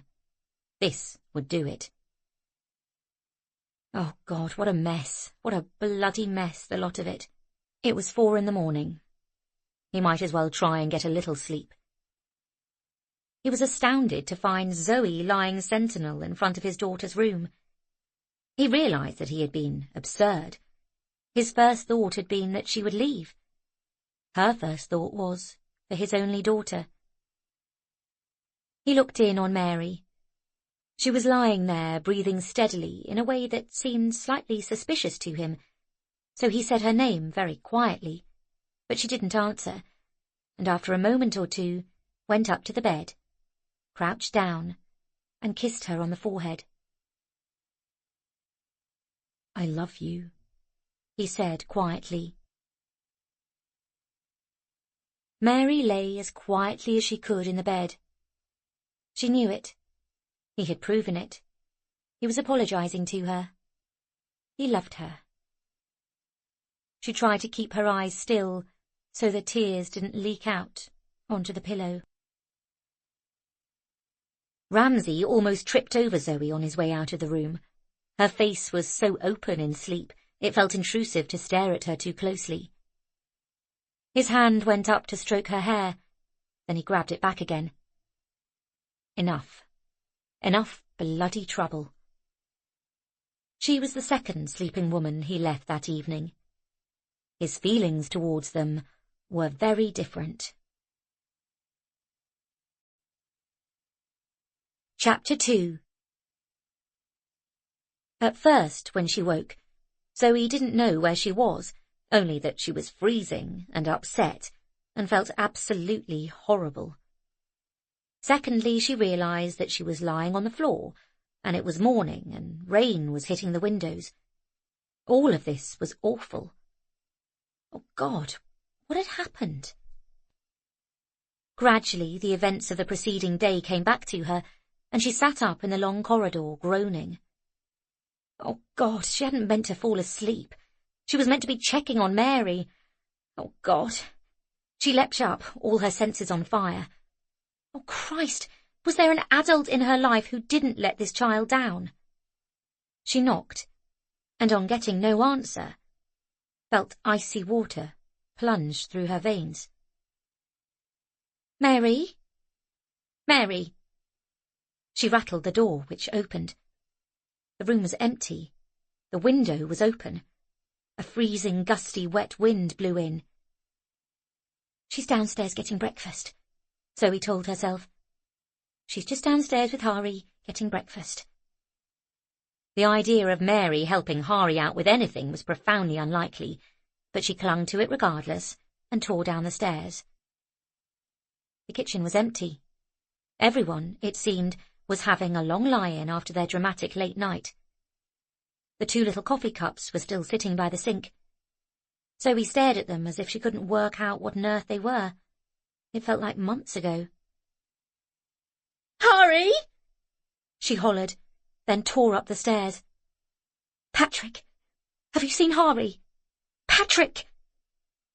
Her voice now had a tone of panic in it. The little boy came to the door, wiping his eyes. He glanced back at the now empty beds. "I have absolutely not seen Harry, Nanny 7, he said. "Christ!" said Zoe, trying not to panic the little boy. "Where is Harry? Harry!" She ran up to the servants' quarters, banged open every single door, little identical rows of metal beds one after the other, but no Harry. He always, beat a rhythm in her heart, came when called. Nothing. She tore back down again. By this time, Mrs. McGlone had arrived, and Ramsay was downstairs. "Mrs. McGlone, coming in. Have you seen Harry? He's not here." "Have you checked everywhere?" said Mrs. McGlone. "I mean, there are a lot of rooms." "Yes."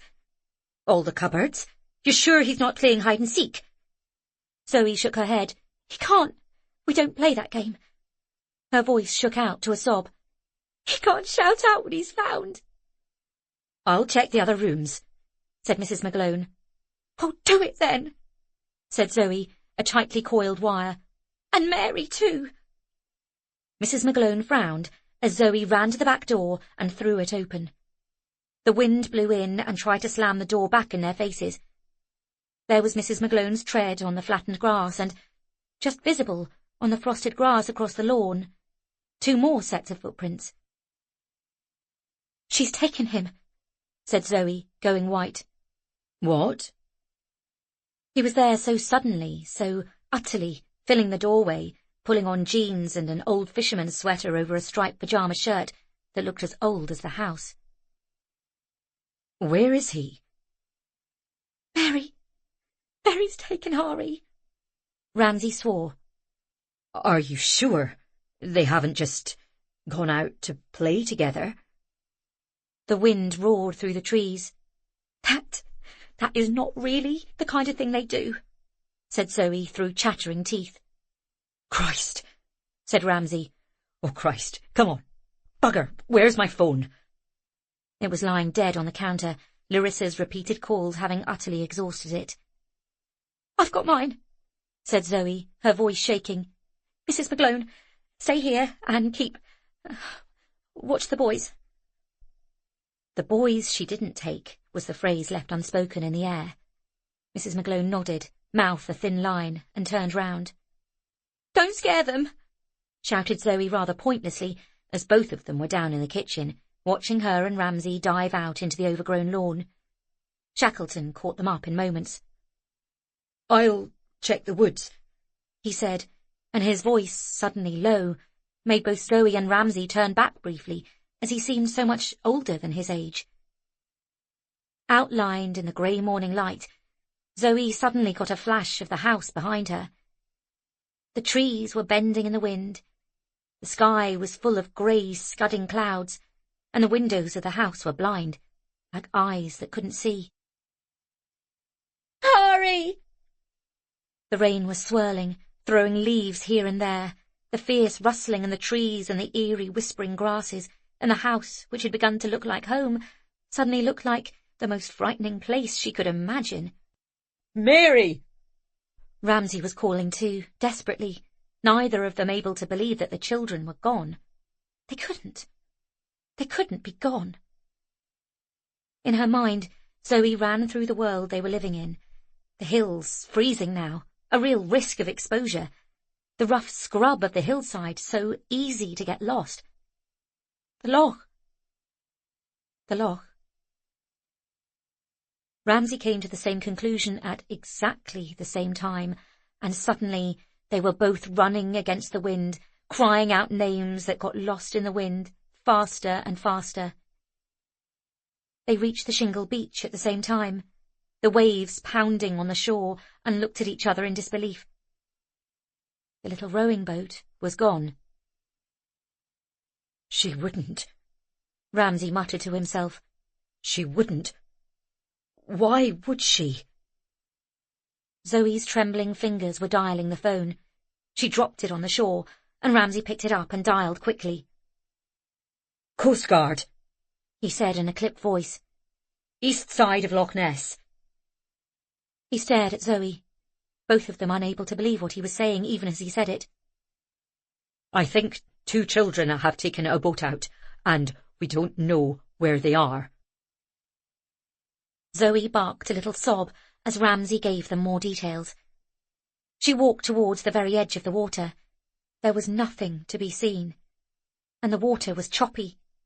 The grey water and the grey sky made everything look the same. Yes, I'm sure, Ramsay was saying, clearly doing his best to keep under control. The beaches. Check it. He waited. Okay. Yes. He handed the phone to Zoe. They can't send a helicopter. It's too stormy. Zoe suddenly felt her knees give way, and Ramsay caught her just before she fell to the ground. Chapter 3. Ramsay held her up, but she shook him off. She didn't have time. She couldn't be weak. She couldn't. She grabbed her phone, her hand shaking. Ramsay would have carried on supporting her, but she backed away, not even realizing she was shaking her head at him. She fumbled again, but managed to find Murdo's number. Oh, hello. Murdo was his cheerful self, had been, in fact, since Agnieszka had come over to comfort him over his abortive date, and Zoe found herself clinging to the normality of his voice. What have you got for me? Yes, I loved the cherry garret. I loved it. Every day it wasn't 0 degrees, and I wasn't trying to kill penguins for food. I told Agnieszka to try making some penguin, but... Murdo, said Zoe desperately, and he finally caught the tone of her voice. What's wrong? It's Hari. He's disappeared. On the loch. The lad? Yes. What? We don't know. We think Mary took him out. But there's a storm coming in. Ramsay was staring at her desperately. Zoe fought back her rage and terror. She didn't know that, she said finally. Where are they? They can't have got far, said Zoe. It's a rowing boat. Aye, but there's currents out there on the water, said Murdo, and Zoe whimpered in terror. Aye, right, don't worry. I'm on my way. Murdo sent out an APB, then shot across the loch in the boat that went faster than any of his guests could ever have imagined. It pitched and bounced in the heavy water. He picked up his binoculars and looked around. He knew every inch. Zoe was standing, looking out alone on the shore at the foot of the beaches, her arms wrapped around herself, her face utterly desolate, Ramsay some distance away. Murdo peeled off, the boat bouncing from side to side in the choppy water, veering from side to side. He was soaked through, the water getting in between his oilskins and down the back of his neck. It was a gnarly day, there was no doubt about that at all. This time of year, the weather barreled in from the west, and you never quite knew what it would be until it hit you. But when it hit you, oh boy. Squalls pitched here and there, never quite all in the same direction, and it was as much as Murdo could do to keep the boat level and scan for the children at the same time. The idea of children being out here in this chilled him to the core. He would never, ever come out in this with guests. He looked at the radio again, but suddenly it became unnecessary as, through his thick hat, a noise hit him. An old, stuttering motorboat. Turning round, he saw that it was Alistair from the pub, accompanied by old Ben, both with worried expressions on their faces. We'll take the north, said Alistair, shooting round. Behind him were, as it turned out, the cavalry, and to Zoe, standing on the shore, it was astonishing. An array of every type of boat. Weekend yachts, small tubs, rowing boats, sleek pleasure boats. Hamish McTavish had to be dissuaded from bringing down his canal barge. It was a flotilla. Murdo was keeping the channels clear to coordinate and be in charge. Zoe couldn't believe who was out there. The colonel, who had done nothing but complain about how Nina knew what he liked, was puttering along in a tiny little tub with an outboard motor. And there was Wooly, who had sold Nina the van in the first place and done nothing but complain about it. The water was choppy, the sky was tearing itself apart, but there was Lennox in a rowing boat of all things, his muscles straining against the ferocity of the tide. The entire village was there. Murdo reached her first, and she scrambled aboard, not tripping this time. "They can't have got far," said Murdo, "if they took the wee boat." Nobody said the awful, inevitable, "You didn't have to go far." If there was a fault in the boat, the riptide would pull you down soon as look at you. You could drown 10 feet off the shore. If the rip didn't get you, you could die from exposure in half an hour or so this time of year. The loch was the worst kind of dangerous, beautiful and tempting. "Can he swim?" said Murdo. "He's 4. Murdo would have liked to have said or done something comforting at that point, but he knew what Zoe didn't. People died in the loch. Not every year, but it happened. He looked at her pale, drawn face, every nightmare scenario playing out on her features, and could think of nothing else to do but take off his own coat and put it round her, as if it could stop the shaking, as if it had a chance. Chapter 4. Murdo coordinated the boats as they separated. They crossed the loch in strictly organised areas. The helicopter soon added its stuttering noise to the crashing wind. In Murdo's boat, Zoe and Ramsay were not near each other, both trying to block out the worst thoughts in their heads, the worst of all possible worlds. Everything was grey, and the rain swept in off the mountains, and visibility dropped to almost nothing. And now Zoe stared about her in despair. You couldn't see 3 feet in front of you.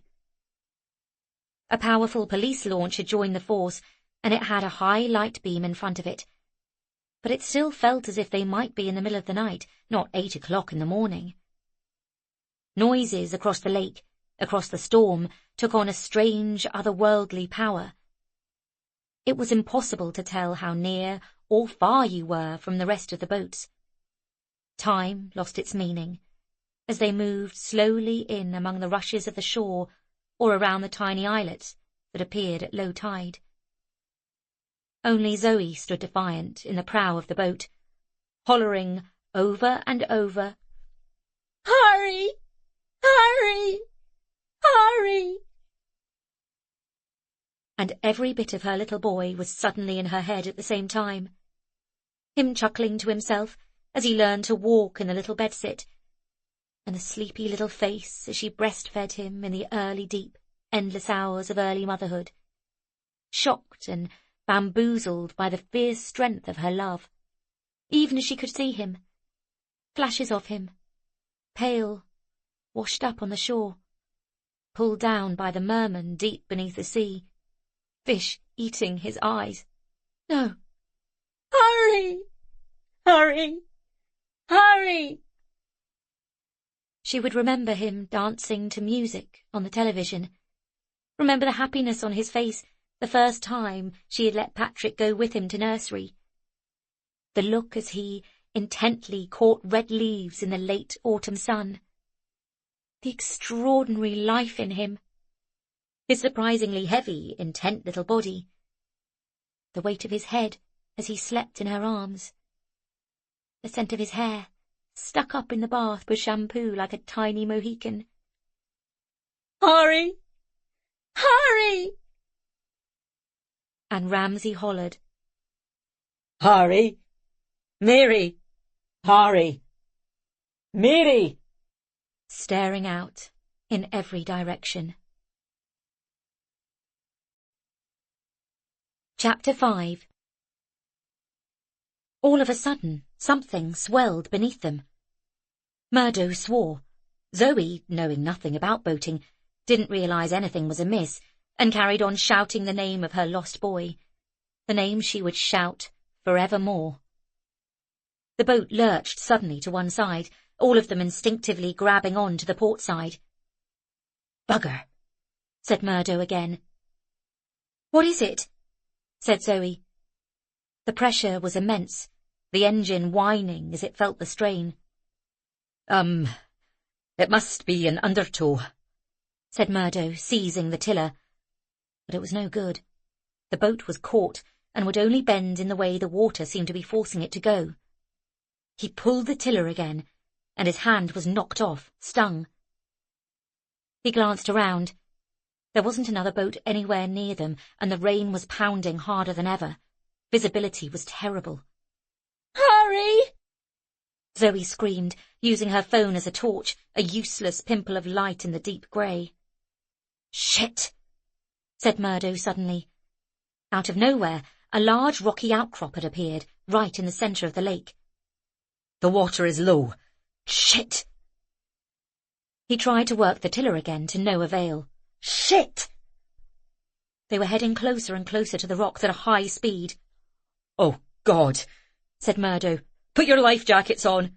We might have to abandon ship. What the hell is going on?" He threw the life jackets to Ramsay and to Zoe, who was staring terrified at the large rocks bearing down towards them, high and sharp and ready to dash them to pieces, whether, Murdo thought in horror, they jumped out of the boat or not. The current was dragging them there regardless. Drenched through, they could do nothing more than stare at the cruel waves crashing at the base of the rocks and brace themselves for impact. It was impossible to hear anything over the noise of the engine, the pounding rain, the helicopter overhead.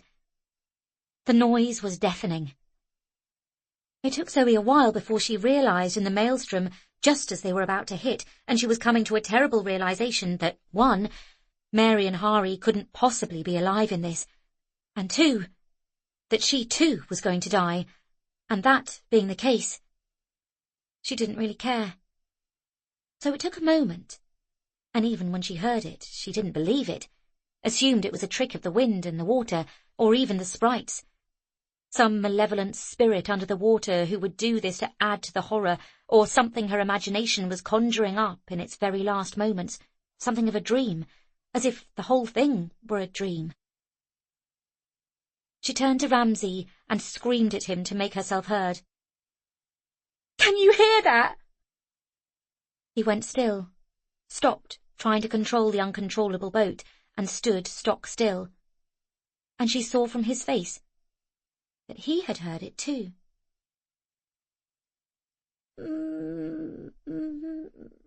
"Mummy?" Chapter 6. Zoe stared at Ramsay in anguish. Ramsay didn't think twice. He grabbed the rope out of the bottom of the boat and did a very brave and foolish thing. He dived straight into the water and headed straight for the rocks. He was pushed against the first one pretty hard, but, undaunted, he took the rope between his teeth and disappeared under the water until he found what he was looking for, a twist of rock to tether the boat to. He burst above the waves to grab a breath, then disappeared again. The storm had stirred up the sediment, which made it almost impossible to see. But there had been boats and buoys on this loch since time immemorial, and sure enough, down here he found a hole in the rock that he could slip the rope through, make a tight bowline, and signal to Murdo, who tied it tight at the other end. Then he jumped up on the rocks, barefooted, oblivious to the cuts and bruises covering his body, and held the boat, actually held it, pulling it one direction or another when it got too close, swinging it away from the rocks. All the while Zoe could hear, "Mummy? Mummy!" She had to see. As Ramsay, who now looked 9 foot tall to her, held the boat off the rocks by, it seemed, sheer force of will. She had to know. With her life jacket on, and before Murdo had the chance to stop her, she too dived into the freezing water and made a desperate doggy paddle for the rocks. Ramsay, incredibly, was able to keep one hand holding the boat and one grabbing her out of the water when, as soon as Zoe left the boat, the engine roared back into life and Murdo could move out after all. Murdo unhitched the bowline from his side as Ramsay knelt down to help Zoe out onto the rock side, and he accelerated away, calling all the other boats at the same time. Together, Ramsay and Zoe scrambled up the harsh side of the rocks, Zoe's feet slipping, Ramsay's utterly bloody.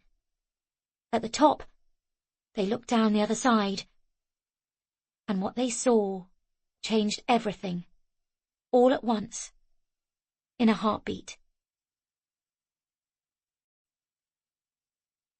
Chapter 7. Water is a living thing. It moves, it flows, it cannot be contained. Water is stronger than anything in its way. It can wear down mountains, bring down houses, turn everything to slush and mush. Water always gets its way.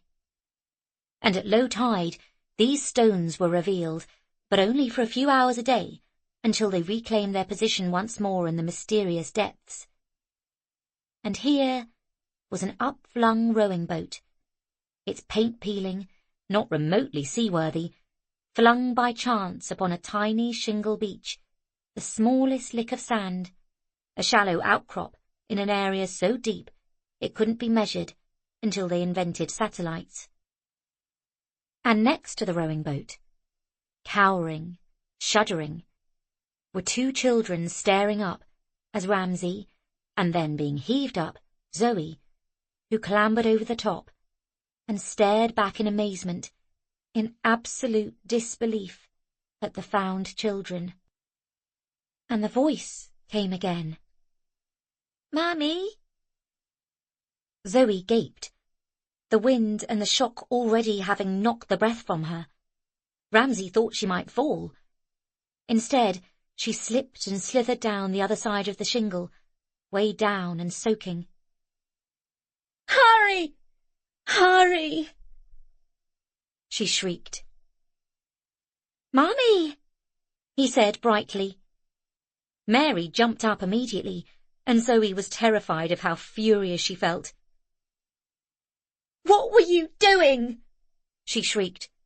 "What the hell were you doing?" She had never felt a fury like it. It came from a deep, primal place, from the depths of her lizard brain, and she couldn't possibly have controlled it. Mary was shivering and sobbing in her white nightgown, her hair drenched around her shoulders, looking once again like the ghost that had haunted the corridors and pathways when Zoe had arrived. "Christ, Mary," said Ramsay, walking down towards her. You could. He couldn't even finish the sentence. Zoe had Hari in her arms. She was choking up seawater, and his little body was soaked right through and utterly freezing, so she pressed any warmth she could feel onto him. "My sister, she found me," he announced so confidently that Zoe's jaw dropped open. "We got boat." "Hari," said Zoe, shaking.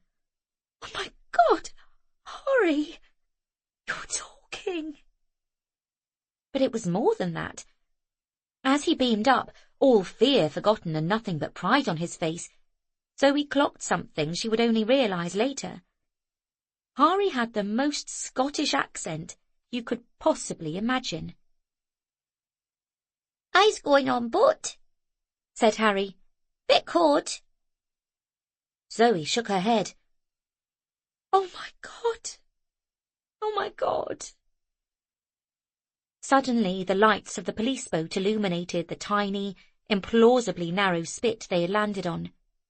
The helicopter, as soon as it heard, sheered off to land on the nearest part of the coast, to take them to the hospital, its clattering a welcome sound. Zoe burrowed her face in Hari's little shoulder.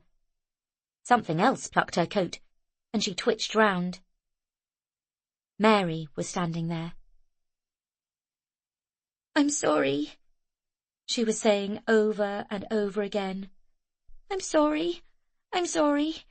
He went and found the boat, and I was trying to stop him. I promise. I was trying to stop him." "I go on yon boat with my sister," said Hari proudly. "It was his idea," said Mary. "It was. He'd pushed it off. I was trying to stop him." "Jesus," said Zoe. "But you let him. You let him." Mary shook her head. "I was getting him." "Oh, God," said Ramsay, and Mary stared up at him, terror in her eyes. "You hate me," she said. "Oh, Christ, Mary," said Ramsay, opening his arms. "I love you. I love you to distraction. I just don't know whether that can possibly be enough." "I loves my sister," said Hari charitably. And Zoe blinked again in utter astonishment as the welcome, comforting tones of the police boat ordered them to stay where they were, even as the waters of the loch were rising again, tapping round their ankles.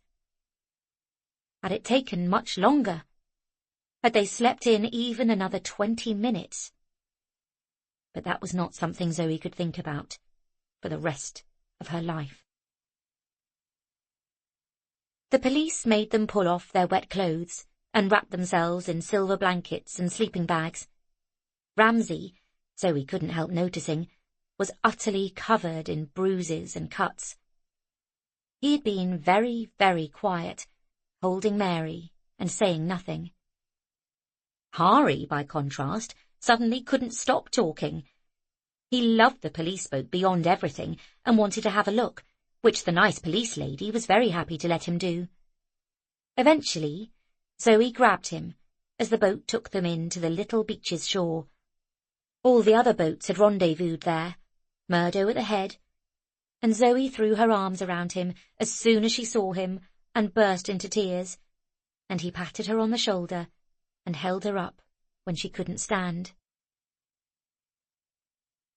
They were all dispatched to hospital. The helicopter was there after all, but in fact only Ramsay needed a couple of stitches in his feet. Regardless, they spent the day getting tested and doing interviews and being fussed over, and, finally, the hospital insisted on keeping them in overnight.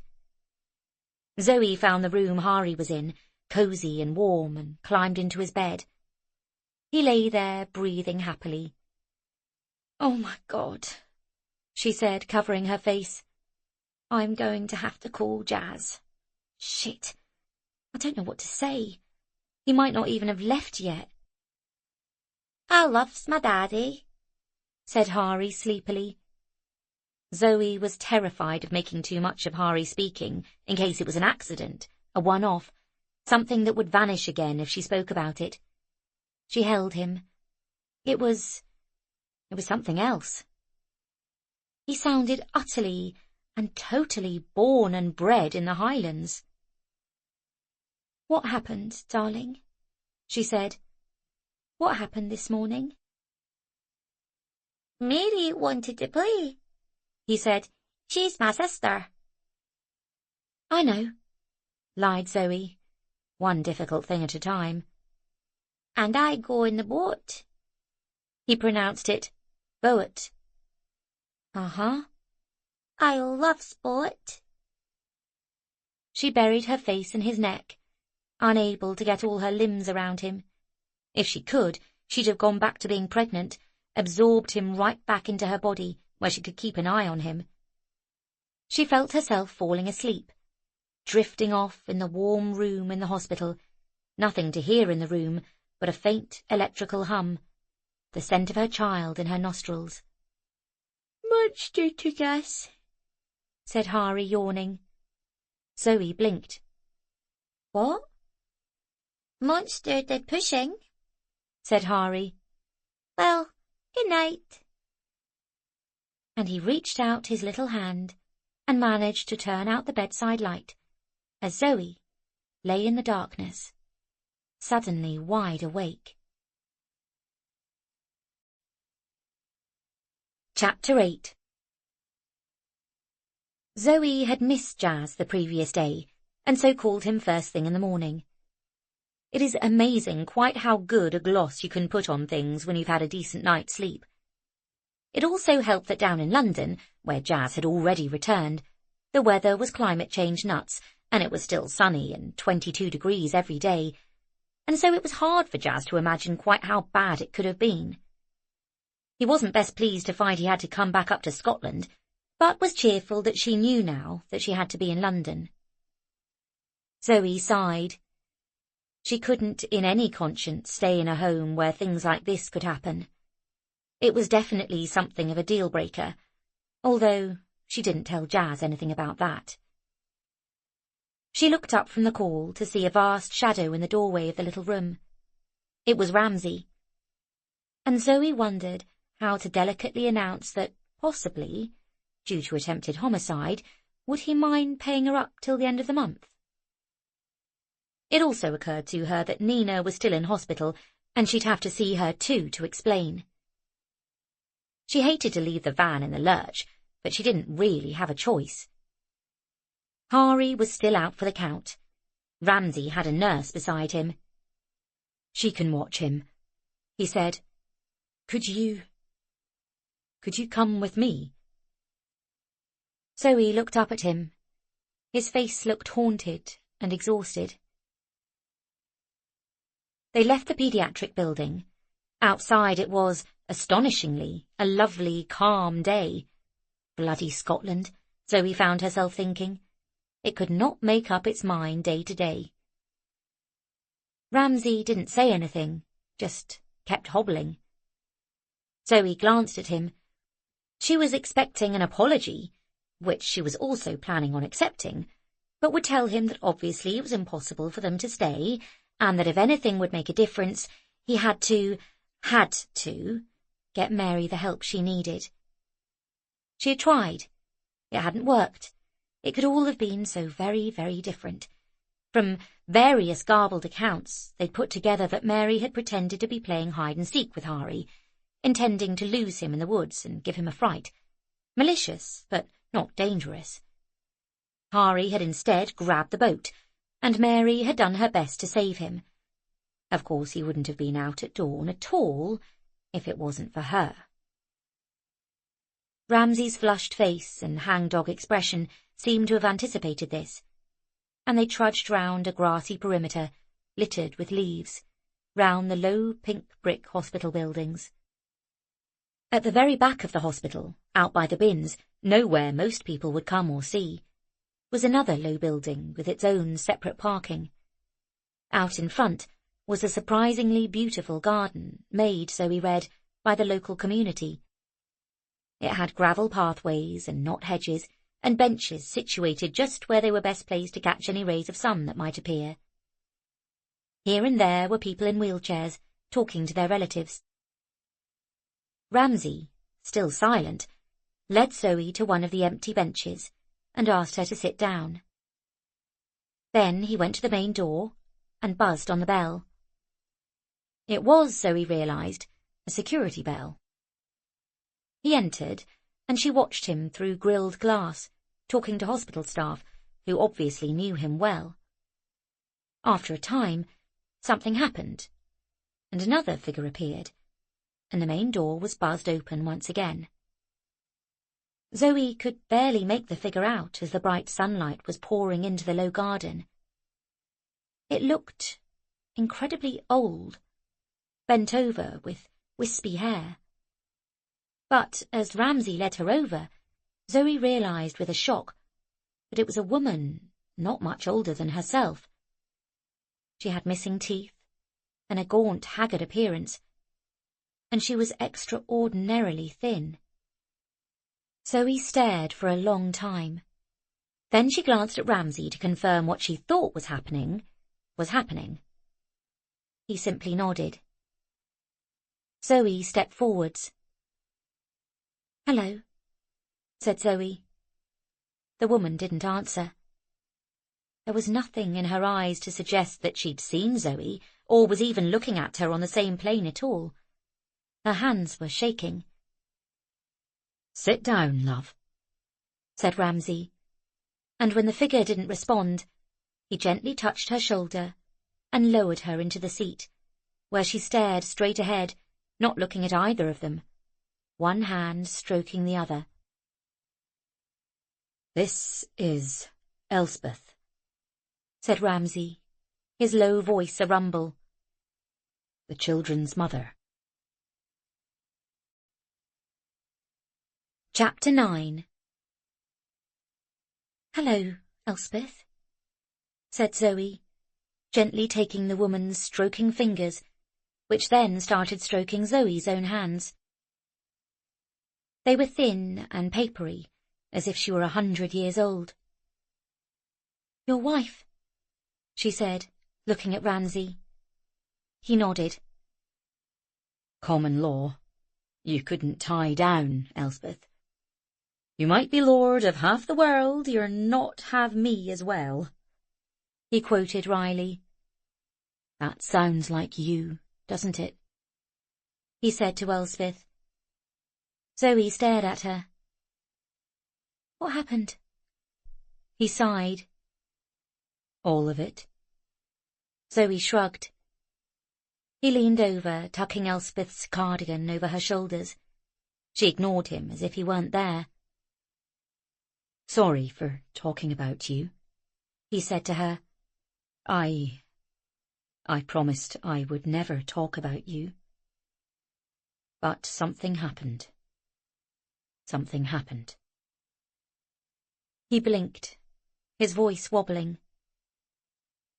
"When I met her—" "In the village they say she was very beautiful," said Zoe. "She was. Don't tell me. They also say she was fey." "They do," said Zoe. "I don't know what it means." "I do," said Ramsay. "I think they're right, too. She came from a fairy hill and got stuck." "But—" Ramsay rubbed the back of his neck. "She was very young, maybe too young for children. Shackleton was a difficult birth. She was never quite... She had postnatal depression for sure, maybe worse than that. She wouldn't see a doctor, get help. I was going out of my wits." He grimaced. "My family weren't pleased I was with her, which is putting it mildly. And I was trying to get on with everything. I was away." His voice lowered. "I was away. Too much. She'd wander. At night, into town, leave Shackleton with Mrs. McGlone, and just vanish. For longer and longer periods." "Where was she going?" Ramsay shrugged. "Anywhere with drugs, as it turned out. Anywhere else. And I came home, but it didn't help. Didn't make her any happier, any more settled." An incredibly kind nurse came out with 2 cups of coffee. Zoe clutched hers. Even with the warming sun, she still hadn't got over her chilling dousing the day before.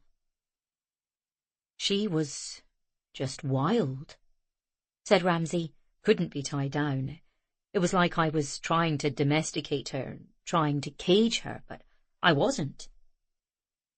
I just loved her." Elspeth's fingers were still stroking Zoe's hand. "Every time I came downstairs, the front door would be wide open, and she'd be gone." "Is that why you like it shut?" Ramsay shrugged. "How did you manage to stay together to have 3 kids?" said Zoe.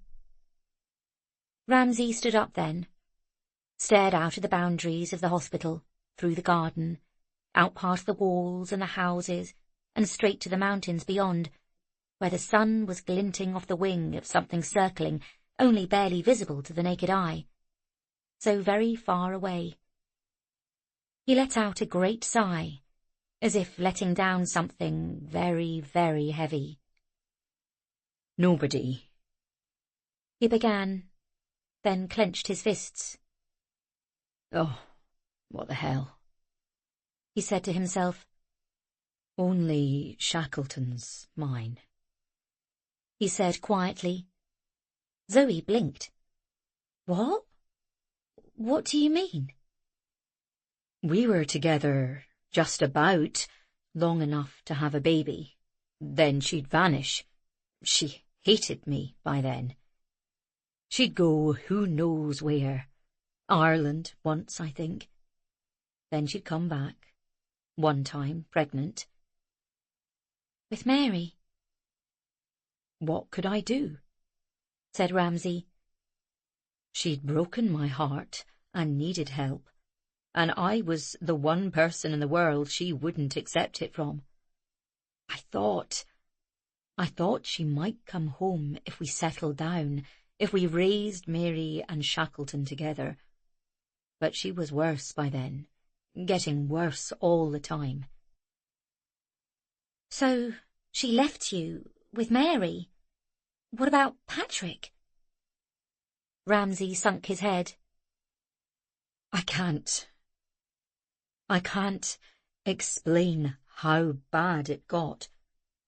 Patrick, she barely came home at all. Left him on the steps like a foundling." You're kidding. He shook his head. "I wish." But in the village? "Oh, they say a lot of things. She'd turn up from time to time. I made out she was working." He touched Elspeth. "Oh, my darling, imagine you ever having a boss." He paused. "We just kept ourselves to ourselves." And what about social services? Ramsay gave her a look. "Why don't you think they're round every second? They know all about it. She had no family we know of. If I was happy to take them, they were happy to sign off on the paperwork." He winced. "I think that house still means a lot." Zoe blinked. She couldn't bear the thought of Patrick being left. Or Mary. She did try. She'd clean up for a few days, a few months, come back. She used to sew for the children, make the most beautiful things. Then something would happen. Something would trigger her and... Zoe suddenly realised something. Mary's scar. Ramsay nodded. 2 years ago. And after that, she couldn't see them anymore. She couldn't. It was bad for them anyway, her bouncing in and out. And then she hurt Mary so badly, and I have never known a child who so needed a mother. Zoe swallowed hard, thinking of all the unpleasant thoughts she'd had about the difficult girl. The police got involved. I had to take out a restraining order, and, well, that did it. God, it was so horrible. What happened? She found some drugs, took them. She'd been clean for a long time, didn't know her own limits. Overdosed. Stopped breathing for 9 minutes. Heavy brain damage. It's a commoner problem than, well, so they say. Doesn't feel common to us. He patted Elspeth on the arm. She might regain some function sometime. Well, they thought that a while ago. I come here a lot. We don't know what she knows. This is where you are when you go away all the time? He nodded. I keep thinking she might get a little better. And when you're working? He laughed ruefully. This place costs a fortune. Zoe nodded. The cash in the biscuit tin, the lack of anything in the house. Well, I was trying to hold it all together. Zoe leaned forwards. Nobody can hold it together on their own. Nobody. He turned round and looked back at the main hospital. But I see it now. I've tried to deny it for so long. Mary needs help. This kind of help. Psychiatric help. Christ, she's so like her. Up until now, I thought it was maybe because we had trouble keeping people to look after her. Mrs. McGlone hated Elspeth, absolutely hated her, and found it hard to get close to the children. She didn't think we should take in Patrick at all. Not take Patrick? Said Zoe in disbelief. Who wouldn't want Patrick? Ramsay shrugged. And I thought, well, it's because we can't get a good nanny, so that's obviously why. I just couldn't bear to see her mother in her. His voice drifted off. And then we got you, and I realised the nannies weren't the problem. Zoe bit her lip. Oh, I don't think. Ramsay looked at her, his eyes so weary. You did, he said. You've changed everything. You don't realise what you've done. You've turned it into a home for all of us. Zoe shook her head. But you don't realise. And as she started to say it, she understood for the first time that it was true. This is the first real home Hari and I have ever had. You made a home for us. And the awfulness of that, and what it meant, and the fact that it wouldn't change a thing, that they would still have to leave regardless, made tears sting in Zoe's eyes. Chapter 10. They wandered back wearily. Ramsay had gently patted Elspeth on the hand, but she'd shown absolutely no sign of noticing. Zoe stared at her. She couldn't help it. What strange mercurial creature had she been, bewitching Ramsay so? If you looked closely enough, and it was very odd being able to stare so intently at another human being without their reacting or caring, you could see in the bones stretched under the skin that there must once have been a beautiful girl in there somewhere, who had bewitched the young Ramsay, still reeling from the loss of his father. She could see Mary's high cheekbones, her firm chin. She couldn't see anything of Patrick at all. That child really had come out of a fairy hill, she found herself thinking. Then she banished the thought immediately. They walked quietly, sadly, back to the ward. Hari wasn't in his room. Zoe was about to swear vociferously before Ramsay grabbed her and showed her into the next room. The sheets were off the bed and had been made into a tent that covered the whole room. Underneath could be heard giggling. Ramsay pulled it up. Hari and Mary were laughing their heads off, playing with Hari's tablet. "Hello, yous there!" shouted Hari cheerfully. Ramsay took Mary off. She was scheduled to have a meeting with the CAMS nurse with a view to what would be the best next steps. Before she left, she apologised once again to Zoe so wholeheartedly and desperately that Zoe had managed to nod. She knew it was churlish, But it was hard to go further, not when things could have so easily have been all over the Sunday papers. She swallowed hard, thought of the poor mite's mother, whom she could never see again, took a deep breath, and patted her on the shoulder. "Okay," she said, inexpressibly weary.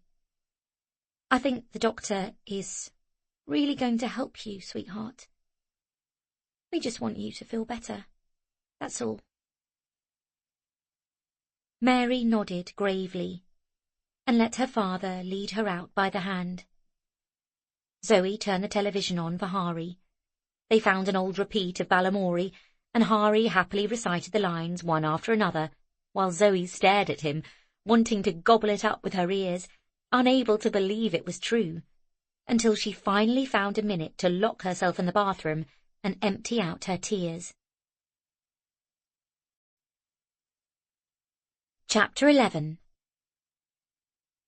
The nice paediatrician didn't really know how to help her, except to encourage her to be pleased. "Well, it is an anxiety disorder," she'd said, and Zoe had grimaced and said she'd known that. "And you know Einstein." "I don't think he's Einstein," said Zoe, gently but firmly. "Has something happened to him to relieve his anxiety?"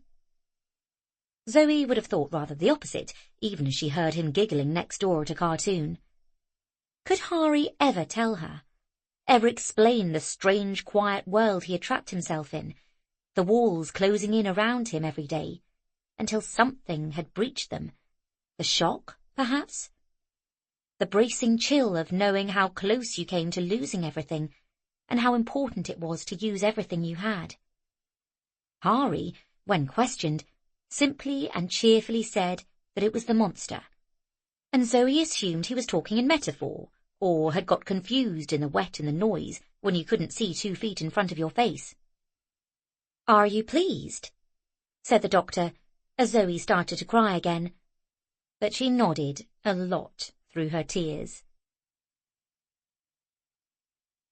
The drive home was slow and would have been quiet were it not for Hari, who said, "Tree! Stones! Birdie!" every time he spotted something, wonderingly, and Zoe had to fight back tears every single time. She had decided not to tell Jazz, to surprise him. She hadn't told Hari they were leaving. She didn't know how. As he got out of the car, he dashed towards Patrick, shouting, "Patrick, I can talking!" And Patrick jumped up and down, and then stopped, a frown on his little serious face, and said, "Yes, Hari, but absolutely you must let me talk the most." And Ramsay turned to Zoe, his face aching, and said, "Is there no way you could?" And she felt herself choking up again. The CAMS nurse said Mary was going to start with sessions with the psychiatrist straight away, but if things didn't improve, they may have to consider medication. Ramsay had told this to Zoe, as if this might work in his favour, might mitigate things. And in other circumstances, it might have done. But there was no way, absolutely no way, when Jazz found out just what exactly had happened, that she could stay here with his boy. Zoe had avoided seeing Nina at the hospital, which made her feel horribly guilty. But she was about to have to do something awful and leave her in the lurch, and she already had too much to worry about. But here, back home, back at the beaches rather, of course, it was a perfect autumn day. All the colours brightened up the sombre look of the house, the oranges and yellows and bright reds of the leaves covering the lawns, the wind picking them up and whirling them around. Wilby had started raking them up, and Patrick and Hari had wasted very little time in running into the pile of leaves and bouncing full length into it. Eventually, Shackleton had come out to see what they were doing and decided to join in, totally underestimating his own size and girth, and had completely demolished the pile. So Zoe had sent them to find rakes. There were a jumble in the ancient hut, and help Wilby clear the leaves up properly, which resulted in a perpetual motion of leaves being swept up and jumped into. It was unseemingly mild and was warm enough, just about, if you were wearing a cardigan, to sit outside, and Mary was doing just that in her new fox jumper. She was nervous around Zoe, who had decided that whatever happened now, she had to get over it. She was the adult, Mary was the child, and an unwell and markedly unlucky child at that. So, she went straight up to her and sat down. "What you reading?" Mary held up The Magician's Nephew. "Splendid," said Zoe. "Oh, you lucky thing. I wish I was reading it for the first time." "Nobody," said Mary thoughtfully. "None of the books you give me have mothers." Zoe blinked and thought about it. Narnia, Katie, Alice, Anne with an E, Mary Lennox. Mary was right. None of them did. "I think that's just what makes stories," she said. "If a child is to go off and have adventures, that's how it's done." "I think I've had enough adventures," said Mary. "I do too," said Zoe, and they sat near each other watching the boys charging about like happy deer in a bright red field. Ramsay stood by the car watching them all, and realised the horrible truth with a lurch. He wanted her to stay. So much. Not for the children, although yes, for that. For her. For everything about her. The way her hair fell across her face, her peeling laugh, the music she played in the kitchen, her fierce love for her son, her way of getting on with things, which had, he knew, been his terrible failing, as he had been drifting along, hoping on some level that Elspeth would come back, or things would change. He had, he realised, been waiting to be saved like a princess in a fairy tale, and she was the handsome prince. And how he wanted her. But now, it was too late. For even as he thought this, a familiar small red hire car was rattling up the drive. Chapter 12. Surprisingly, 3 people got out of the little rental car. Jazz, a very pretty girl Zoe realised must be Shanti, and 1 more. Surinder walked towards Zoe, and the girls hugged. "I don't know what to say," said Surinder. I really hoped this would be a good thing." "It was," said Zoe, swallowing hard. Hari came rushing up, his hair everywhere, panting and out of breath. "Hi, Auntie," he said casually.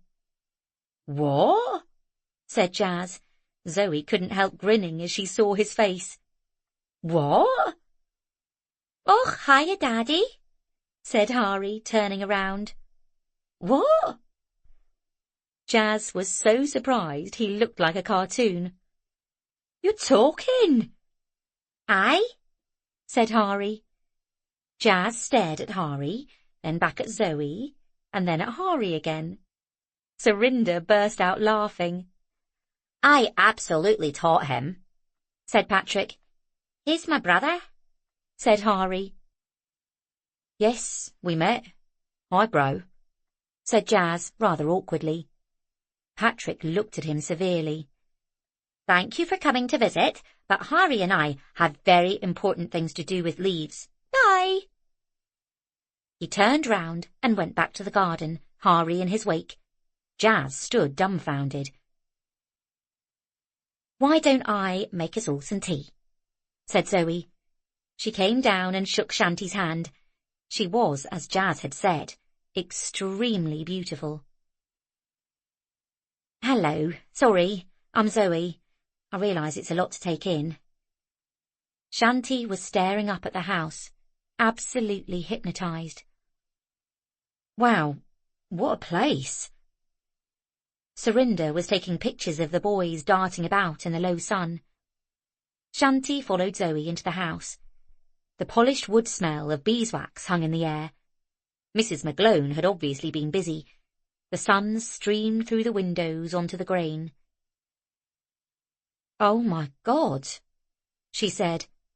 She peeked into the drawing-room, which had the sun shining in, and was currently filled with a huge construction of an aeroplane that Shackleton and Patrick were working on. Pieces of balsa wood and old cut-up sheets were laid on the large table. "Look at this place," she said. The children's voices could be heard on the air, laughing and chattering. She followed Zoe through into the kitchen, and Zoe put on the kettle. "Oh, we've got coffee," said Zoe, remembering that night, when all she had wanted was to feel his hand on her. She shook the memory away. "Nice machine," said Shanti.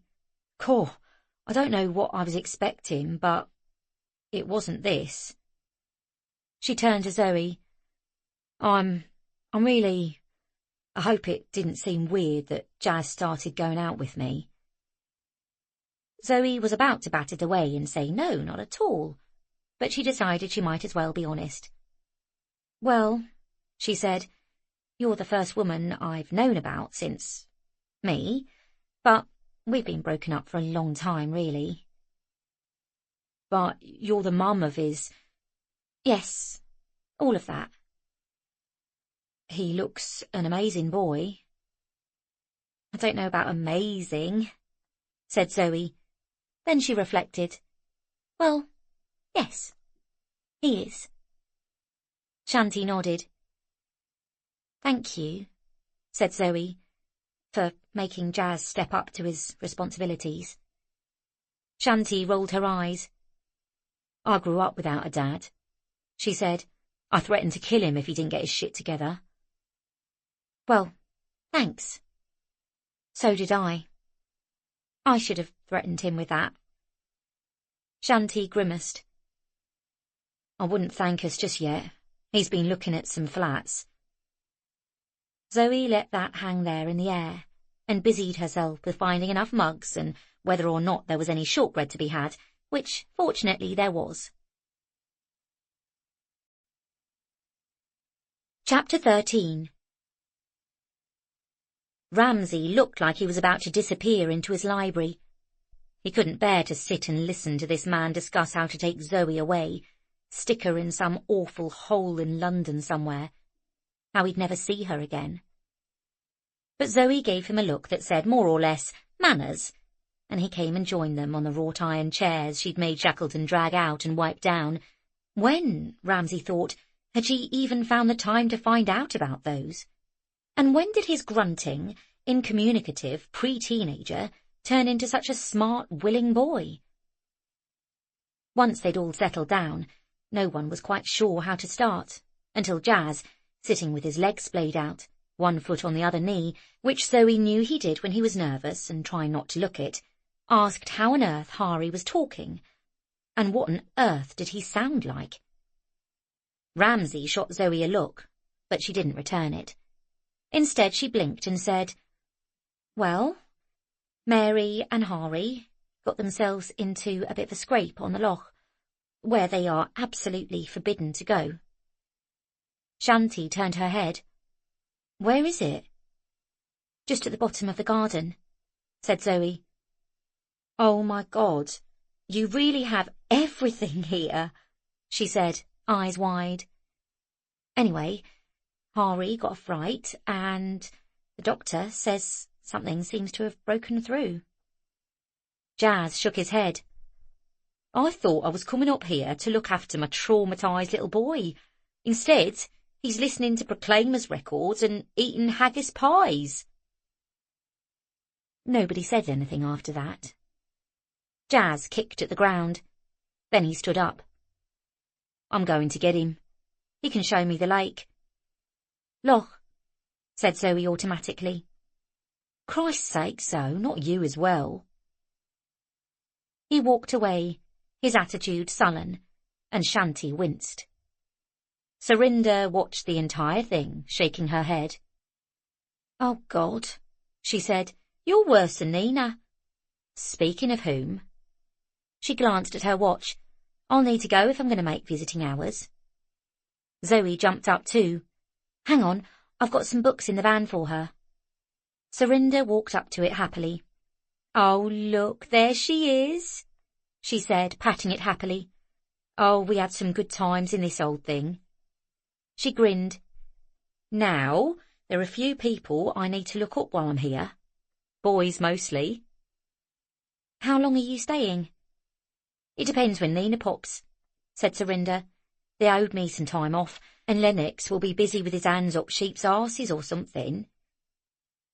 I don't think it's their arse, said Zoe. Oh, thanks, James Herriot. Serinda climbed up the steps of the book van and turned the handle. Oh, she said in surprise. You've changed it. I don't think so. What are all these Loch Ness monster books? And stuffed toys? People seem to like them, muttered Zoe. Colouring books? And these touristy things? Does Nina know you're selling all these? Serinda narrowed her eyes. I mean, it's just not what she normally does, that's all. Zoe winced. You mean I've gone down market? Oh!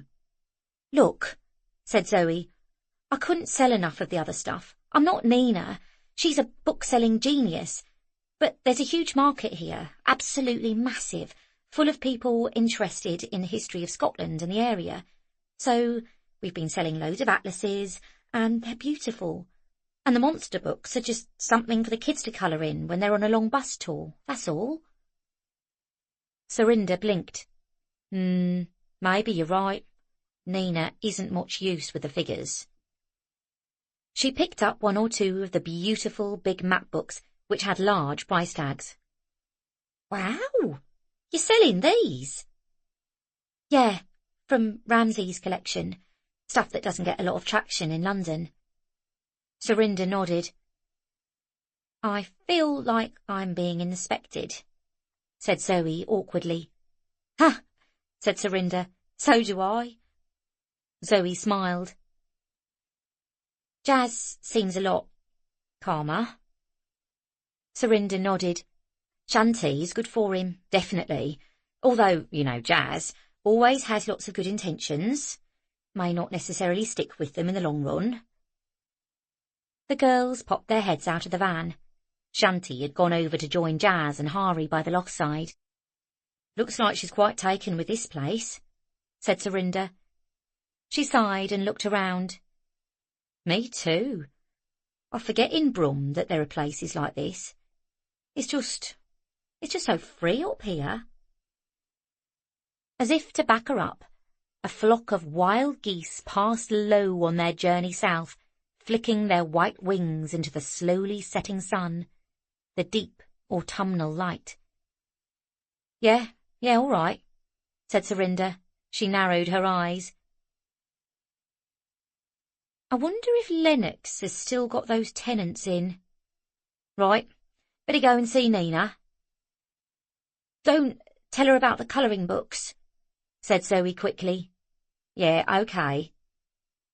Serinda regarded her. Coming back home then? Said Zoe. Chapter 14. Some decisions happen for you, some creep up, but some you can pinpoint. That evening, as the sun went down, Ramsay marched down to the cellar where he rarely touched the dusty old bottles his father had stocked there, and grabbed two with the oldest-looking names. Then he came upstairs and, finally getting the transfixed boys to stand well back, lit the pile of old wood and bracken they'd all gathered from the forest, along with some of the leaves from the garden. Zoe wrapped potatoes in silver foil and popped them in at the base, and brought out long forks for the adults to cook the sausages, the fat popping in the heat.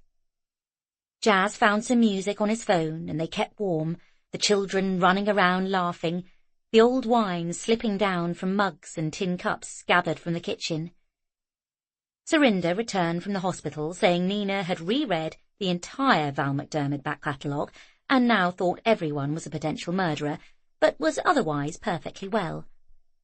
And Jazz and Ramsay had to sit near each other, as the boys wanted each to sit on their knees. Hari just loved having his dad there to show off, and Zoe watched as Ramsay caressed Patrick's head, answered his obscure questions about fireflies and satellites, and the huge clear weight of his love for the boy, who was someone else's boy, came crashing in. It was in stark contrast with Jazz's carelessly leaving his own boy behind. If it hadn't been for her, she realised, and Surinder and Shanti, Hari could be fatherless right now. Jazz caught her eye, and as if he knew what she was thinking, winced slightly. But otherwise it was, given the awkwardness of it, an exceptionally pleasant evening. And when they set off, Shanti driving for the hotel, everyone stood at the end of the long gravel drive and waved them all the way down. "I like it when Daddy comes to visit," said Hari thoughtfully. "It's braw." Zoe smiled and took his and Patrick's hands to take them upstairs. "Wait," said Hari, and he scampered over to where Ramsay was stretching his 2 long legs out towards the fire, clambered up his leg, and gave the very surprised man a hug. "Night." Zoe and Ramsay looked at each other in amazement, and Zoe led him off to bed with her, nowhere near Mary, and no more staying over with Patrick, pondering the situation. Was she making things worse for Hari by letting him get so attached to everyone here? On the other hand, what did she want? Him to be miserable? She was still deep in thought as she went to pick up the glasses and forks from outside. Ramsay hadn't moved and was still staring into the fire, the glass in his hand, his big navy fisherman's jumper on the side, still with leaves caught in it. "Here," she said, plucking one and handing it to him. "You can keep it as a memory of a happy day." He turned to her then, and his face was so full of longing she couldn't bear it, and he gently encircled her tiny wrist with his huge hand. "Please," he said, "please, stay." Chapter 15. The book bus was incredibly busy by the loch the next day. The whole site was bobbing with half-term families spotting seals and eating soup, and Agnieszka was delighted. Murdo came in and Zoe hailed him. "We have, Ramsay and I mean, not us, not together, nothing like that." She blushed deeply, remembering the night before, when she had stuttered and made her excuses and run to bed, deeply confused, deeply frightened, and lain awake all night just imagining, what it would be like if he had picked her up in those huge, strong arms of his, if he had grabbed her, hauled her into the house, or worse, the woods, and what it would do to the household, and how impossible it was. "Anyway, I'm babbling. I just wanted to say, we owe you everything. Ramsay wanted to give you, I realise it's not much." She hauled out the great crate of ancient whiskey the cellar had revealed. "Oh, my," said Murdo. "Oh, goodness, anyone would have done it. Anyone did do it. It was like Dunkirk out there." He smiled. "Oh, look at this. It's too much." "It's nothing like enough," said Zoe in a serious voice. "And," said Murdo, "it wasn't me anyway. Something pushed me across that loch." "Stop it," said Zoe. "You've worked here looking for the monster for too long. It's addled your brain." "Aye, maybe," said Murdo. "Maybe not." Together they took the whiskey to the boat. "Well now," said Murdo, "this is a nice thing. Are the 2 little ones all right?" "They are fine," said Zoe, not wanting to go down that road any further than she had to. Kirsty came to join her over lunch with Agnieszka's excellent cockaliki soup and some rough-hewn bread, and Zoe told her the whole story, or some of it, rather.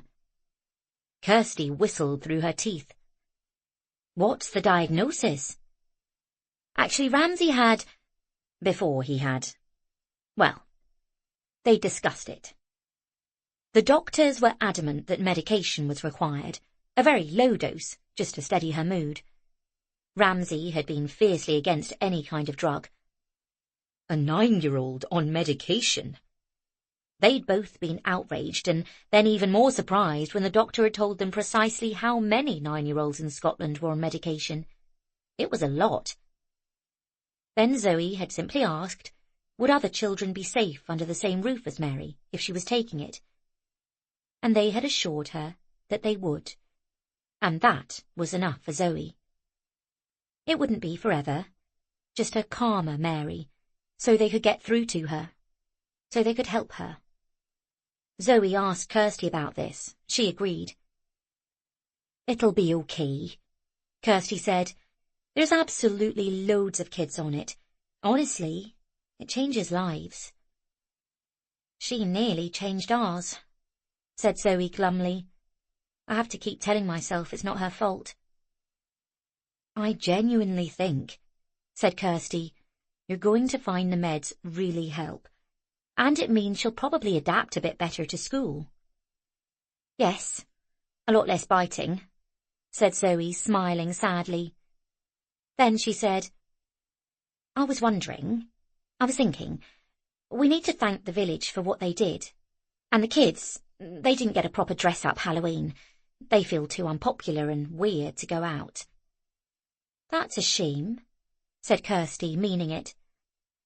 And I thought the Sarwin party would make up for it, but... Zoe blushed at the memory. It turned out not to be remotely suitable. Well, anyway, I was thinking, I know it's past, but if we had a Halloween party, could we ask everyone? Then the kids could kind of get back on board with everything. Or would that be mad? Everyone? That's 60 children. I know. But, said Kirsty, I can't imagine any child hating having 2 Halloweens, no. Great, said Zoe. Spread the word. Chapter 16. It took her a lot of looking. She did it at night. Ramsay was away, and Zoe knew why. But at least she knew where he was. She needed to find something in the library, something that would let them put on a party, something that could get the children ready for school, for the normal life waiting out there for them. She discarded books not in the almanac, such as ancient encyclopedias that didn't know what atoms were made of, and beautiful golden treasuries of the lives of the saints that only the most hideous sadist could ever have bought for a child. She needed something good, something she could sell right away. Up on the mezzanine level, beneath a pile of church hymnals, she finally found the kind of thing she was looking for, and whistled. The pale grey cover of the rooftops of London, the 2 little boys scampering down the side of St. Paul's Cathedral. She checked the date on the inside cover. It was a 2nd edition, not the first, but still worth an absolute fortune. An early edition of Up on the Rooftops. She let the children see it, rather reluctantly, and explained that they were selling it. But that's the book we're reading, and we haven't finished it, groaned Patrick. We don't even know if Delphine is on the Queen of the Nether's galleon. The Corsairs took her. I have it, said Zoe. I have it on my Kindle. Don't worry. You can have lots of copies of one book. But I do worry, said Patrick, blinking. I know, said Zoe, but trust me, it's going to be worth it. We're going to have a Halloween party. The boys gasped. Can girls come?" said Shackleton. Everyone can come, said Zoe. Mary looked at her. The meds made her sleepy, slow to respond to things. What kind of party? Like the Samhain? No, said Zoe emphatically. That had got right out of hand, that one. A children's party. I thought we could do up the house nicely and get lots of spooky things and do bobbing for apples and so on. And have absolutely lots of sweets, said Patrick. And absolutely ginger, added Hari. Ginger what? Said Zoe. He means fizzy drinks, explained Patrick. Oh, okay, said Zoe. Well, yes, all of that. I thought we'd invite people you were going to go to school with. Oh, said Patrick. They're horrible, said Mary. Shackleton was watching now too from the fire. Well, said Zoe confidingly, I thought what we'd do is get you the most amazing costume and invite everyone and make the house look absolutely brilliant and have the best party ever, and then everyone would realise you were super cool and the girl who you bit... Stephanie, snarled Mary. She said my mum was crazy. Zoe had been about to suggest conciliation, but now she decided to go the other way. Stephanie, well, we could snub her. What do you mean? Said Mary, looking interested. Well, obviously, normally, we try to be nice to everyone. Mary doesn't, said Patrick. Mary was about to scowl, but let it pass, as it didn't matter to her. This was lost on no one. But in this case, I think we could be super nice to everyone else, and then when she comes... She might not come, said Mary. Everyone will want to come, said Zoe. Trust me. So, you are really pleased to see everyone, but then when she comes, you can just be like, oh, hey. And I could be like, oh, you're Stephanie, but in, like, a really mean way. She did it again. Oh, so you're Stephanie. I mean, I know that is very nasty and horrible. She told me my mum was a loony. Exactly. Extenuating circumstances. And I could bite her, said Patrick. No, said Zoe. This is my point. We don't bite anyone anymore. Extenuating circumstances? Said Patrick. Still, no. What costume could I have? Asked Mary shyly. Whatever you like. Zombie princess? Terrifying witch? And we're going to get money from a book, said Shackleton. They gathered round as she took photographs and listed it on eBay. The bids came in thick and fast, and it was extremely exciting to watch. By the time it was bedtime, there was enough for a very jolly party. By the time Ramsay got home, there was enough for... Well, goodness, said Ramsay, staring at the screen. Goodness me.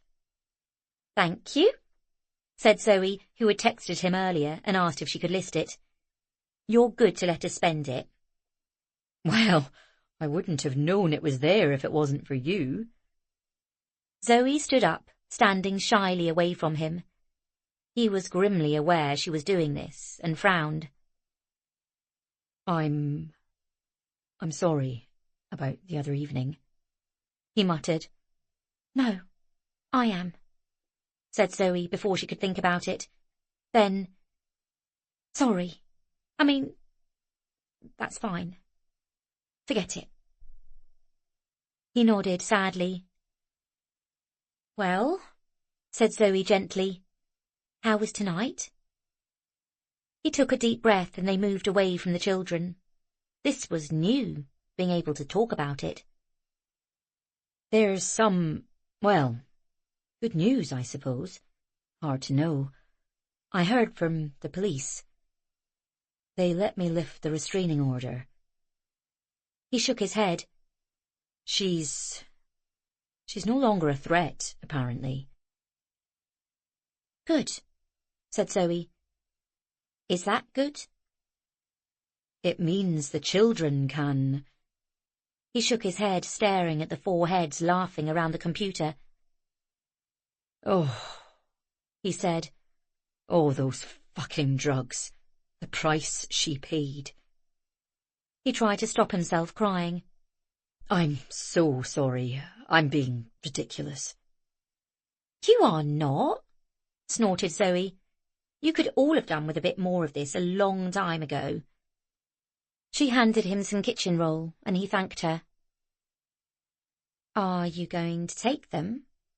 She said. Ramsay sighed. Shackleton absolutely refuses. He remembers. He saw her at her absolute worst, and she let him down again and again. And Patrick doesn't know her at all. He's never had a mummy. Mary? Yes. Perhaps I'll take Mary. He ran his hand through his hair. It'll be a big shock to her. Zoe thought of the placid woman with the long stare who had been quite happy to sit and stroke her hand. You never know, said Zoe. It might be enough. Just to be near her. Do you think? No, said Zoe. But I think in this life, sometimes you have to take what you can get. Chapter 17. The book sold for a figure beyond their wildest dreams, and Ramsay had smiled and said fine, they could knock themselves out. And Zoe had taken everyone on a special trip to the nearest Pound World, 2 hours away, where they had bought as many discounted spooky cobwebs, pumpkins, bats, and hanging skeletons as they could find, and looked forward to a joyous, tiring afternoon kitting the place out. There would be hot cider for the grown-ups, and hot apple juice for everyone else, and more mini Snickers and Bounty bars than the house had seen in its life. Zoe had kept the children on their honour to eat no more than 4 before the party. She wasn't quite as good at keeping her end of the bargain, though. She had then taken them to a party shop stuffed full of Halloween costumes. They were totally bewildered. When, Zoe wondered, had they been bought anything? Hari and Patrick took ages to decide, then finally went for identical dinosaur costumes. Shackleton quietly wanted nothing other than a small pair of fangs and some red face paint. Zoe guessed he didn't want to look too dressed up, in case of girls. She mentioned this to him, and he went bright red and whispered if she could possibly buy him a razor, which she immediately did, noting how pleased he was. They were becoming good friends, the two of them. Mary examined everything with great seriousness, then eventually pulled up at one costume. It was marked Fairy Girl, and was of grey and shiny trailing rags, and soft grey wings at the back. "Ooh," said Zoe. "What?" said Mary sleepily. "Nothing," said Zoe, "but that's absolutely perfect for you. Perfect. We can put eyeliner on, and I can backcomb your hair." "What's that?" "Make it all wild, like thistledown hair." Mary smiled slowly. "Can I wear lipstick?" "Well, I really don't see why not." "Is everyone actually going to come?" "Of course they are," said Zoe, not adding how desperately nosy everyone in the village would be to have a look as to what was going on and peep inside the mysterious house, where they weren't allowed, even at the Samhain festival, when they were confined to the gardens. Mary's tone grew reflective. "Some of the girls are quite nice," she said.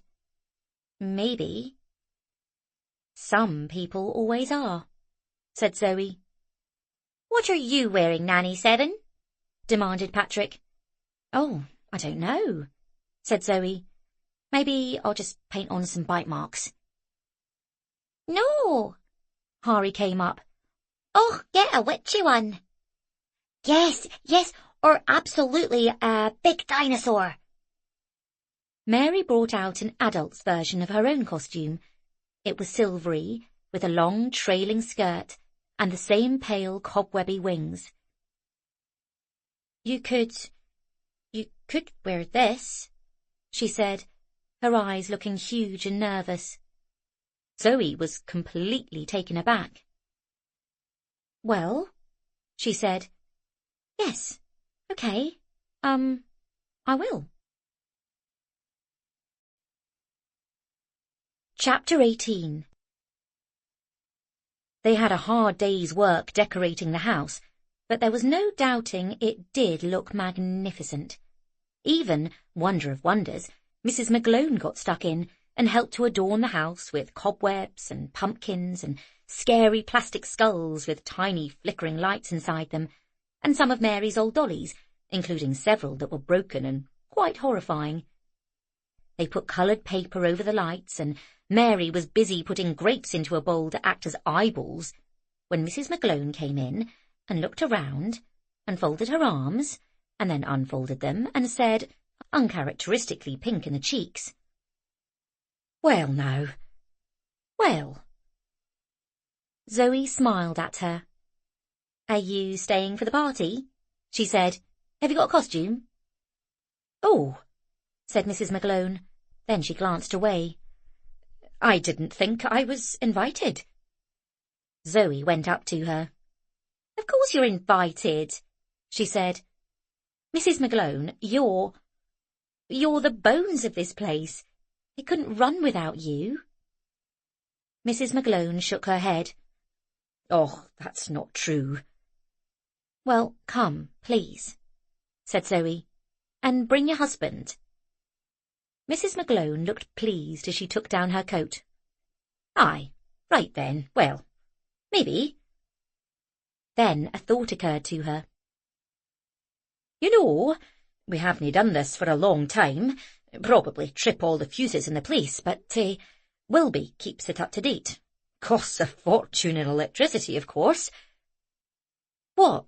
said Zoe, as Mrs. McGlone went into the kitchen and pulled open a cupboard that contained the fuse box and the boiler. She ran her hand down to a switch. "Well, here goes nothing," she said, and pressed it. At first, Zoe couldn't understand what the orange glow was coming through the windows. The children all leapt up, led by Shackleton, charged through the front hall and opened the front door, letting in a sharp blast of freezing air. Zoe followed them outside and gasped. The entire front of the house was illuminated, lit up to make it spectral and entrancingly beautiful. "Oh, wow," she said. "Good old Wilby," said Mrs. McGlone happily. Zoe had given up trying to keep the children calm and had let them get dressed up and put on a Halloween compilation at high volume and, mindful of the time, had gone upstairs to get dressed. Ramsay was standing at the library door. "Just locking up," said Zoe. "Ah," he said. "Well, I suppose." He looked down at the keys in his hands. "I could lock it tonight. And then—" "What are you thinking?" "Well, the reason I keep the children out of there—" "Is because they get into everything and would destroy your stock? Because it destroys your concentration? Because you have to get away from them?" He looked up, surprised. "Christ, no. Books are meant to be read. They want to be read. No, it's not. It was never anything like that." He turned the key over in his hand. "No, God. It's where I keep all my correspondence, all the news and information about Elspeth and social services and, you know, everything. Everything they don't know." "So you're thinking of opening it? Letting the light in?" He shrugged. Zoe bit her lip and lowered her voice. Do Mary and Patrick know? No, everything. He looked alarmed suddenly. But I am their dad. I know, but... He nodded. I know what you mean. I just always figured they have enough to bear already. Zoe sighed. It was wrong, but it was right too. What about Shackleton? Doesn't he know? Ramsay shook his head. Of course not. It would feel so unfair. Zoe nodded. She understood. He's a good boy, you know, said Ramsay, pondering. I do know, said Zoe. I love all your children. It was meant, Zoe told herself later, it was meant to come out as light and breezy, like I love grapefruit or I love Brooklyn Nine-Nine. But that was not how it sounded. That wasn't how it sounded at all. And Ramsay stared at her, hunger in his eyes, as if desperate to find someone, anyone, who felt for his children. And Zoe felt the terrible ties tighten once again, her dear wish to stay, and the fact that she couldn't. She couldn't. I'm going to go get changed, she muttered, then turned back. Maybe lock your filing cabinet, she suggested. He nodded. Yes, of course. Chapter 19. By 5 p.m, the lights of the cars had started to come up the drive, and it was almost fully dark. Zoe put the grey tulle dress on. The fairy wings were ridiculous, but somehow rather fetching. Mary popped her head round the door, and Zoe did her hair in the mirror and added pale white face makeup and dramatic black mascara. I look awesome, said Mary. You do, said Zoe. There was a clamour of noise from downstairs. Right, said Zoe. You're going to have to be a hostess. Mary looked nervous. Will you come with me? I will. And for the first time, Mary took her hand, and they walked downstairs together. It was something to see how quickly Mary's fears were dispelled. Zoe grinned at Kirsty, who made a fabulous witch. She'd obviously done an excellent marketing campaign. Everyone was there. The house a maelstrom of tiny gremlins, superheroes, one robot who kept falling down the stairs, and some rather loud vampires, as well as 2 dinosaurs. Wow, Mary, your house is awesome, one green-painted sprite was saying. We miss you at school, she heard another one say. It's boring. Everyone is really well behaved all the time. Zoe smiled and passed on through the throng. To her utter amazement, she saw a vision in a vast French ball gown, brocade at the neck, which stuck out either side, a vast grey wig, and a massive beauty spot with a red line painted across her throat. It took her a few seconds to realise it was Mrs. Maglone as Marie Antoinette, and that she was cheerfully organising the apple ducking. She waved in a jolly way to Zoe, who headed over. This, she said, waving about her cup of cider, this is how the house should be. Over in the other corner, children were trying to eat treacle bread off a line in some kind of race, manned by Agnieszka, who waved furiously. She was wearing a large witch's hat with a green wig on it, and was standing next to a burly man in a full skeleton costume, including mask. They were holding hands. Zoe couldn't tell, but she had a reasonable supposition just who was under that mask, and why a certain boat seemed to have taken on a permanent mooring on a particular side of the loch these days. The children all knew exactly what to do. It occurred to Zoe that Halloween was rather different up here. Outside, a small girl dressed as a lizard was loudly singing a Taylor Swift song as the older parents watched appreciatively. "What's going on?" "You have to do your party piece," said Mrs. McAlone, "before you get any sweets. Didn't you know that?"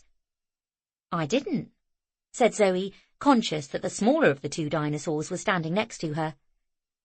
"I didn't hear party piece," it said. Zoe glanced down and picked him up. "You are the party piece," she said, "and this is your party. So, I say, you don't need one, and you're perfect." "Or," said the taller dinosaur, "you could tell a hilarious joke." They conferred in loud whispers for a little while, then turned to face Zoe again, who tried to look attentive. Patrick nudged Hari. "Why?" announced Hari, then looked to Patrick again. "Did the dinosaur?" "Why did the dinosaur?" "Why did the dinosaur say moo?" "Why did the dinosaur say moo?" "I don't know," said Zoe. "Why did the dinosaur say moo?" The small dinosaur just shrugged. "Because he was absolutely learning a new language," shouted out the tall dinosaur, and they both burst out into fits of laughter, even though Zoe was 99% sure that Hari had absolutely no idea what the joke was about. Then they darted off and started telling it in stereo to Mrs. McAlone. Idly, Zoe picked up her phone to take some photographs and noticed an email from Jazz. Her heart started to beat rather fast as she opened it. When she sent him pictures of Hari and any news, they always used WhatsApp, and email was very unusual. Sure enough, she saw what it was. Estate agent listings. She went outside to look at them, into the freezing cold and the dark, not wanting anyone seeing what she was looking at. "This is what's available," Jazz had typed. "I spoke to the council, but they said, because you moved out of your last place by choice, it would be a really long wait." Zoe scrolled down. Tiny, dank studios on main roads, large rooms but in shared houses with strangers, who knew where, and all of them so expensive. She turned round and gasped. The house, every room lit up, the illumination of its beautiful old walls. How could she ever have thought it was gloomy and strange instead of wonderful? How could she ever have found this place cold and lonely? Well, all right, it was cold. She shivered in her grey tulle dress. Suddenly, a dark shape appeared from behind the trees, where it had been directing parking. Ramsay hadn't got an outfit. It had been a big day. But then he'd suddenly remembered an old phantom mask that was kicking around the house somewhere. There was always something kicking around the house somewhere, and he put it on. He rather liked it, he found. People were just happily saying hello because they didn't recognise him, rather than giving him those awkward looks they did on the rare occasions he wandered into town. Everyone was here now, and so he was going back to the house, freezing in his black suit, when he saw her, silhouetted against the lights of the house. She suited the dress she was wearing, thought Ramsay, not even realising it was a costume until she turned slightly and he saw the wings. Her cheeks were pink in the cold, and he smiled. She looked beautiful. Then he realised she was resting her head against the wall, somehow desperately sad, and he started to run. Chapter 20. As soon as she saw him, the mask oddly sexy, she decided something. If she had to go, if she had to leave, go back to her small, panicky London life, drag Hari away from this life he'd made with Patrick and Shackleton and even Mary, then hell, she was going to have something for her. Because everything she was doing was for someone else, and worth it, yes. But suddenly she just felt the injustice. Why did she never get what she wanted? She made a shushing face at Ramsay and beckoned him over to the trees where the light faded. Among the forest, away from the lights and noise of the house, it was quiet and freezing, and the stars were ice chips overhead, and the trees made their gentle swishing noise in the wind, and an owl hooted, and she didn't say a single thing, just stopped by a tree, refusing to say a word, to discuss all the difficulties, all the problems. Tonight, she wasn't going to be the au pair, and he wasn't going to be the boss. She was going to be the girl from the fairy hill. He was going to be the handsome stranger. He understood immediately and completely, and ripped the mask off, hurling it to one side. She had to reach up so far that in the end he simply picked her up and pressed her against the tree so he could kiss her better, and she didn't even notice the rush of the bark, the swish of the gently tumbling leaves, the bite of the wind. She was conscious of nothing else when he kissed her, as carefully and intently as in daily life he was clumsy and hesitant. It was a revelation. His mouth, his huge hands in her hair and round her waist, his empowering chest. He was utterly overwhelming. To kiss him was everything she had ever wanted to do.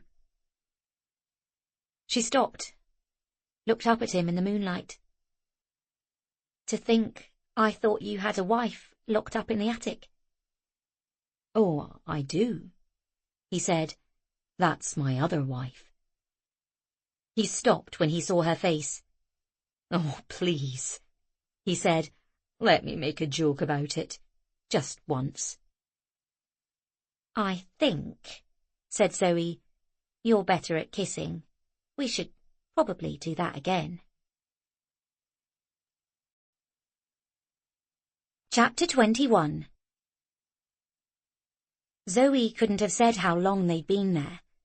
She'd lost all sense of space and time and the world, and Ramsay was hurrying nothing, even though they were both profoundly aware of their growing excitement, the heat rising between them in the dark wood.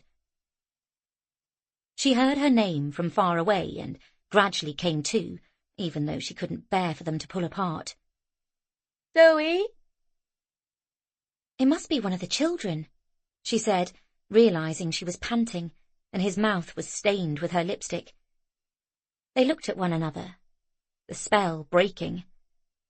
He pulled back with a deep groan, but put out his hand and caressed her cheek. Oh, she gave a sigh. Zoe? You stay here, said Zoe. I can't. You know. Oh, Christ, I know, said Ramsay bitterly. She gave him an apologetic look, then darted out of the woods, rubbing her mouth. Her heart was racing. Oh, God, she wanted him so badly. Zoe? Zorinda pulled up short. What the hell are you doing out here? Lanterns, said Zoe pointlessly, but Zorinda didn't care. She was clearly quite tipsy. Zoe, Nina's in labour. She's having her baby. Oh, wow, said Zoe. That's amazing. And everyone's had too much cider. Have you? I have had no cider, said Zoe, although she felt completely intoxicated and light-headed. Good. Right, fine. Can you drive me to the hospital? What? No, we're in the middle of a party. Not really, said Zorinda, and sure enough, the children had had their fill of ducking and sweeties and dancing to the monster mash, and were heading off down the hill. They had a great time, said Zorinda, who was dressed as a sexy vampire nurse, which Zoe couldn't help think might be a bit confusing at the hospital. Everyone was wondering where you were. Never mind that, said Zoe. Seriously? Move! Baby, come in! Right, okay, said Zoe. Come on, let me grab a coat at least. No time! Zorinda pulled her along. Zoe fumbled with her phone and quickly told Ramsay to get back to the house and look after the children. Then they went to the little green car, only to find it was completely hemmed in on all sides by people who hadn't left yet. Ramsay hadn't done such a brilliant job of directing the parking. "I'll go announce," said Zoe. "No," said Surinder. "We have to go. She needs us. Her mum won't be able to make it till tomorrow." "Lennox will be there. Yeah, treating her like it's a carve-in. She needs us." There was only one solution. They jumped into the little blue van. The drive was surreal. Surinder babbling away, Zoe concentrating on the road ahead, her mind racing as she thought of everything that had gone on. The little hospital Zoe felt she was getting to know rather too well was quiet at that time of night. Surinder jumped out of the van and dashed through the door, Zoe following more quietly, wishing against anything she wasn't dressed as a fairy, and would have wished, had she but realised it, that she didn't have a head full of twigs. Although, when she walked through A&E and saw a mummy on crutches and a very drunk young vampire vomiting in a bucket, she figured it wouldn't be anything the staff hadn't seen before. Surinder burst into the maternity ward she'd already spent much time in, full of drama, ready for excitement, only to find Nina sitting up in her usual bed, head buried in an Ungayo marsh, Lennox wandering about looking for change for the coffee machine. "What?" she said. "Where's your baby?" "Oh," said Nina sadly. "False alarm?" said Surinder. "No," said Nina. "I'm in labour, but apparently, well, the midwife came and took a look at me and said, 'Gonna be a slow one.'" "Oh," said Surinder. "Oh, I'm guessing you do not want to hear that from a midwife." "That's what I thought," said Nina. "I have seen a jillion women have their babies in the last 8 weeks, and really, you want that thing shooting out. Ideally 2 seconds after the epidural, because I've now been here for a lot of them." She looked glum and sighed. "Oh, God, don't tell me it's going to be okay." "I won't," said Surinder. "I've heard it's like being in a car crash." Thanks." The midwife bundled in. "There you are. Now, what you should do is get yourself moving. Get yourself around and about." "You've just spent 2 months telling me I'm not to move at all. Are you sure this isn't a terrible idea?" "Nope, not anymore. Get moving." "I've forgotten how," groaned Nina. "Just like how I suspect I may have to wear pyjamas for the rest of my entire life." "I thought like that," said Zoe, smiling. "And look at you now. You're a fairy," said Nina, smiling back at her. "How were the monsters?" "Tonight," said Zoe thoughtfully, "they're only dressed as monsters." Nina raised her eyebrows, then with some difficulty and some help, got up off the bed. "OK then, let's go for a wander. I'm nearly finished my book anyway." "That's OK, we've got the van," said Surinder. Inside, Zoe winced. Oh, God, she really didn't want Nina to see the van. Not how it was. Not now. But Nina's face lit up. "Oh, God, yes, please. I miss her so much." She stood up uncertainly, her belly so ridiculously large it looked absolutely absurd and impossible that she could be standing up at all. "Would you mind," she puffed as the midwife took the monitor off, "taking an arm each?" And the 3 girls marched out into the car park. Chapter 22. It was freezing outside. Zoe couldn't believe she hadn't noticed before. "I should have had another contraction by now," said Nina gloomily. "Seriously, if these were Victorian times, it would take 5 days and everyone would have to heartily mourn me." "Won't they induce you?" said Zoe, shivering again at the cold air, which Nina welcomed. I want to give him a chance. Oh, said Nina. It's a boy, said Serinda. OMG, you liar, you gigantic, big, fat liar. Nina smiled shyly. I didn't really want to know. I promise I didn't. But they had to scan me so much. I got so bored. But why didn't you tell me? Because... Nina's voice trailed off. I know. I'm sorry. But it felt like ours. Lennox and me. Something so special that was just for us. Sorry. Yeah, whatevs, said Serinda. But Zoe, with a great sigh of longing, understood completely. Something between her and Lennox. Something so private, so precious. They needed to help Nina up the steps. Zoe's heart was in her mouth. Maybe the fact that Nina was about to undergo a seismic event, perhaps that would change it? Maybe she wouldn't really pay attention? What the hell? But the van, Nina was saying. They'd had to get her seated on the steps, but she kept twisting her head round. It's curated. Oh, I hate that word, but it's books I love, and I know people will love. There's a limited amount of space, and I wanted to fill it up with wonderful, wonderful books. She looked like she was about to cry. Zoe felt absolutely horrible. I mean, who can love a Nessie colouring-in book? Every 5-year-old who comes in, said Zoe, but her voice sounded weak. I mean, it's like tat. Stupid Scottish tat you can get anywhere. It's what people wanted, said Zoe. I'm not you. I couldn't automatically spot what people want. You've got a magic power for that. I just thought my job was making sure you could make money. Nina shook her head. But it won't.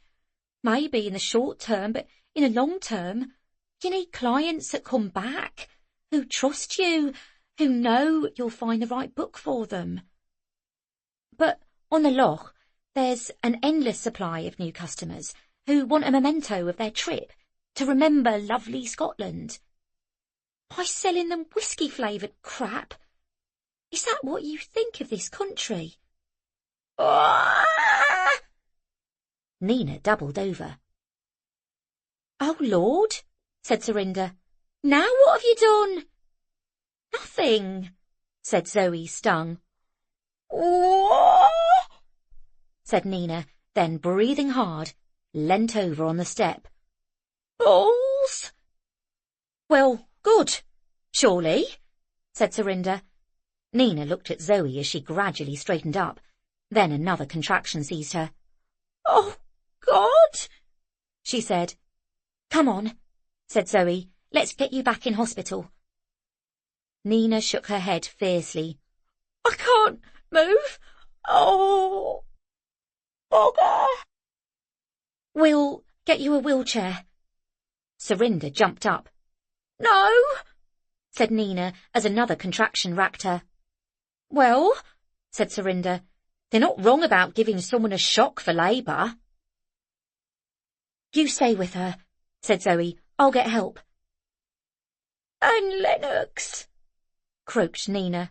Oh, bugger, bugger, bugger.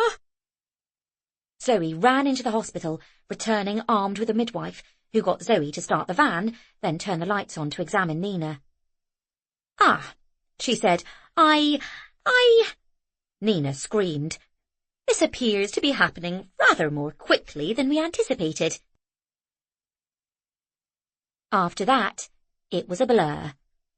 Zoe hung back, not feeling as if she was a part of this, and all she remembered were members of staff running back and forth and hearing Lennox's low, coaxing voice, soothing Nina, telling her she was doing brilliantly.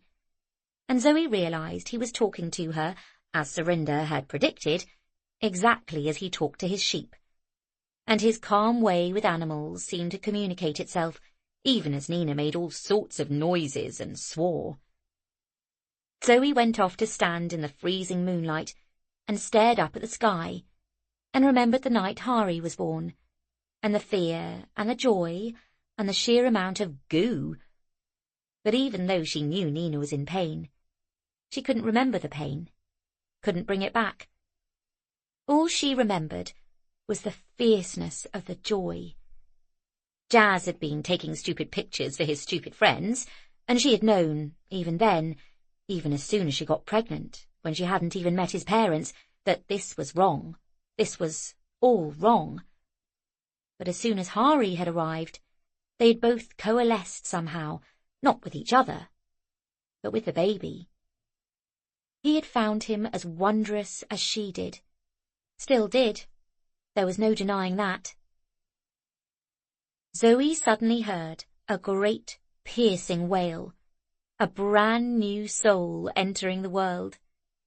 She checked her watch. Midnight. Exactly midnight. The tiny gap where spirits can creep through, where the living and the dead can meet, where worlds collide. Tears sprung to her eyes. And something else.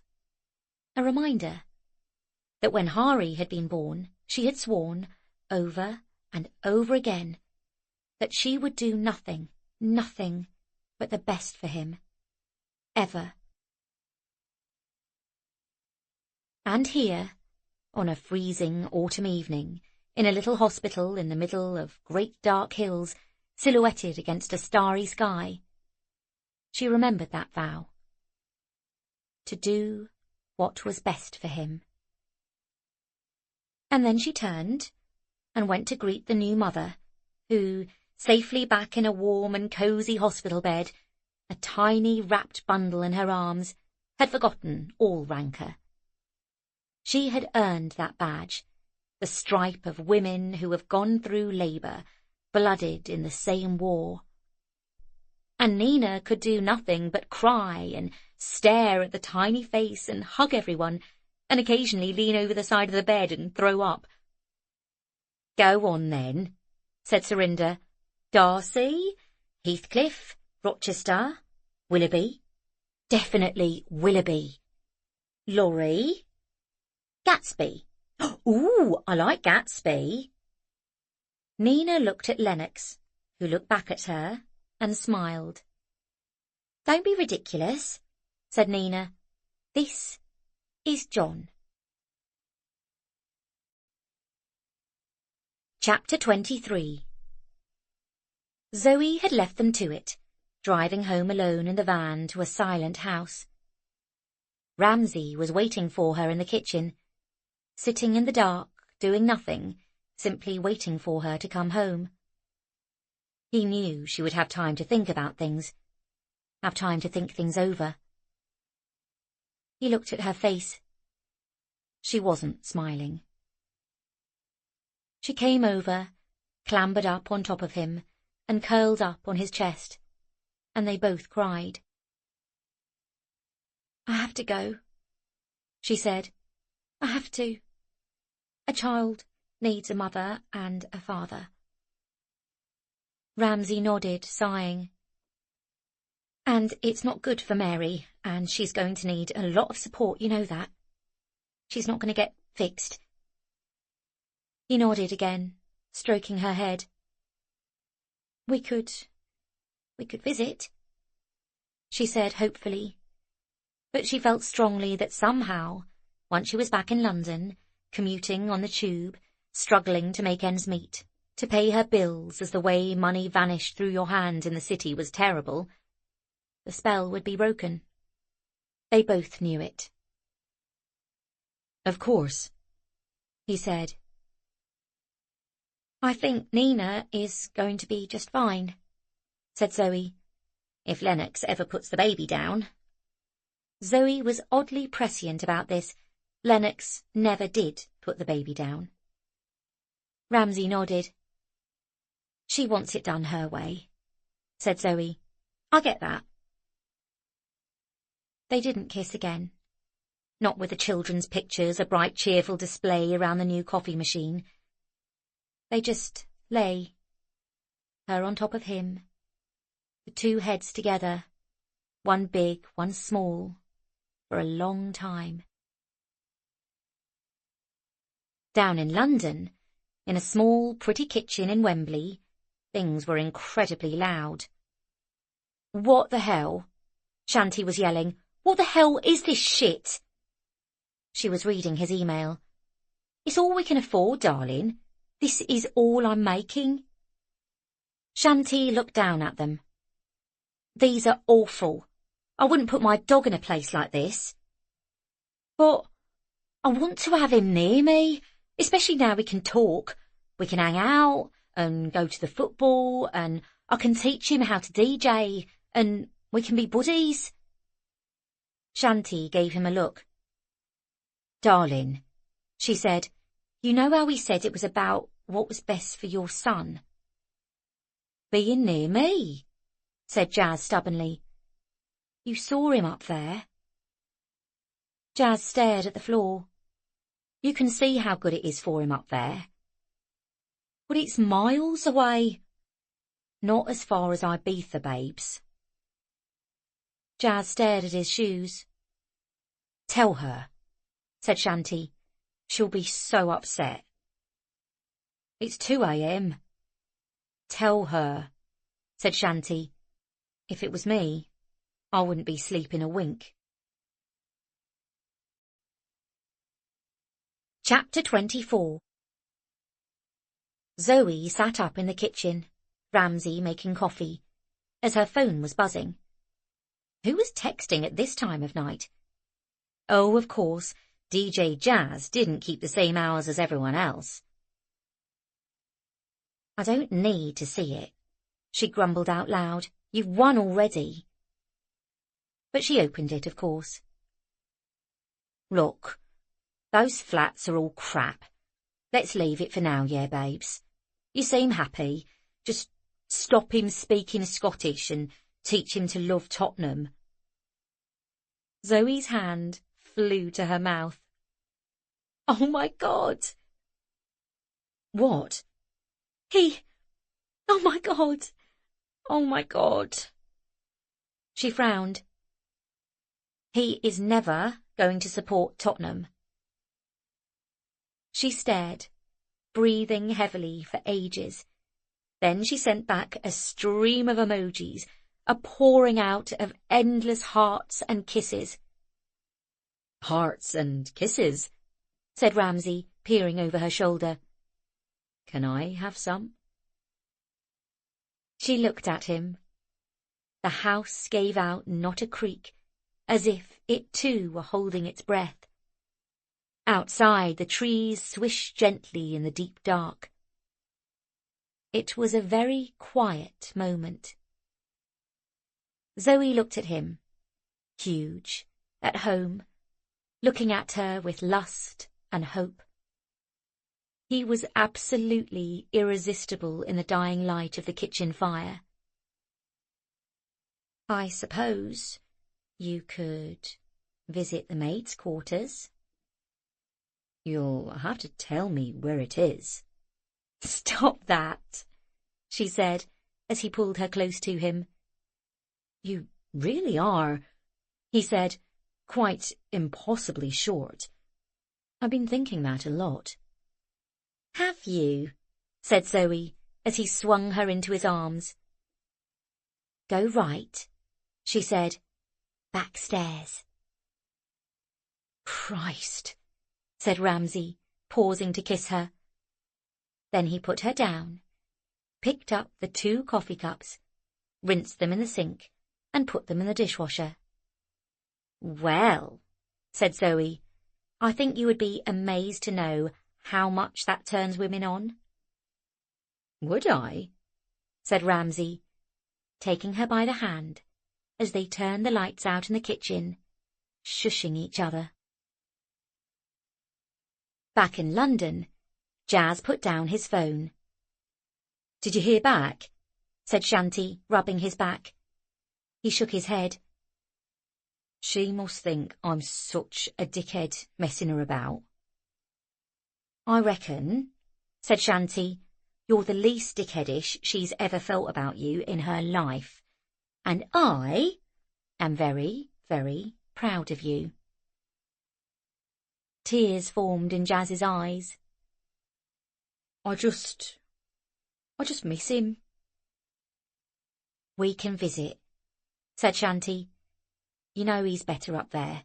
You know it's the right place for him, in the open air, surrounded by other children, not some shitty bedsit on his own. You saw what was best for him. You've done the right thing. I am so, so proud of you. Jazz sat down and nodded, the tears sliding down his face, while she buried her face in his back and held on tight. Chapter 25. Mary was standing looking awkward as Zoe plaited her hair in the mirror. She had a new school uniform, which looked scratchy on her and too big, and the tie was wonky. She grimaced. You look good, said Zoe, and Dr. Wainwright said you could come and visit your mum after your session. She likes to brush my hair, said Mary thoughtfully. She looked at Zoe. But I don't know if she'll ever talk. Will she ever talk? I don't know, said Zoe honestly, but I think nothing could make her happier than having you there. Mary nodded as if she was taking this in. Okay, she said, taking a deep breath. School. Mary nodded sadly. Shackleton says he's up for it, and Kirsty is going to come out and meet you. Mary sighed. All those books, all those adventures, none of them happened in school. I don't think there are adventures in schools. Zoe smiled. Ah, Mary, she said, finishing off the plait with a smart tartan ribbon. Do I have some books for you? Chapter 26. And now it is nearly Christmas, and there's a bright hoar frost running right across the lawn, and Patrick and Hari are wrapped up like little skiers, waiting anxiously on the steps. Shackleton and Mary are waiting indoors, not desperate to go out in the cold. Mary is doing her homework and Snapchatting her friends constantly. Shackleton is making scones. They chat occasionally. Ramsay is upstairs in the library, door wide open, working with a fire on. The boys were running about earlier, but now everyone is a little nervous. Also, Zoe and Ramsay aren't much closer to telling the children, having convinced themselves that the children haven't noticed, which is odd, because if there is one thing Zoe knows, it's that children notice everything. But they have kept it till late at night and used one of the many, many unused guest bedrooms. They thought they were getting away with it too, until they met there one night and realised that Mrs. McGlone had laid a fire, changed the bedding, and put a vase of fresh flowers next to the bed. It is their very private haven, and they are keeping it to themselves as long as they are able. Wally from the village turning up with an extra second-hand van made Zoe feel an absolute idiot for not thinking of it before. She was tempted to paint the van tartan just to shock Nina, but has wisely decided against it for now. Nina is back in Kieran Fief with her beloved regulars. John sometimes accompanies her, but Lennox has a baby Bjorn and rarely goes anywhere without him. So in fact, she hasn't found maternity leave the trial she was dreading. And Zoe goes to Loch Ness, and they meet regularly, and let Agnieszka try out her new sandwich on them, ham, cheese, and tomato, and talk about books and babies. Zoe doesn't go over to the farm much. She really does hate that chicken. At the Beeches, the large white car draws up slowly. Zoe steps forward, the front door for once wide open. Jazz jumps out first and gallantly opens the door for Shanty behind. From the passenger seat emerges a stooped, slightly balding figure wearing a smart suit with a tie. Jazz jumps around the other side, still, Zoe thinks, with a slight grin, slightly showing off. From the other side emerges a sweet-faced woman in a sari and heavy coat. Zoe worries she is cold. "Daddy!" yells Hari and jumps forward, then freezes at the sight of the older people. He knows, thinks Zoe. He knows. He just can't quite square it in his little head. So, she steps forward, takes his hand in hers, and takes Patrick's hand in her other hand. Because families come in all shapes and sizes, and steps forward and says hello. We hope you have enjoyed this unabridged production of The Bookshop on the Shore by Jenny Colgan, presented by William Morrow and Harper Audio. Executive producer, Jennifer Lopes. Text copyright 2019 by Jenny Colgan. Production copyright 2019 by Little Brown Book Group. All rights reserved. Thank you for listening. Audible hopes you have enjoyed this program.